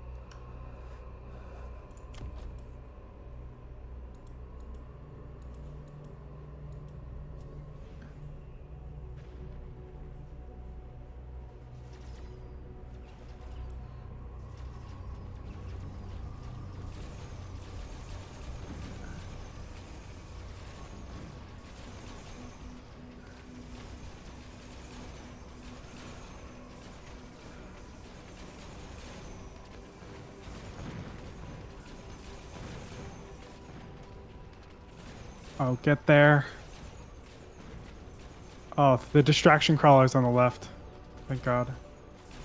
And you win your side.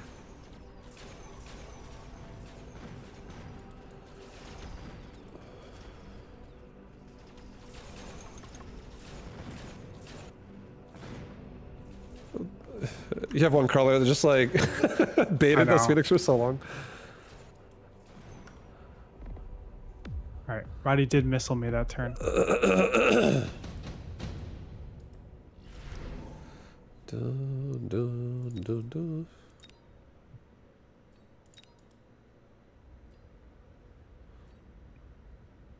Seems like him and Vicky love to missile. So I might just hard counter against it. Get some more front line.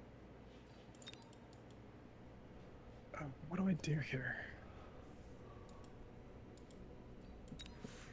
I kind of like a worm leveling it to level 2 right now. I could spend 300 on that, 500 for regen, burrow maintenance.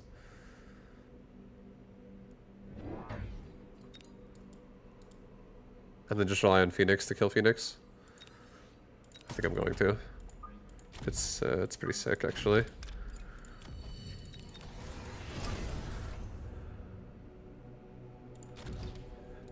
I have to do something like this. Sadly. Damn. Really did want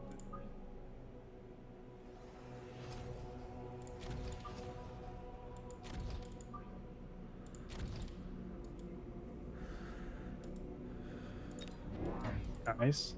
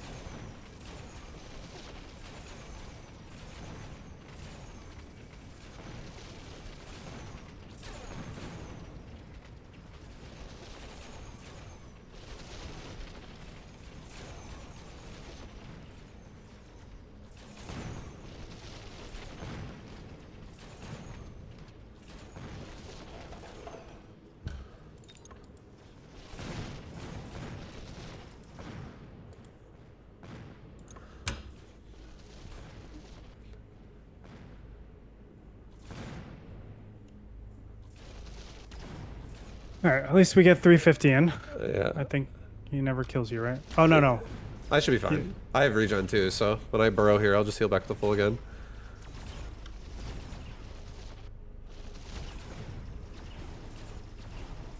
Oh, yeah. Well, you'll last. Nice. He's only getting me because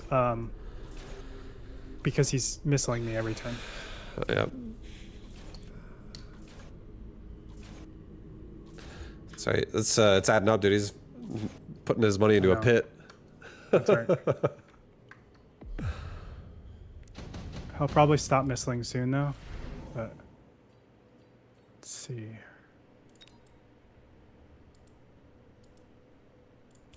He's gonna missile strike me 100%. Does haste make sense? Are you missile striking here? I don't know. I haven't decided. I can help missile strike on your phoenixes against the phoenixes. I don't know if you need it, though. I think I'm okay. My Phoenix are living pretty long to the end here. I'm just gonna get rid of his Mustangs, or try to get rid of his Mustangs. We get this baby. We're gonna level. Gonna get rid of the Typhoon.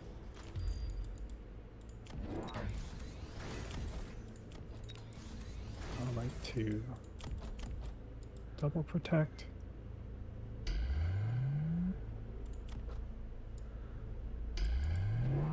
We're gonna keep targeting me, I think. I will add some support for those fangs all the way on the side. I have range on mine, so I don't know if you want to do something else. You don't have to. Yeah, all good. And this looks good.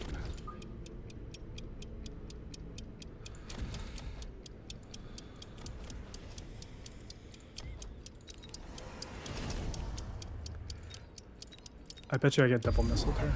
Wow, he didn't missile at all. Crazy.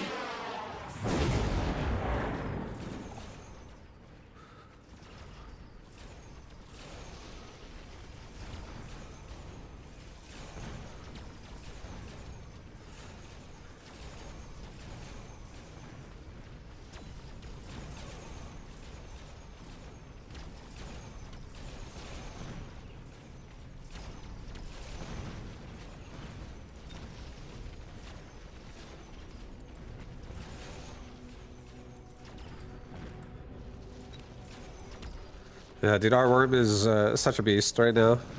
Such a tanky boy.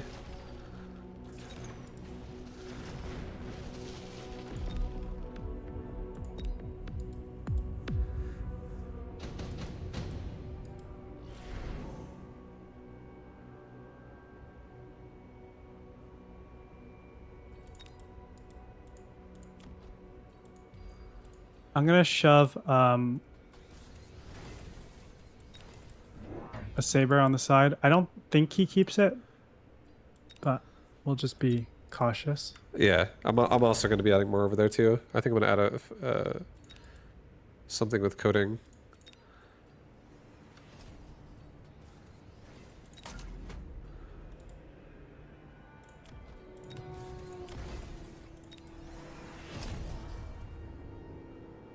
I just got level 2 attack, so those crawlers will die really quickly instead. He went fire or ignite. It's dubious.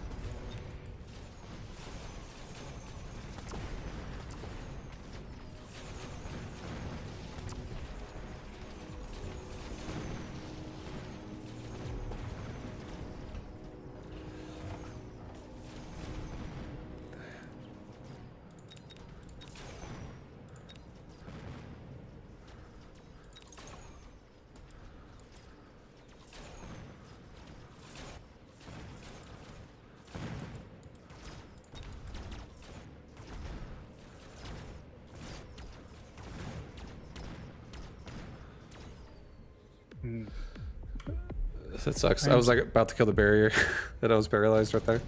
Yeah. I am smoked right now. It's brutal.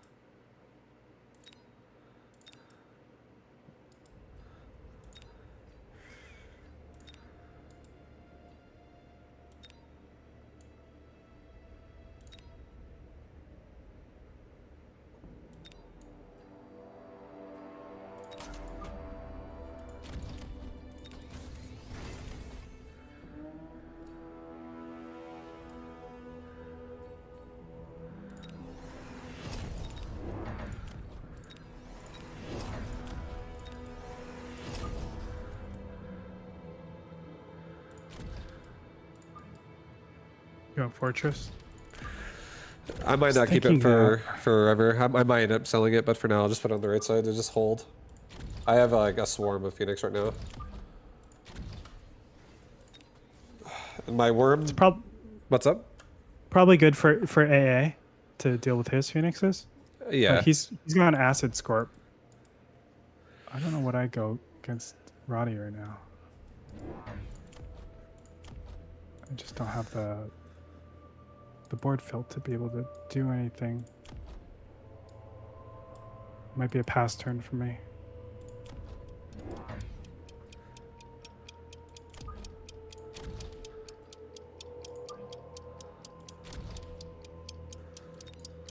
Could also do this. I'll probably be able to get a level 4 worm out next round too on the left side, so that thing will probably get large and in charge.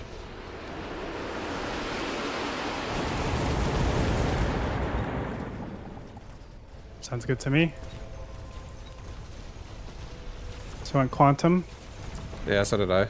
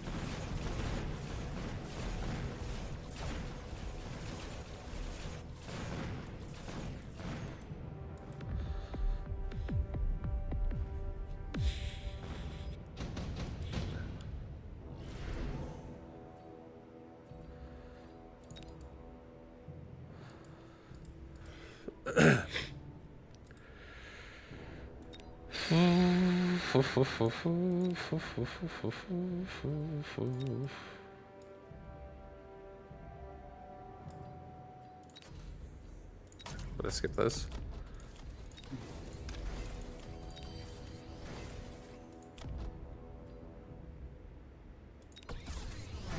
Kinda wanna go last here.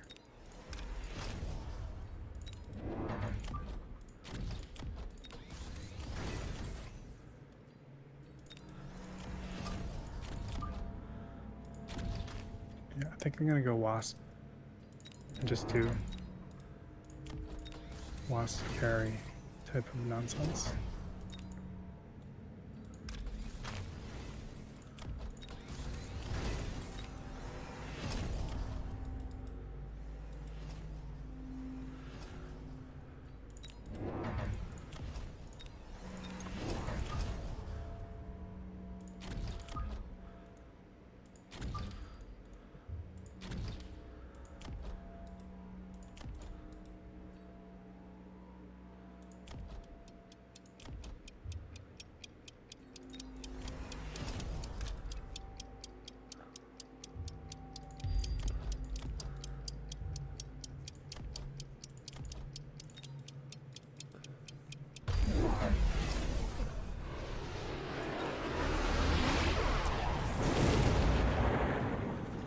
All right, we got a big worm going up, guys. Big worm. Big old worm.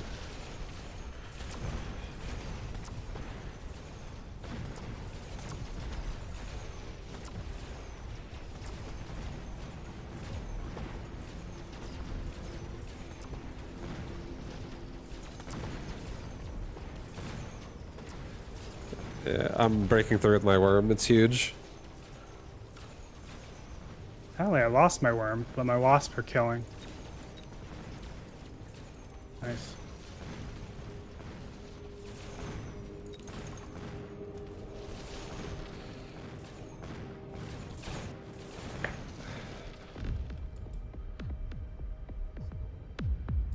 Bam. Nice. Nice, buddy. Yep. Closed it out in that 2v2. That's right. Redemption. All right, I'm gonna go back into casting, and then hopefully Pi can bring it all the way through. That sounds good. All right, buddy. GG's. Yep, GG. All right, guys. I need to take a quick. I'm gonna open the cast again, but I'm gonna take a quick pee break again, dude. I'm like drinking so much water right now. Forget about the upgrades. Yeah, I was thinking about keeping forts, but I didn't have anti-air, Yeah. so I said screw it. Increases the attack of units by 24%. Is that 24% on top of the 14 or 17% that you get of level Yeah. 1, or is it total? I'll be right back, guys. I want to Like- say it's like on 2 minutes. top and that it's additive, not multiplicative. Somebody in the chat is certainly going to have the right answer, Wonderboat or Rooster or someone. I should know, but I'm like I said, man, I'm super mid at this game. Look at that. We got the Sandstorm on the other side, actually, not on Vive side, but on Gretorp's. That is also pretty good. The EMPs are gonna find their mark though, so that will all be nullified. And 2 sets of upgrades for Gretorp completely nullified. It is the Wasp problem that you were talking about, so I agree. I think this is an easy fix for Roddy though, right? Like that there's a lot of commitment to those Wasps. I think he just needs to click the range or the anti-air on the Mustangs. The A couple problem more of is maybe those. this game is over right now. No, man. Oh, no. It's close. Ah. Oh, my God. Man. How quick the tables turn. Oh, Just how like that. Quick the tables turn. 3,000 damage. And Gretorp and Vive keeping Team Gretorp alive with the 2-0 over Roddy and State. A great game. Surely we can get some of these guys to join us on the mic. That would be a lot of fun. As it means we're going to go to our 4th match of the Upper Team Championship. It's going to be Pi versus Piggy. And I can't wait to see what happens there. Awesome game. Be a good one. So Good luck, Pi Piggy. needs to win in order to bring it to the ace match, right?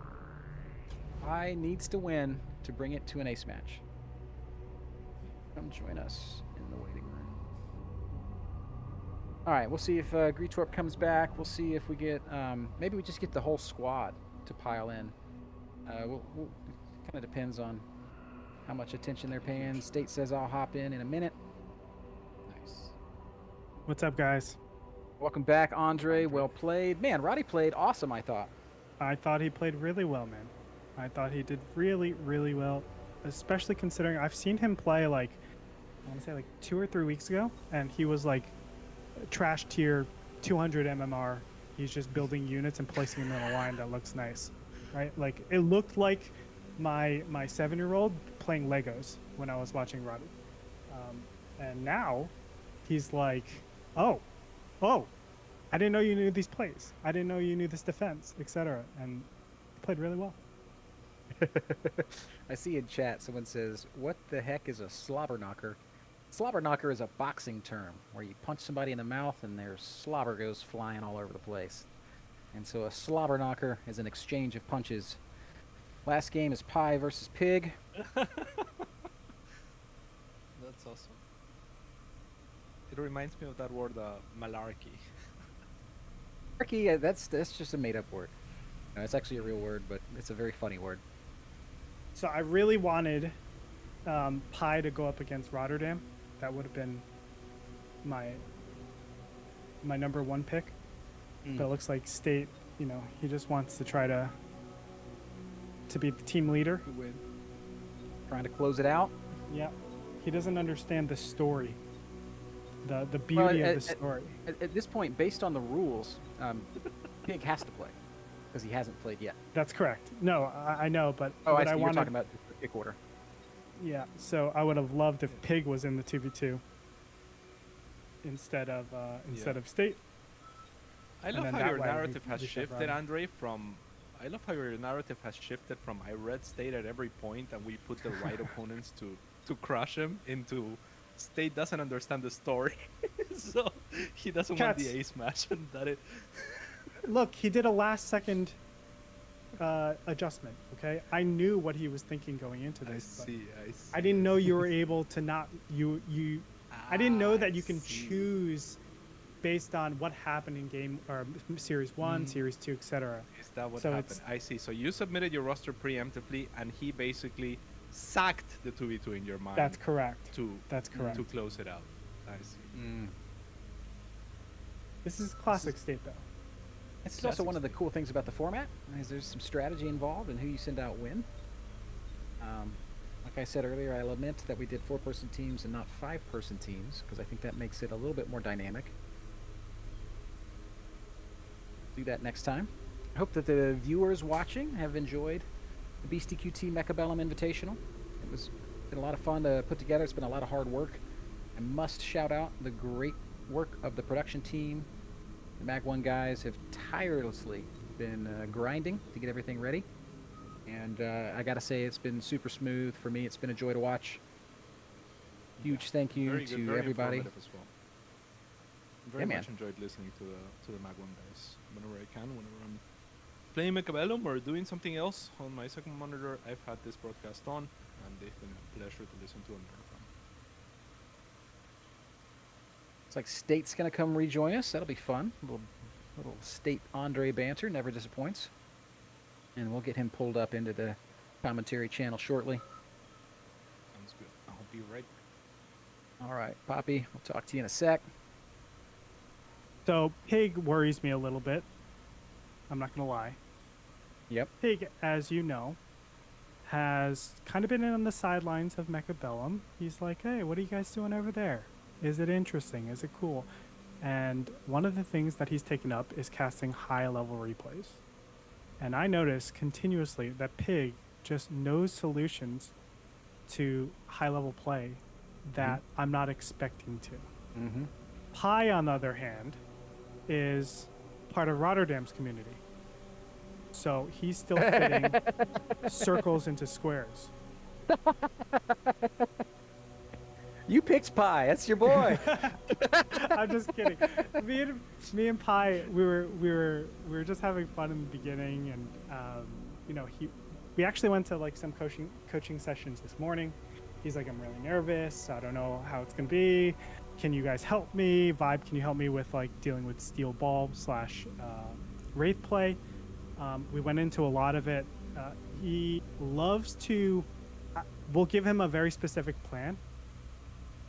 And then about round 6, he always says the same thing, which actually reminds me of you, Benny, which is, I hear what I'm supposed to do, but have you considered this? And then he'll go and do that, and then he gets into a catastrophe of a situation. That feels like it hits close to home. Shout out here to Yes Winbig, who is easily the key man behind this operation. We couldn't do anything without him, and he spent many hours, in calls with me as I've been playing Mechabellum. He's been, oh no, this is the worst thing ever. This is the worst interview that I ever did. It's so embarrassing that you went and found this, Basilio. Shame on you. In real life right now. Please, nobody go find that on YouTube. So bad. So bad. Andre, do you ever look back on the old stuff we did and cringe at yourself? Because I do that all the time. I stopped doing that like 5 years ago, but yes, I definitely do.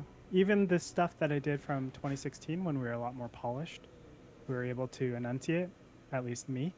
I still cringe so terribly at the things that I would say or things I would focus on, or The thing that kills me is the character that I played. I just like I go back and I watch it. And I'm like, what a dick.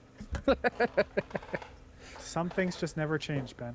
Hey, we're on to game 1 of our 4th series of the day, or not of the day. Sorry, of this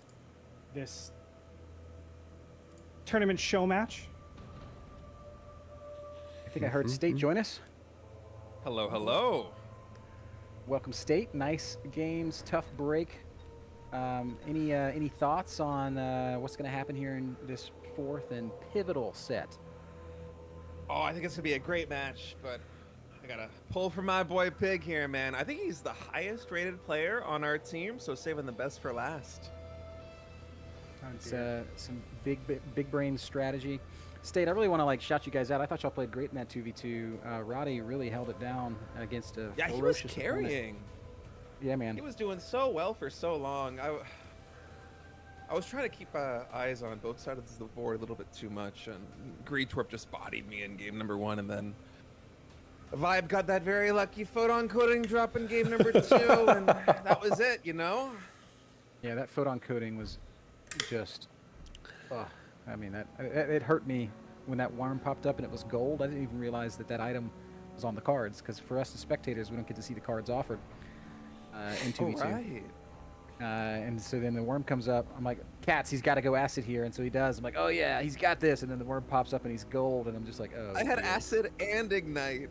It was brutal, dude. Yeah, I think the ignite call was dubious. I guess it can work, but that worm was just so big. And I don't know if you know this, but there's only one major way to get photon coating on a worm, because if you just normally get photon coating, the photon coating goes off when the worm burrows. So that was literally the only drop that could have provided photon coating for worms. Oh, no way. Yeah, I noticed I think it was like round number 3 or something. The first round that the worm came in, I was so surprised because I ignited We're it. rooting and for then it Pi? burrowed, Yeah. And the ignite went away, like the moment it burrowed. Like, I wasn't even like the 2-second delay. Does that just reset everything? I don't think so. I think he still keeps taking damage, but I'm not positive. Maybe he's invulnerable underground, but I don't think so. I'm pretty sure it didn't, but yeah, maybe. I mean, you would know better than me, right? Sometimes. Ooh. Okay, so this round was actually very interesting. You're supposed to lose this as the Tarantula player. Of course, Pi did lose this, but he got very close to actually winning. There is a problem, however, with the Sabertooths. You can look at both of them. This is so lucky for Pi. Take a look at the Sabertooth on the right-hand side. It actually... Oh, sorry, we're into unit drops right now. But we're Just looking at a narrowly wasp misses pickup. leveling up. Yeah. That's exactly right. Pig, he has a lot of very interesting choices. I like Typhoon tremendously for these asymmetric boards. The reason why I like Typhoon is you can clear out a lot of crawlers and you can threaten flanks. So let's say you put your Typhoon into a corner, all of a sudden all those crawlers run away. By the time that it goes up and online, it'll be able to clear out literally everything. So and of course it's safe if you just plan it with your Sabertooth. So it really has a lot of purposes all over the place. It looks like we do have a Sledgehammer level 2 pickup. So this is going to buy a lot of time. Whenever you see Sledgehammers, you think the rounds are going to increase in the length by a pretty substantial amount. So this makes sense. Yeah, I like this little crawler flank coming down, shallow crawler flank by Pi. And of course, he's got the Wasp on the field, which could just checkmate the round. There's only a single pack of Fangs in play, and I think it's unlikely that they ever find themselves engaging with these Wasps. Obviously, the Wasps won't kill these Saberteeth very quickly, but they will kill them eventually. That's right. Yeah, And it really comes down to... Oh, go ahead, Steve. No, I was going to say that is a really nice move coming out of Pi. I love that Wasp edition. Also going in for the shallow flank. This hurts a little bit for Pig because you can see he's trying to kind of standardize the board a little by dropping that level 2 Saber there on the right side, adding in the Found Pack, adding in the Fangs, and maybe this will work out actually. I wasn't expecting that tower to go down before that shallow Fang really hit, and hey, if this continues along this path, those Fangs might actually clean up the Wasps. It's possible, but I think Pig's going to be okay here and at least take round 2. But what I'm seeing is the army of Pig is quite chunky. It took a long time to chew through the hit points. Like Andre said, those Sledgehammers really bought a great deal of time. The Saberteeth are obviously quite big. So while Pi is able to sort of like steal around with his airplay, I don't think he's going to be able to rely on that to consistently win rounds. What do you think, Andre? Yeah, that's right. But as the Tarantula player, you're not really looking to win any rounds until about round 3. That's when... Is this a lot of actually techs Pig? come Yeah, it's online, Pig. Particularly your range. If you looked at what Pi went, he just went Yep. chaff for that entire round 2.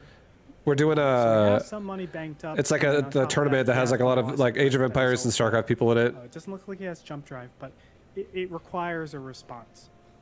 There was one very key critical thing that you have to recognize with that last fight, which was the Sledgehammers, the level 2 Sledgehammers on the right-hand side were able to kill the Tarantula on the right-hand side, which is now blue. Killing that Tarantula stops it from leveling, and that's what you're really worried about. You're worried about these tarantulas leveling so that they just have enough meat to tank through things. So yeah, just important to note, but of course the level up is going to help tremendously for Pi. I'm a big fan of this crawler beacon on Pi's side of things. This is going to prevent him from losing his tower, and it's going to allow these wasps to just be extra pesky while he tries to win on the right side of the board. Let's see how this plays out. Yeah, that's a beautiful beacon, but I have to give major props to Pig. I think What are my thoughts and insights at this point? He isn't addressing the wasp problem. Instead, we saw him drop a Sabertooth. We saw him drop additional hound packs, get hound range. I mean, He's just focused on making his board better this round. It seems like he doesn't really care about the bottom player Pig, he has a really nice board overall, but he doesn't really have a lot of anti-air. So the wasp are going to continue to be annoying, but the fact that he has a bunch of hounds and the hounds are spread and he has tanks in front of the hounds, it's nice overall. I feel like he's developing a board that hasn't really made a choice yet. The Pig, that is. He just has very generic opener right now that can change like pretty hardcore. It's you look at the 3-round chunk, you look at the 2-round And what is my ideas of yeah, Pi what I'm doing, and you hit the nail on the head where Pig is Pi's, got some tarantula going on up there, but he's got like most of the shit is on the opposite side of the board, but he already has commitment to tarantulas with range too. And if Pi were to I don't know. I feel like they're both honestly in a spot where like the board can change a lot right now. But me personally, I like Pig's position better, to be honest. But I want Pi to win, obviously. I gotta say, Pig's board does look quite scary. He's got a good balanced board, a strong push on the left side, and a strong kind of defensive. Because as soon as Pig gets one anti-air unit on the left side's fucked. And then all Pig really needs for right side is just a little bit of chaff. Or something that can hold up the tarantulas. So I feel like his board seems solid because he already has a full board cover essentially. It's harder to do that with tarantulas, especially if you're fighting against Sabertooth on the other side that are leveled up as well. As you scale into the mid game, tarantulas don't do well against Sabertooth. They need a better way to clear, and when you have 4 on the board. There we go. There's the Mustangs on the left side, probably. Yeah. So now it's gonna be really scary for Pi. I don't know exactly where. And he's so far behind on deployments on left side. This game, or this round? Oh, it looks like the back left. Okay, he's just using this as a waiting turn. So we're not gonna really know his plans until next turn. But I would have loved to have seen that fortify in the top left to empower the right hand side, so that Pi could actually make sure he's guaranteed to win. Oh no, the mobile beacon taking the Sabertooth just out of range of the tower. Let's go! No, not like this. The hounds are gonna do it. Sabertooth finally gets that last shot on. But man, if that tower went down like 5 seconds earlier, the right side would have been so much more solid here for Pig. Sorry, that marksman by the skin of its teeth lived against that level 2 saber. It looks like it's gonna be another close one. But Pig is gonna take this. That was an unfortunate debuff right there at the end. Pi's going to have to start addressing the left side of the board. He's got to do something. He's got to either fortify this position, or he's got to start, I don't know, threatening something. It's hard to put units down and fight against. I like damage as well. Pig is set up I over would most likely take damage myself. Like a really big round win for Pig. For It feels Pi. like stability has arrived. He's not going to take anything with Sabertooth on there. Now the sort of impetus is back on Pi to do something to tilt things back the other way. You see him continuing to commit resources to, making the spiders stronger. Does that feel like a mistake to you at this stage of the game?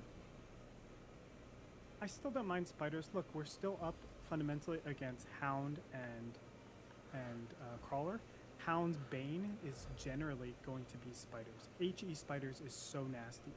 But HP is how you deal with spiders, which is what the Sabertooth stand for. It depends on positioning, of course. It depends on, the game state, modules, whatever it might be. Right now, what I'm seeing is that Pi is behind because he doesn't have a good way to deal damage against these Sabertooth regularly. As soon as Pig starts filling in his board, he has a very natural way of adding crawlers, adding fangs, etc. Whereas I'm not sure yet if we're seeing now we're committing to marksman, but I'm not sure yet if that's exactly what we're going to do. We're still staying on the right-hand side, though. I like the oil. A lot of these thoughts make a lot of sense. Buy more time on the left-hand side and make sure we can isolate the right side and abuse the quote-unquote standard play that Pig is going. I feel like the upgrade damage drop was so beneficial for Pig, though, because he's playing so hound heavy. Getting that plus 30% damage, they finally crossed that break point, doing damage to the chaff, and basically everything gets one shot. That's going to allow those sabers to get the magical targets on those on the spiders, and you can just see like the difference the 30% damage makes. The left side hasn't even joined the fray yet. No tower has gone down. The right side, which has maybe half of the supply of the left here for Pig, is standing very strong. But I wouldn't count out Pi so fast right now. This tower timing is going to be gigantic. See, this is the problem with allowing tarantulas to get too big. Oh my god, the Sabertooth now is going to clean everything up. So never mind. As I say it, Pig is just going to take everything away. Yeah, I feel like left tower at this point should just be upgraded again. Like level 3 left tower at least, maybe even level 4, and just abandon that side. He's so far behind on that side, but he's actually also pushing pretty well on the right side. There's so many hounds on the right side. Big enough to be able to do something about it. So that is. I don't know about rhinos though. Again, I think just because sabers are there. Once again, State. And he's not really dive aggressive. There's too much on the board for Pig. I'm sorry. For I feel like Pi could take the rhinos and sell them, and that'd be fine. Like just take them, put them in for a round, and sell them after. I think that's fine. And then maybe something like scorpions for the rest of it. He has quick teleport. Yeah, no, I think it's fine. I just don't think you should keep them. I don't think he should play tarantula marksman in the mid, and then also play rhino flank, like and permanently keep that because his tarantula will not support the rhino at all. They're too slow. From like bottom to top. They're just the rhinos are going to be basically soloing the army. Gets this circular stuff. Units are coming in from more vectors.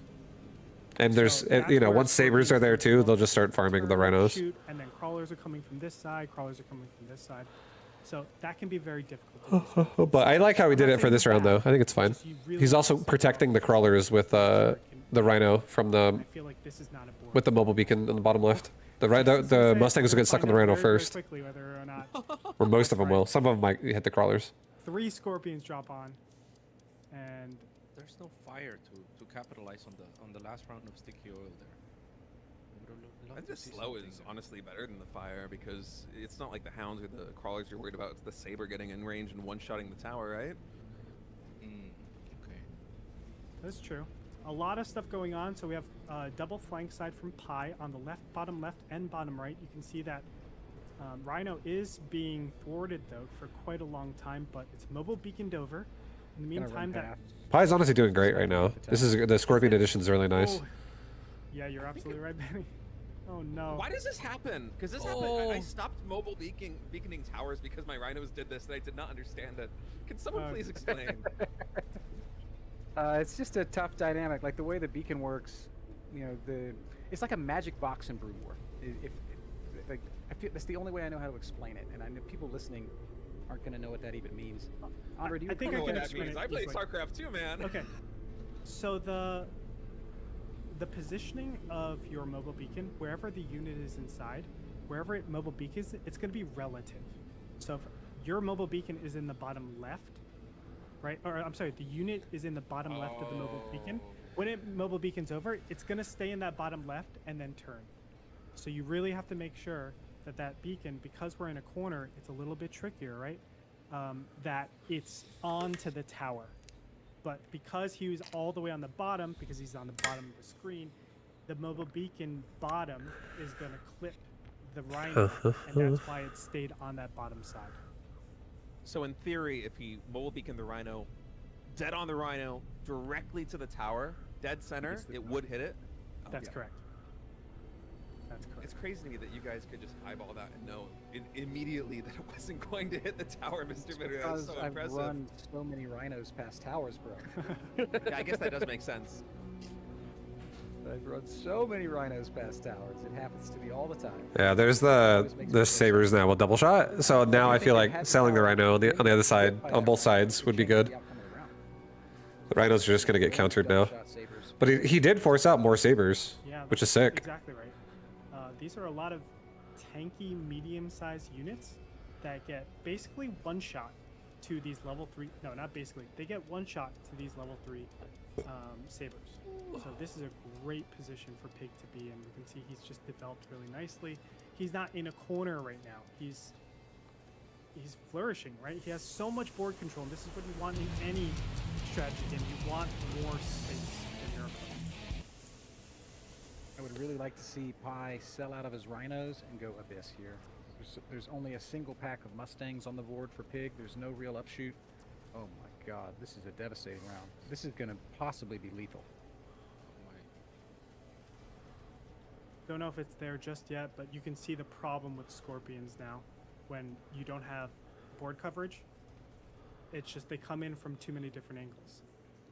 Swasps in the back are fortunately going to pick up, I think, enough kills for Pi to survive. And he's going to get one more turn, I think, to try and deal with this problem. Pi is pretty Oh, healthy wait, though. Pi's got over Yeah, 3,000 health. yeah. I was reading the health wrong. I apologize, y'all. But now the oil is perfect on this turn, right? Fire Badger. Yes. Oh my gosh, this is tragic. This is super game ending. The I Fire think it's Badger. the opposite of tragic. I think it's excellent. The Fire Badger shuts down that entire right side. There's no clear way to deal with it unless he has Hound Sprinklers, and he goes for Hound Sprinklers. But remember, you're going Hound Sprinklers, you're not developing your turn. You had so much to do to come back into this game. I don't know how he's going to be able to deal with this. It's 3 deployments of level 2 steel Steel ball. balls. That doesn't feel like the right Or- choice. Are we gonna watch? Are we gonna win this thing? Haven't been able to watch till today till now. The way to go here. I think Find the board. it's gonna be rough. This is if we lose to Pig here, this is it. Is Vortex Pi has to still beat Pig 2 times. Well, what is happening Apparently. right now? What is the mass level 2 steel balls coming in? He must have Yeah. watched that first series. Like, I can do that. Wow. So in a vacuum, this is great against the Sabertooth. But that's why you combine Sabertooth with these Chaff Clear. In particular, Hounds are exceptional at being able to deal with all of the chaff.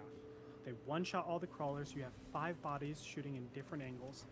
And even though the steel balls are really scary and they're gonna spawn, we have 6 different 6 different deployments of steel balls. That's 120 crawlers that's going to pop out. The Hounds are just going to one-shot everything, and you're going to see them evaporate. Yeah, the Raiden's also very good against the steel balls. Obviously, the Saberteeth will one-tap each of these steel balls. And yeah, that is an overwhelming onslaught of units mashing into Pi's side of the board. And all of a sudden, it's looking like... Let's go, Pig. How you Wait. feeling right now, Gretorp, man? You were talking a big time Internet just like cut before off for a this second series there, but started, dude. we're back. I don't know what you're talking about. I've been nothing but complimentary to you, State. I don't appreciate that type of talk. I've been saying you've impressed me multiple times. Even when you got absolutely bodied in that 2v2, I was saying praises about you. Were you really? Wait, so you were saying? Were you casting while you're beating us? No, I wasn't casting. Oh, okay, but okay. I was like, oh my goodness. I noticed after round 4 you just left the keyboard and the AI took over, and I was saying that we can repeat the game. That's okay. Oh, dear. All right, so Pi's got his work cut out for him. Pig is a very strong opponent. I would put him right up there at the level of the best guys that took part in this event. Pi, he's got game, but he's fighting a little bit of an uphill battle. Is there anything that you would be saying to Pi right now, Andre, if you could get in his ear and offer him some encouragement? Yeah, I would say try your best to DDoS Pig right now. Okay, classic. Just run full. The real answer is just develop your board. Stop doing cute plays. Just develop your board. Make sure it has the three major components, which is chaff clear, chaff, and damage. We saw he got chaff clear and chaff and damage for one side of the board. Not saying you can't play asymmetric, you can start asymmetric, but sooner or later you need to use more of the board, or else there's too much coming into you at too many different angles. Are you looking at the Mag 1 stream right now? You see like just the volume of NASL VODs that they're scrolling through? It's crazy. Yeah, what is this match? This is Gretorp versus who? Did I say Silver? Is that Husky and HD StarCraft at an MLG? Correct. What a throwback. Oh my That's goodness. hilarious. I don't even know what game this is. Gretorp Yeah, versus same. who? Who's the other person? I missed the title. I missed the title of the video. It was somebody whose name started with an S. Okay, that's you. That's Gretorp. I Yeah. can read. Silver, best of three. Silver. Oh dear, I lost this game. I remember. Oh no! I threw real bad. I was up so much, and then H to the Husky. special- Yeah, dude, special Husky. build and Wings of Liberty. Oh shit, guys. It What was was. the build? I No, it think was I think when this Blue tournament's Flame over, I'm Hellion probably gonna before Blue take a Flame was break. popular. I might stream again later So it was tonight, Blue Flame Hellion, everybody. but my eyes are like on fire right My now. claim to fame will always be that I was the first person to play Infestors. Nobody? Nobody? Bueller? I'm too traumatized by Infestors. I'm pretty sure. I'm pretty sure that's a bold-faced lie because Katz was the first person to popularize it. So how dare you? I think it was actually Strife Crow. Strife Crow was the guy. Wait, is Katz here? Katz, tell us about Infestor history. I would say the first person that I saw use Infestors was like in the first iteration of Infestors was Demaga. Demaga was a good Infestor user sure was. before they nerfed them. But yeah, shortly thereafter, and once they stabilized, I want to say in an A at least, myself and Destiny did a lot of Yeah. Infestors. Yeah, Destiny definitely did a lot. You know what that's called, Benny? That's called stolen valor. And you. Thanks for you not guys be huskying careful your with that. YouTube stuff. Listen. If we go to Team Yeah, I have no look at, plans on deleting anything I've StarCraft made. 2 guides from the Wings Uh-huh. of Liberty time period, you will see the first guide ever posted on Infestors was written by Mr. Bitter. That's fair enough. That's pretty cool, I think honestly. That is pretty cool. Okay, I'll give it to you. Infestors were in the I remember us StarCraft 2 talking beta, about right? Infestors in the. Yes, I they were remember there us in the talking about Infestors, Ben, in the 8 weeks with the pros. I remember there was a distinct game where I was talking through Infestors with you against Poke Bunny. That was pretty cool. Nice, Poke Bunny. That's a throwback. Glory days. That's also a throwback. Yeah, I Poke Bunny think was the guy that got me into TeamLiquid.net. He like introduced me to the website, and that's how I found out like GSL and all this other stuff. I was just some kid on the ladder. Oh man. So I think you guys will remember back then Idra was like the famous, it was Idra Noni, right? Were the guys that went to Korea and that everyone thought was so famous. And Idra only played Muta ZBT, and he was so damn stubborn. He just would never do anything else. And I think that's a big reason why Muta was so popular, just because FOMO. Everybody follows the popular thing. But Infestor was actually so good in ZBT for a period of time before it got nerfed. For sure, it was nasty. And yeah, Idra always had that kind of approach, right? And it's kind of like a good mindset for pros to have. I feel like most of the StarCraft pros kind of settle on the Idra approach eventually, where they just kind of figure out what's best.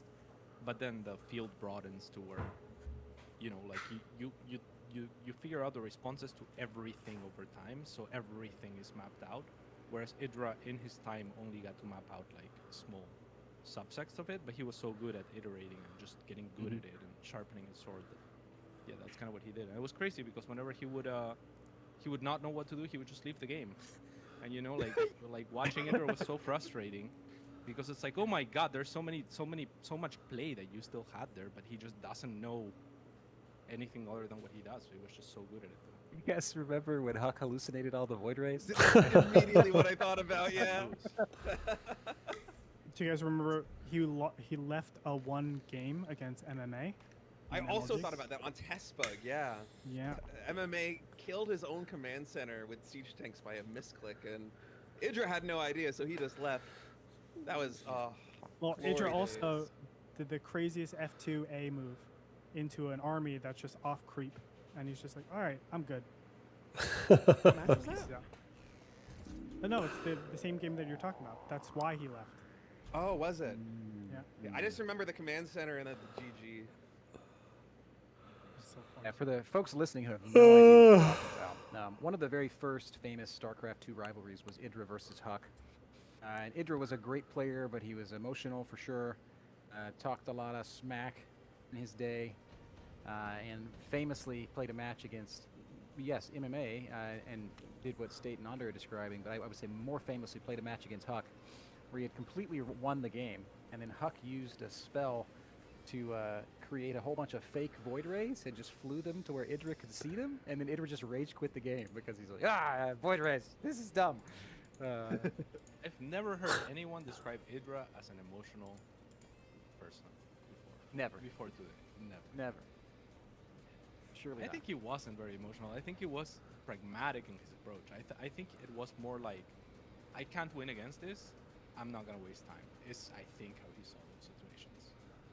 I don't know, man. I think he was pretty emotional. He was exceptionally emotional. Dude, I don't know what he you wouldn't, guys he are wouldn't talking shake my about. hand. He wouldn't shake my hand after I beat him at WCS. Yeah, I think he's very I emotional. think that's just really okay. I Yeah. never thought so. He's just fiercely competitive because like he was also like, I think was he's on good fiercely terms with him. He's in competitive, like he was a super friendly guy, but like whenever he would go into a tournament mode, he would just kind of become a jerk. But that was just him locking in. You know, that was the way that he did it. Anytime you interact with him outside of that competitive sphere, he's like the sweetest person. He's awesome. Sweetheart. But, Yep, yeah. dead on. All right, guys, here we are in game number 2 between Pig and Pie. Pie is taking the supply specialist, steel ball opening. Pig is on the ampies. Got some spiders. He's going to lose round number 1. Handily. I have a question for you, hi MMR folks. In terms of the specs, I have always considered amp spec to be like below F tier. Am I wrong about that? I hate this spec so much. It is my least favorite spec. For my playstyle, I think it's one of the highest tier. Whoa. There's Could you two talk about two that? major reasons. Yeah. So the first reason, it obviously depends on the starting units, but the major reason is because You remember, know is that a Raging plus Marine two macro started attack becoming a that thing to Hounds counter do, banelings? you can just put Yeah. amplify specs. What it does is allows Hounds to one-shot. Yeah, he did. There was without a lot of giving stuff about level StarCraft 2 he 2, didn't like XP. that he would complain So about. it reduces the amount of XP given. He on quit the pretty board early. with the same efficacy as a level 2 Hound or a 400 upgrade, which is the attack enhancement twice. So it allows you to just clear out anything that you want and just think of the real allocation of that money. It goes anywhere, and the early game matters so much. And then additionally, on top of that, yes, of course, that's where the power spike is. But as you get into the mid-game stage, you can, of course, sell it if you absolutely need to. But you can also take losses because you've won your early rounds and you have so much player HP. You could do really cool plays like just develop your chaff develop your chaff, and then all of a sudden you wait until they put fortresses on the board, and then you just react with war factories. It allows you to react to your opponent's tech because you have so much HP. So I think it's a very high quality specialist. Interesting. That's such a high level analysis, Andre. I think that's well said. Like State, my experience with Ampy is that I don't love it. Yeah, now I'm going to think about it a little bit differently. I noticed that you play a lot of Hounds in your games. It seems like the chaff clear of choice for you and many other very high level players. Yeah, I really like it, but of course, I just gave you a very specific playstyle. If you're trying to put it on tarantulas or anything like that, I think it, State, you're absolutely right. It's like F tier. It's really, really bad. Just That's doesn't do enough there. That seems like the obvious move. I only ever get amp if I have tarantulas or sabertooth, because I'm like, okay, that's gotta be the most value, the most HP that I can get for the item. But yeah, I guess Hounds You gotta is the think way. about. You gotta think about like the. Do you agree with the chaff? Like, the Chaff clear and damage way of breaking down mecha? already 1 or 2 shot everything. So the extra damage effectively is. Yeah, HP, I mean, sure it matters, but a lot of the things that kill its sabers are gonna. I feel like the units have their roles and shit. I like it. You want to think about the breakpoints, as Gretorp said. I think they're fun. Pounds you get it, and it's equivalent to spending $400 on the upgrade that allows you to 2-shot them, or 2-shot crawlers, I should say. Yeah, I mean, for sure, that makes a lot of sense. I just don't know the breakpoints at all. Like, what other units Yeah. are good with with the spec. In the early game, there aren't really other ones that are great. The other ones, well, I'll say that the other major ones are going to be Phoenixes against sledgehammers. So the one-shot sledgehammers can you put them on. And put them on sledges isn't bad. Extra health is nice. Putting them on Mustangs isn't bad. Mustangs scale great. That's right. But probably you want better items on your Mustangs than the small amp cores. Bringing us back to our game, Pi has taken the first 2 rounds using a pretty effective... Well, I don't know. Did I answer his position what you is asked, MacDog? great. I'm a big fan. I don't know if I actually answered what you asked. Some Mustangs. This level 3 Fire Badger looks kind of scary, but is it really going to make that much of a difference? I think so. All the units over at Pi's side is very light. You know, one of the things I always ask is, what is my opponent most likely to get? And one of This overlay is pretty sweet. Yeah, it's nice. Or 2 of the big things that Pi has a problem, Pig Yeah. has a problem with, is number 1, enough HP on the board, and then number 2, enough chaff clear. Right? The Tarantula without upgrades really isn't great at chaff clear. I mean, it's fine, but it doesn't really shine until you get the upgrades. The range, the HE, particularly the HE, makes it amazing.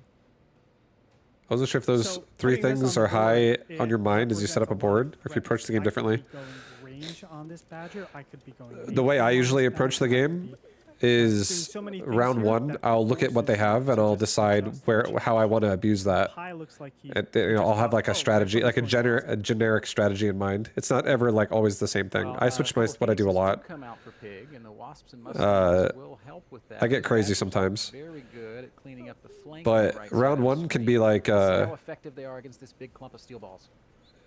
what you really you want to just keep your stuff together because you want your things to support each other. Everything doesn't do everything. Like a Sabretooth is not a chaff clear unit, for instance. You know, some units can do multiple jobs a little bit, but Huge tower debuff there. you just basically you have like your upgrades also change the way your units operate, so you got to make sure whatever you're using, the upgrades complement that. Because like if someone else says, "Oh, I love going this unit," but you don't even use the upgrade that makes them think that unit's good, then you would have to do something else for like the same role that they would use it for. Like if someone says, "Oh, I love," like a really big obvious one would be like, let's say someone says they love going fortresses when someone else goes Phoenix, because they love using anti-air missiles as an upgrade, and then you don't even run anti-air on your fortress. So you'd have to figure out something else. You said that rates aren't very good defensively, but I'm looking at Pig And devices also, like you really gotta like look at the choices, the RNG choices, and like play with them. You have they give you options a lot of times, That's a good use case here. Do you think that like where you can turn things on, for instance.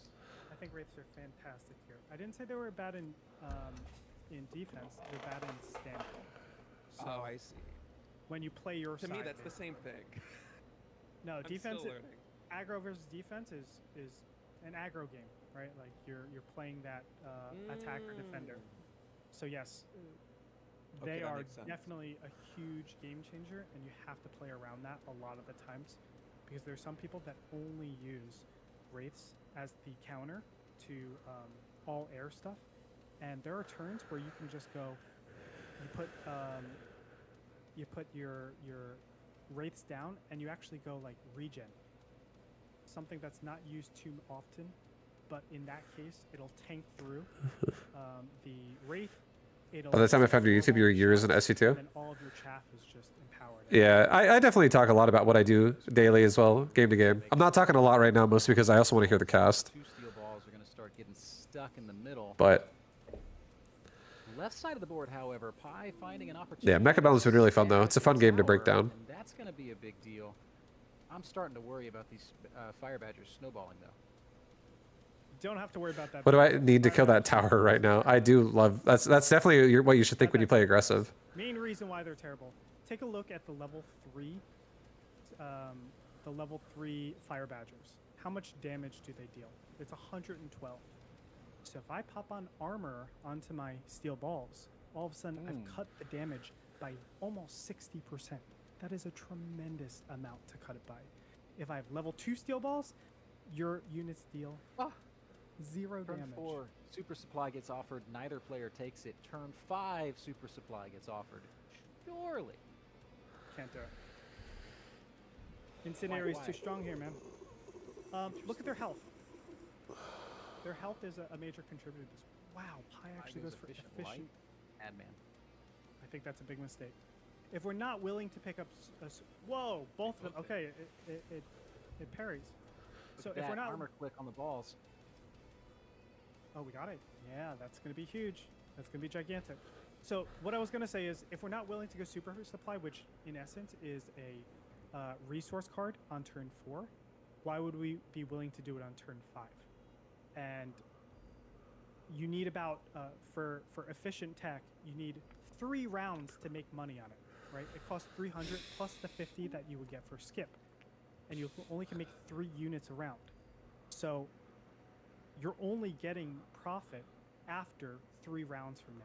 And the question is, are these guys going to finish the game by round 8? And I would say a lot of the times we do finish the game by round 8.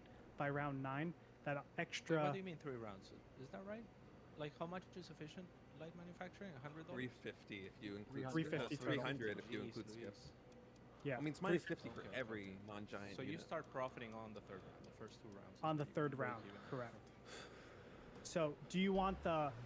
Good job sticking it out. Hope you rounds, or do you want rest good later. Thank you, dude. right away? Yeah, I've just been feeling kind of shitty, 50 right away. unfortunately. I feel like I have a temperature right now and I just have a I headache. guess 53 times adds up. But it is what it is. I can These Badgers are I can make still, it through it. But thank you, dude. Quite some work, but the ball's managing to almost push through on the left side. Pi's being very pesky. Oh, baby. And you can see that absorption module coming into play here, that level 2 steel ball, able to absorb back up to 100%. So these Wow. steel balls Wow. are invincible. Ish. There's one play, of course, that Pig has. He can, of course, ignite. It's Ignite, it's not Scorpions. I would always make Scorpions. Is that bad? I here? would also make Scorps. Scorps are great here too. I'm saying for the Badgers in particular, for them to be useful, we can go with ignite. Oh, But Don't the Badgers have a tech? Obviously, it's not equipped, but don't they basically have the same tech as the Vulcan, where it like doubles the damage? I'm surprised that isn't in the loadout here for Pig. it's only plus 100%. It's not 200% like the Vulcan. So it's significantly Wait, the less. Vulcan's plus 200%? I thought they were both plus 100. No. Am I wrong about this? I believe the Vulcan is more. I thought it was 100. No, I think it's 100. I'm in the thing and it's 100. Why are Okay. you spreading misinformation? I thought it was. Misinformation. For some reason, I thought it was plus 200%. But maybe I guess I am terribly wrong. That's great. Oh my goodness. What else have you lied to me about today, I know. Gretorp? But just I to do note, like the Raiden though. Cool uh, Raiden, no? a level 2 Fire Badger only does 120, right? If that's the case. If we have the plus 100% attack. So 120, or 124 technically, without any mods, or it looks like 1 attack mod. So basically 99% of its damage is going to be blocked still by the armor. And that's why it doesn't work. The base damage is too low. But we got the Raidens, man. The Raidens are gonna deal with the balls now, and the Fire Badger's job is just to clear the shot. Keep chilling. A lot of wasps on the board, and there's really nothing that deals with them. I see 2 packs of Mustangs, but one's going to get stuck on steel balls, for sure. That is true. Sure is. Raidens on the other side, though. They're destroying those balls. Yeah, but the left tower is such a vulnerability, and it's gonna be a 9-second Whoa, paralyzed. It's wow. still level 1. Oh, Just that might bailed just be right game. through. Okay, Pi. Okay, Pi. Okay, Pi. We're not done yet. Unless. No, Ace sir. Match Dream is real. That's right. Wow. Second paralyzed Okay. is going to take it to the first game 3 of this Sure, of sure. all Okay. tournament series. Minus Oof, barely. 39? 39? You're kidding me. That's nuts. Wow. Okay. This is exciting. I would love to see us get to an ace match. Ace match, of course, is best of one. One game to rule them all. Got the 2 team captains on the call here.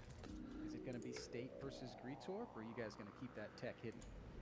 Oh, I have never won a game versus Rico in my life, and I played him on the ladder a couple of times. Roddy I would versus certainly Pi, hope that's ace not match? the matchup. I'll have to discuss with the team. It's a democracy over here. I don't know how Gretorp does it, but Hey, look, I have honor, just to let you know, and I didn't put myself in the 1v1s, so it's very reasonable that I don't put myself in the ace match. I believe in my team. I believe in my team. Let's go on. I respect that. Let's go on, Greg. And if Pi manages to upset Piggy here, then at least one of your teammates will have won a game. Your belief will be Sorry. a little bit justified. You know, I just want to say, Cats, this is the type of energy I would have brought to Root if I was recruited. Yeah, believe in I'm the just gonna team. throw that out there. But I mean, I'm that's already doing that now. that's the energy that you, I guess, don't deserve. So it's fine. Gretorp is exactly as fiery as I remember him. Hey, man, the real ones never change. The real ones never change. State. All right, You're game gonna number represent 3. Root? Let's see Piggy how I versus raise Pi. them. Bobby's just whatever getting set up happens, right now. It's been a great tournament series so far. I wish your team the best of luck. I think that we couldn't have gotten better games. I especially loved, honestly, I'm not trying to throw shade here. Vicky was incredible today, and She really was. She could be top of ladder very easily if she continues playing. Like, we've had some amazing games coming from players that for the most part, just learned the game. I agree. Vicky got very offended. Roddy said she'd only played for about 10 hours. She's like, no, I've played for 70. Oh, Oh, gee. She's put in some Yeah, work. Vicky.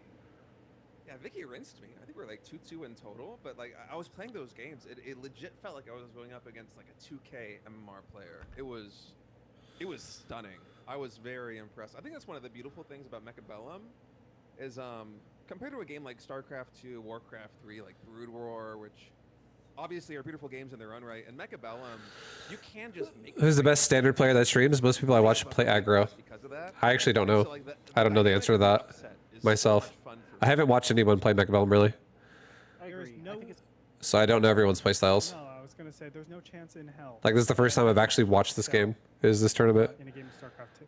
Yeah. Or not Yeah. even Cyril. Like, State, I don't know if you're still playing StarCraft 2 like really vigorously or you just switched over, but I am positive that if we went 1,000 games, I would win exactly 0 against you.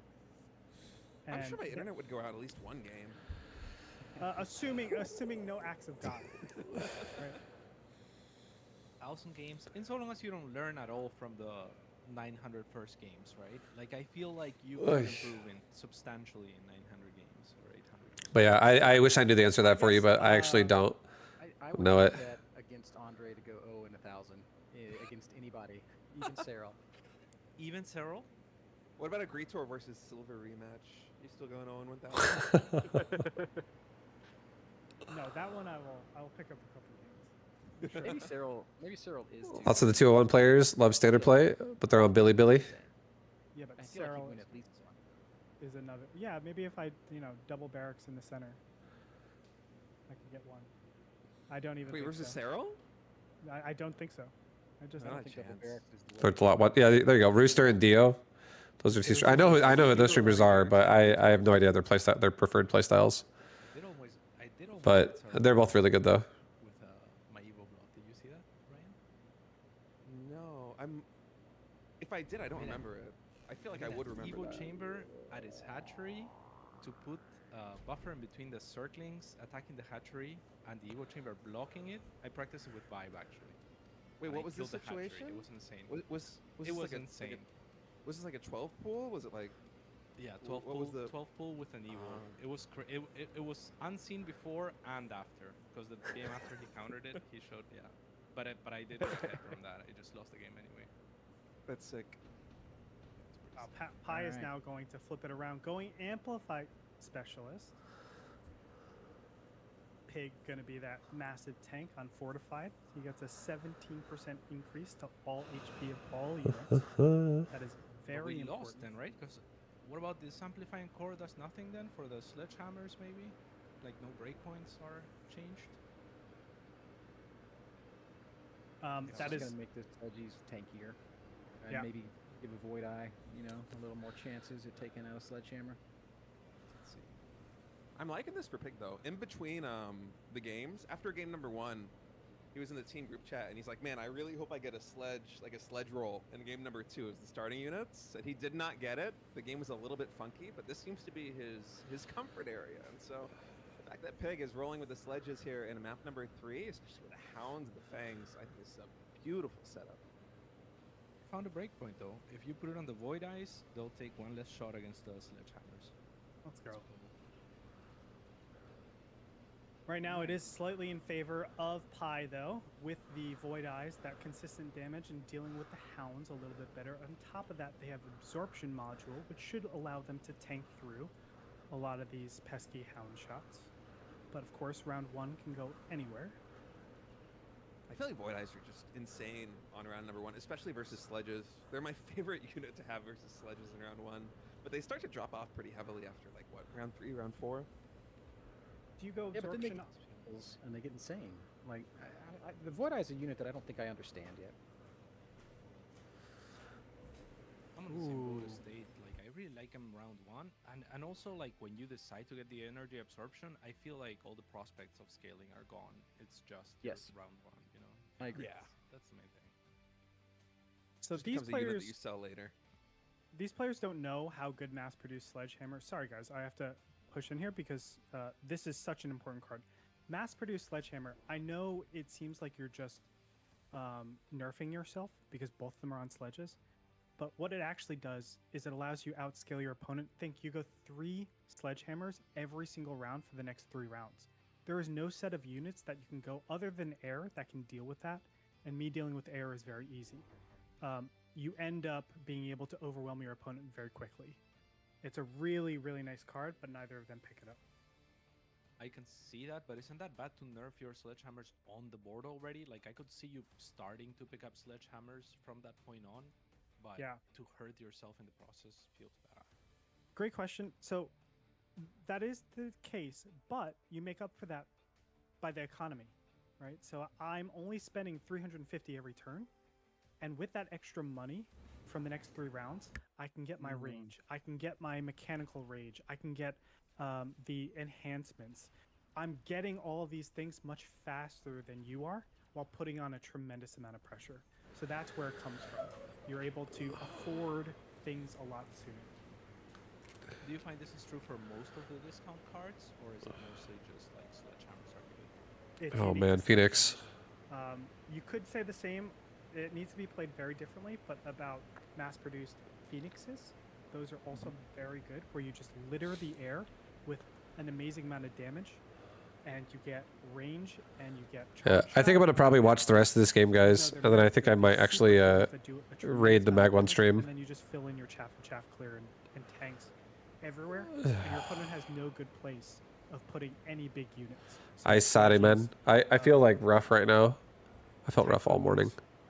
any of those medium-sized units, actually.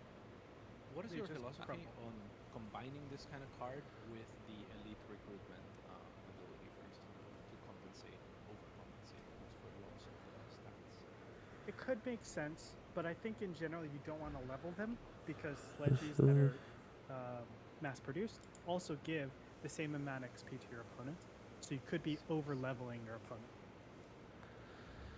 Right, guys, a It's a- couple of things that I got to call out to pull us back to the game here. We just saw Pig with a strong turn 2, putting down a couple packs of Phoenixes.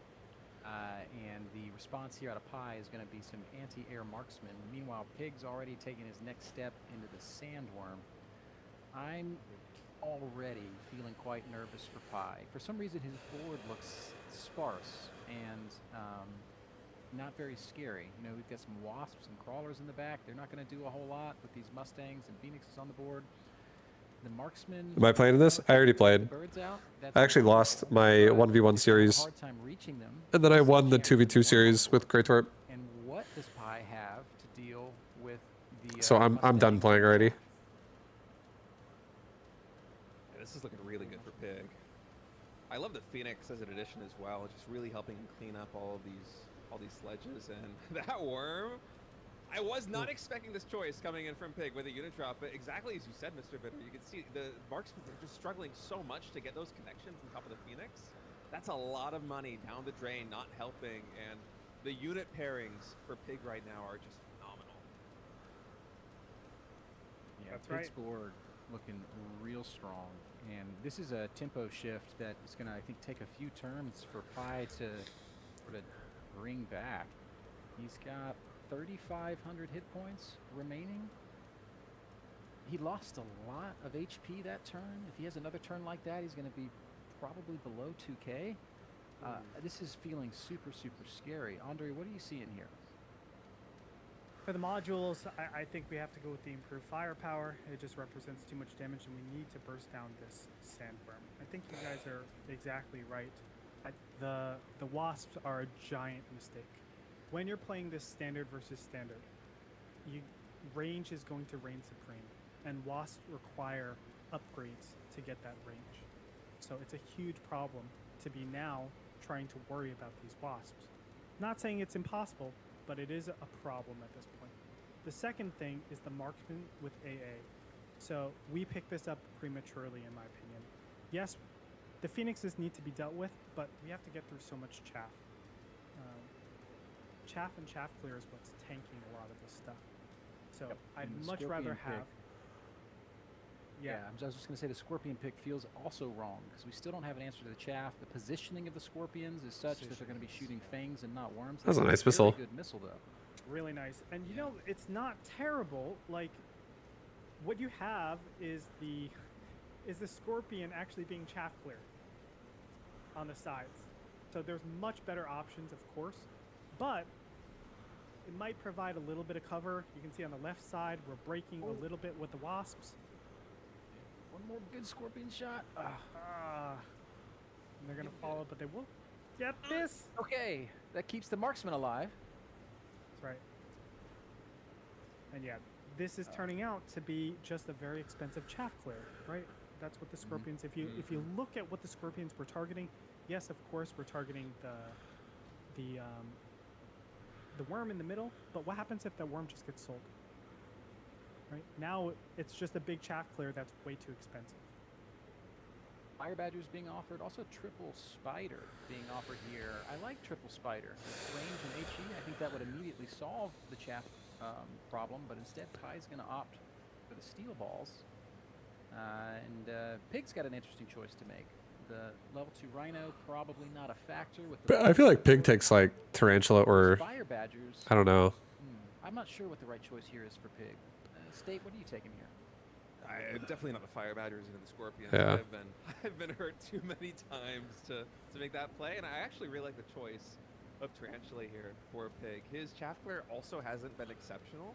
Of course, now having a level 2 Mustang with that improved firepower system will help a lot, but the faster that he can chew through these crawlers that come in on the rear for his opponent Pi, the faster these Phoenix are going to get the very juicy connections on units like these sledges. Yeah, Pig's board honestly looks pretty nice for like a standard board I overall. like this addition a lot here for Pig. I love this spread. He has a lot of clear. Pig is doing the right things, making sure he's owning more of his board. But as we go on to future rounds, these Scorpions become actually very good chaff clears because we're head to head, right? Like there is no sides we have to worry about. Pi absolutely has to worry about those sides being collapsed, and Pig should be really focused on making sure that he has more angles for his chaff to be attacking his opponent. We'll see if this works out. Pi added 2 more Scorpions, and as the Scorpion count, The Mustangs are so climbs, they do strong. start to become relatively effective At this point, at clearing chaff. Ooh, a couple of big Scorpion shots there. Ball's getting some locks on the worm. Scorpion finds the worm, but it's just got so much. and so the Phoenix. As we've been talking about, the chaff clear isn't really there, and that's a very big round win for Pig. Oh my goodness, this is going to take Pi down to near death. And I think the MVP of that round and the play that I actually liked the most for Pig was the fact that he added those crawlers in the back. Because I feel like the Scorpions, like they're not great chaff clear, but they're actually not terrible against Mustangs or against Sledgehammers or against Fangs, but they are dreadful against crawlers, right? So I really like that. That's kind of like the switch up for Pig is to add like the actually obnoxious chaff for the Scorpions to clear. And I think that if he keeps doing that, they're kind of nullified. And look at the level 2 Sandworm coming in now with portable shield. Oh yeah. These steel balls failed to find the connections in that previous round, and the problem is going to become way more dire. Now, the Rhino drop is going to do a pretty good job of pulling the aggro back here for Pig. That might allow Pi to exploit some weakness, close the gap, That and Rhino potentially take is down gonna one of these die. towers. It'll die, Gonna but die it so will fast. stall the army, won't it? How about Sandstorm? A little bit. It's just gonna be deleted. Oh dear. Oh no. Oh no! oil. Oh man! no. All right, Pi. that's. Oh boy. You're That's, never expecting this play. You don't think to shield right away. Yeah. Forget everything else. This incendiary is going to steal the show. Yeah, I know Oh, he's. dear. This is probably the end of the That's game right gonna kill now. Basically, all of the chaff. There are two this is- crawler packs in the rear flanks that are not getting covered, and the steel balls. Yeah, they're Oh, gonna have no. armor, but oh man. No, it's not going to matter here. I think This this is is gonna going be to do brutal. it. It's going to be carnage, absolute brutality, and I don't think Pi can deal with the amount of damage that's coming in. Like, how does Pi ever get to the Phoenixes? Uh-oh. Yeah, the fire might actually kill the marksman. They're gonna walk forward. A couple missiles coming down on Pi's side. This will deal with some sledgehammers. Oh, Beautiful. Oh, no, You'll love I'm to sure- see it. All of his anti-airs dead already. That's it. not looking real good. I mean, Well, we can hold our well, breath through a Fire miracle. again? Fire again? Oh. Oh! What? He got it! What? What? Okay. Hoisted by his own petard. Oh no! The That incendiary is on the crazy. hound. That is Oh my crazy. god, is Pi really going to live? Nuts. What in the world?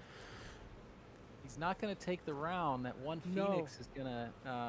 I'm actually so surprised he lived as well, to be honest. It's gonna buy Pi a turn, and I'm starting to think that the fact that Pi survives means that he's got a pretty good standing army against what Pig's throwing at him. Yeah, he's I mean, stuffing up all the Man, Mustangs it's really tough. with Pig armor. Right now, the big question, does he know there's a nuke? Guys, there's a nuke. Oh, he goes Take for smoke bomb? smoke. Okay. I actually like that. I would also take the smoke. I like Really? smoke as well. I Yeah. like smoke as well. I mean, you have to No way you assume take smoke shields. So, like, you know, now you're gonna spend less. You have to pop the shields for the nuke to do. Like it'll get the Phoenix, but selling the my. worm is interesting. Oh, we're going into Scorps. I think Scorps are good because he's trying to Makes sense. unlock his The balls question or that unlock we his had was, Mustangs does from steel it balls. know how to deal with mass steel balls that have armor on them, and very clearly, it's let's one-shot them with AOE. So he's going Scorpions. Oh, this I is like this. catastrophic, and the barriers aren't in the right place. Maybe the nuke can save him though. The nuke might save him, but you gotta keep in mind that there's no way Pi's gonna have enough damage on the board to knock out Pig, and that smoke will last next round as well. Yes, that's correct. And he continues to get steel balls. Oh no! So the bubbles what are happens perfectly if, placed. If Pi somehow survives, what happens if he goes mech div? Does it even matter? Mective definitely I think helps. sorry, Gretorp. I would my lower MMR opinion instead of Gretorp's opinion is that I would preemptively get double shot on the Scorpion, so the first one kills the balls, and the second one kills the That's crawlers. perfect. But all right, let's see how this nuke does. The bubble's not popped yet here. Oh, Pi finally gets the one. Okay, They're on the left okay, side. The gotta center get the is other. blown open. The Gotta nuke get is the gonna other. connect. Everyone's walking in though. No! That's big damage, but it also took down a lot of Pi's forces. Yeah. Even if he wins the round, it's not going to be huge, and these Scorpions are doing work on the flanks. Okay, but the Scorpions in the back underneath bubbles, they do not. Oh no! One walks into the cloud. You can see Not on these the right, bubbles though. are The right nicely are safe. protecting. Yeah. Oh, Very close. My okay. breath. Wow. Oh, no. Oh no! Oh, no. GG. We live. We live. GG? We Oh, live. he's gonna live, isn't he? Yeah, 123. Those Okay. are those mass produced Scorpions? Why was it only 250 damage and not 300? Or is that just nerfed? No, they They nerfed, her. nerfed it. Yep, they nerfed it. I think a patch ago. Hey, Gojo. All 300 That cost saved units. him. That nerf It really saved upset me. Because I don't know. Is every 300 cost unit now does 250 damage? Yes, every 300 costs. Okay. I mean, it was 250. I only make wraiths, so I got really mad. I was like, "You're supposed to die one round faster. Why aren't you dying?" That's Okay, right. there's mech div. I There's think that's a Mech Div. pretty good choice. Oh, my dear. gosh. It's don't- I still a don't know. problem. It's still a big problem. Like, you can't just go mech div. You need something else behind it. And right now, he's using his steel balls as his damage as well. Right? We don't have any chaff clear behind it. We don't have any damagers. God. Pig is going the perfect play. He's the one that is just looking down a firing lane and just taking shot of everything. This is how you want to see a scorpion board. Oh, All right. man. I mean, I don't see any way. Pig's is A gonna couple kill of, him. crawler The smoke kits bomb coming is still down there. to There's too distract much for the moment. good units against steel balls. Kinda like Fire that. to Those are provide. nice. Those are really That nice. kills The them Mustang and out. Scorpion combination together is like the majority of the investment, and the steel ball investment. It's like steel ball Scorpion versus Mustang Scorpion, and Mustang Scorpion is gonna probably crush. I also like it a lot. Okay. Scorpions are going to have to do a lot of work, but they're walking forward so fast into the smoke cloud. Oh, no. Look at this. Oh, no is right. It's Oh. a destruction. Let's go, pig. Oh, it looks like the writing's on the walls, boys. Piggy showing great form. Good game from Pi, but it's not going to be enough.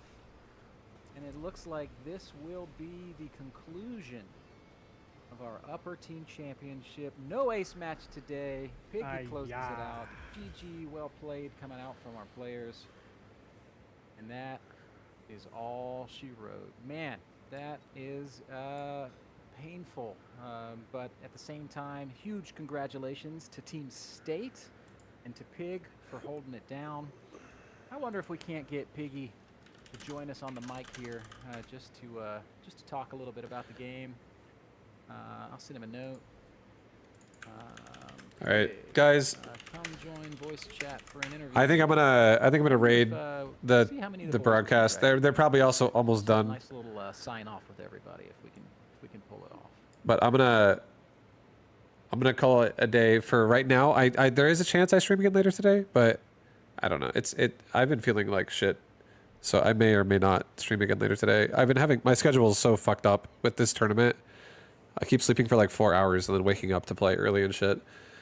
But I may or may not be back today, but I'll definitely be back on Tuesday. I also hope my internet issues are dealt with, so no more of that shit being a problem, hopefully. But yeah, thanks for watching, guys. I'll see you next time. Peace, everybody. Later, guys.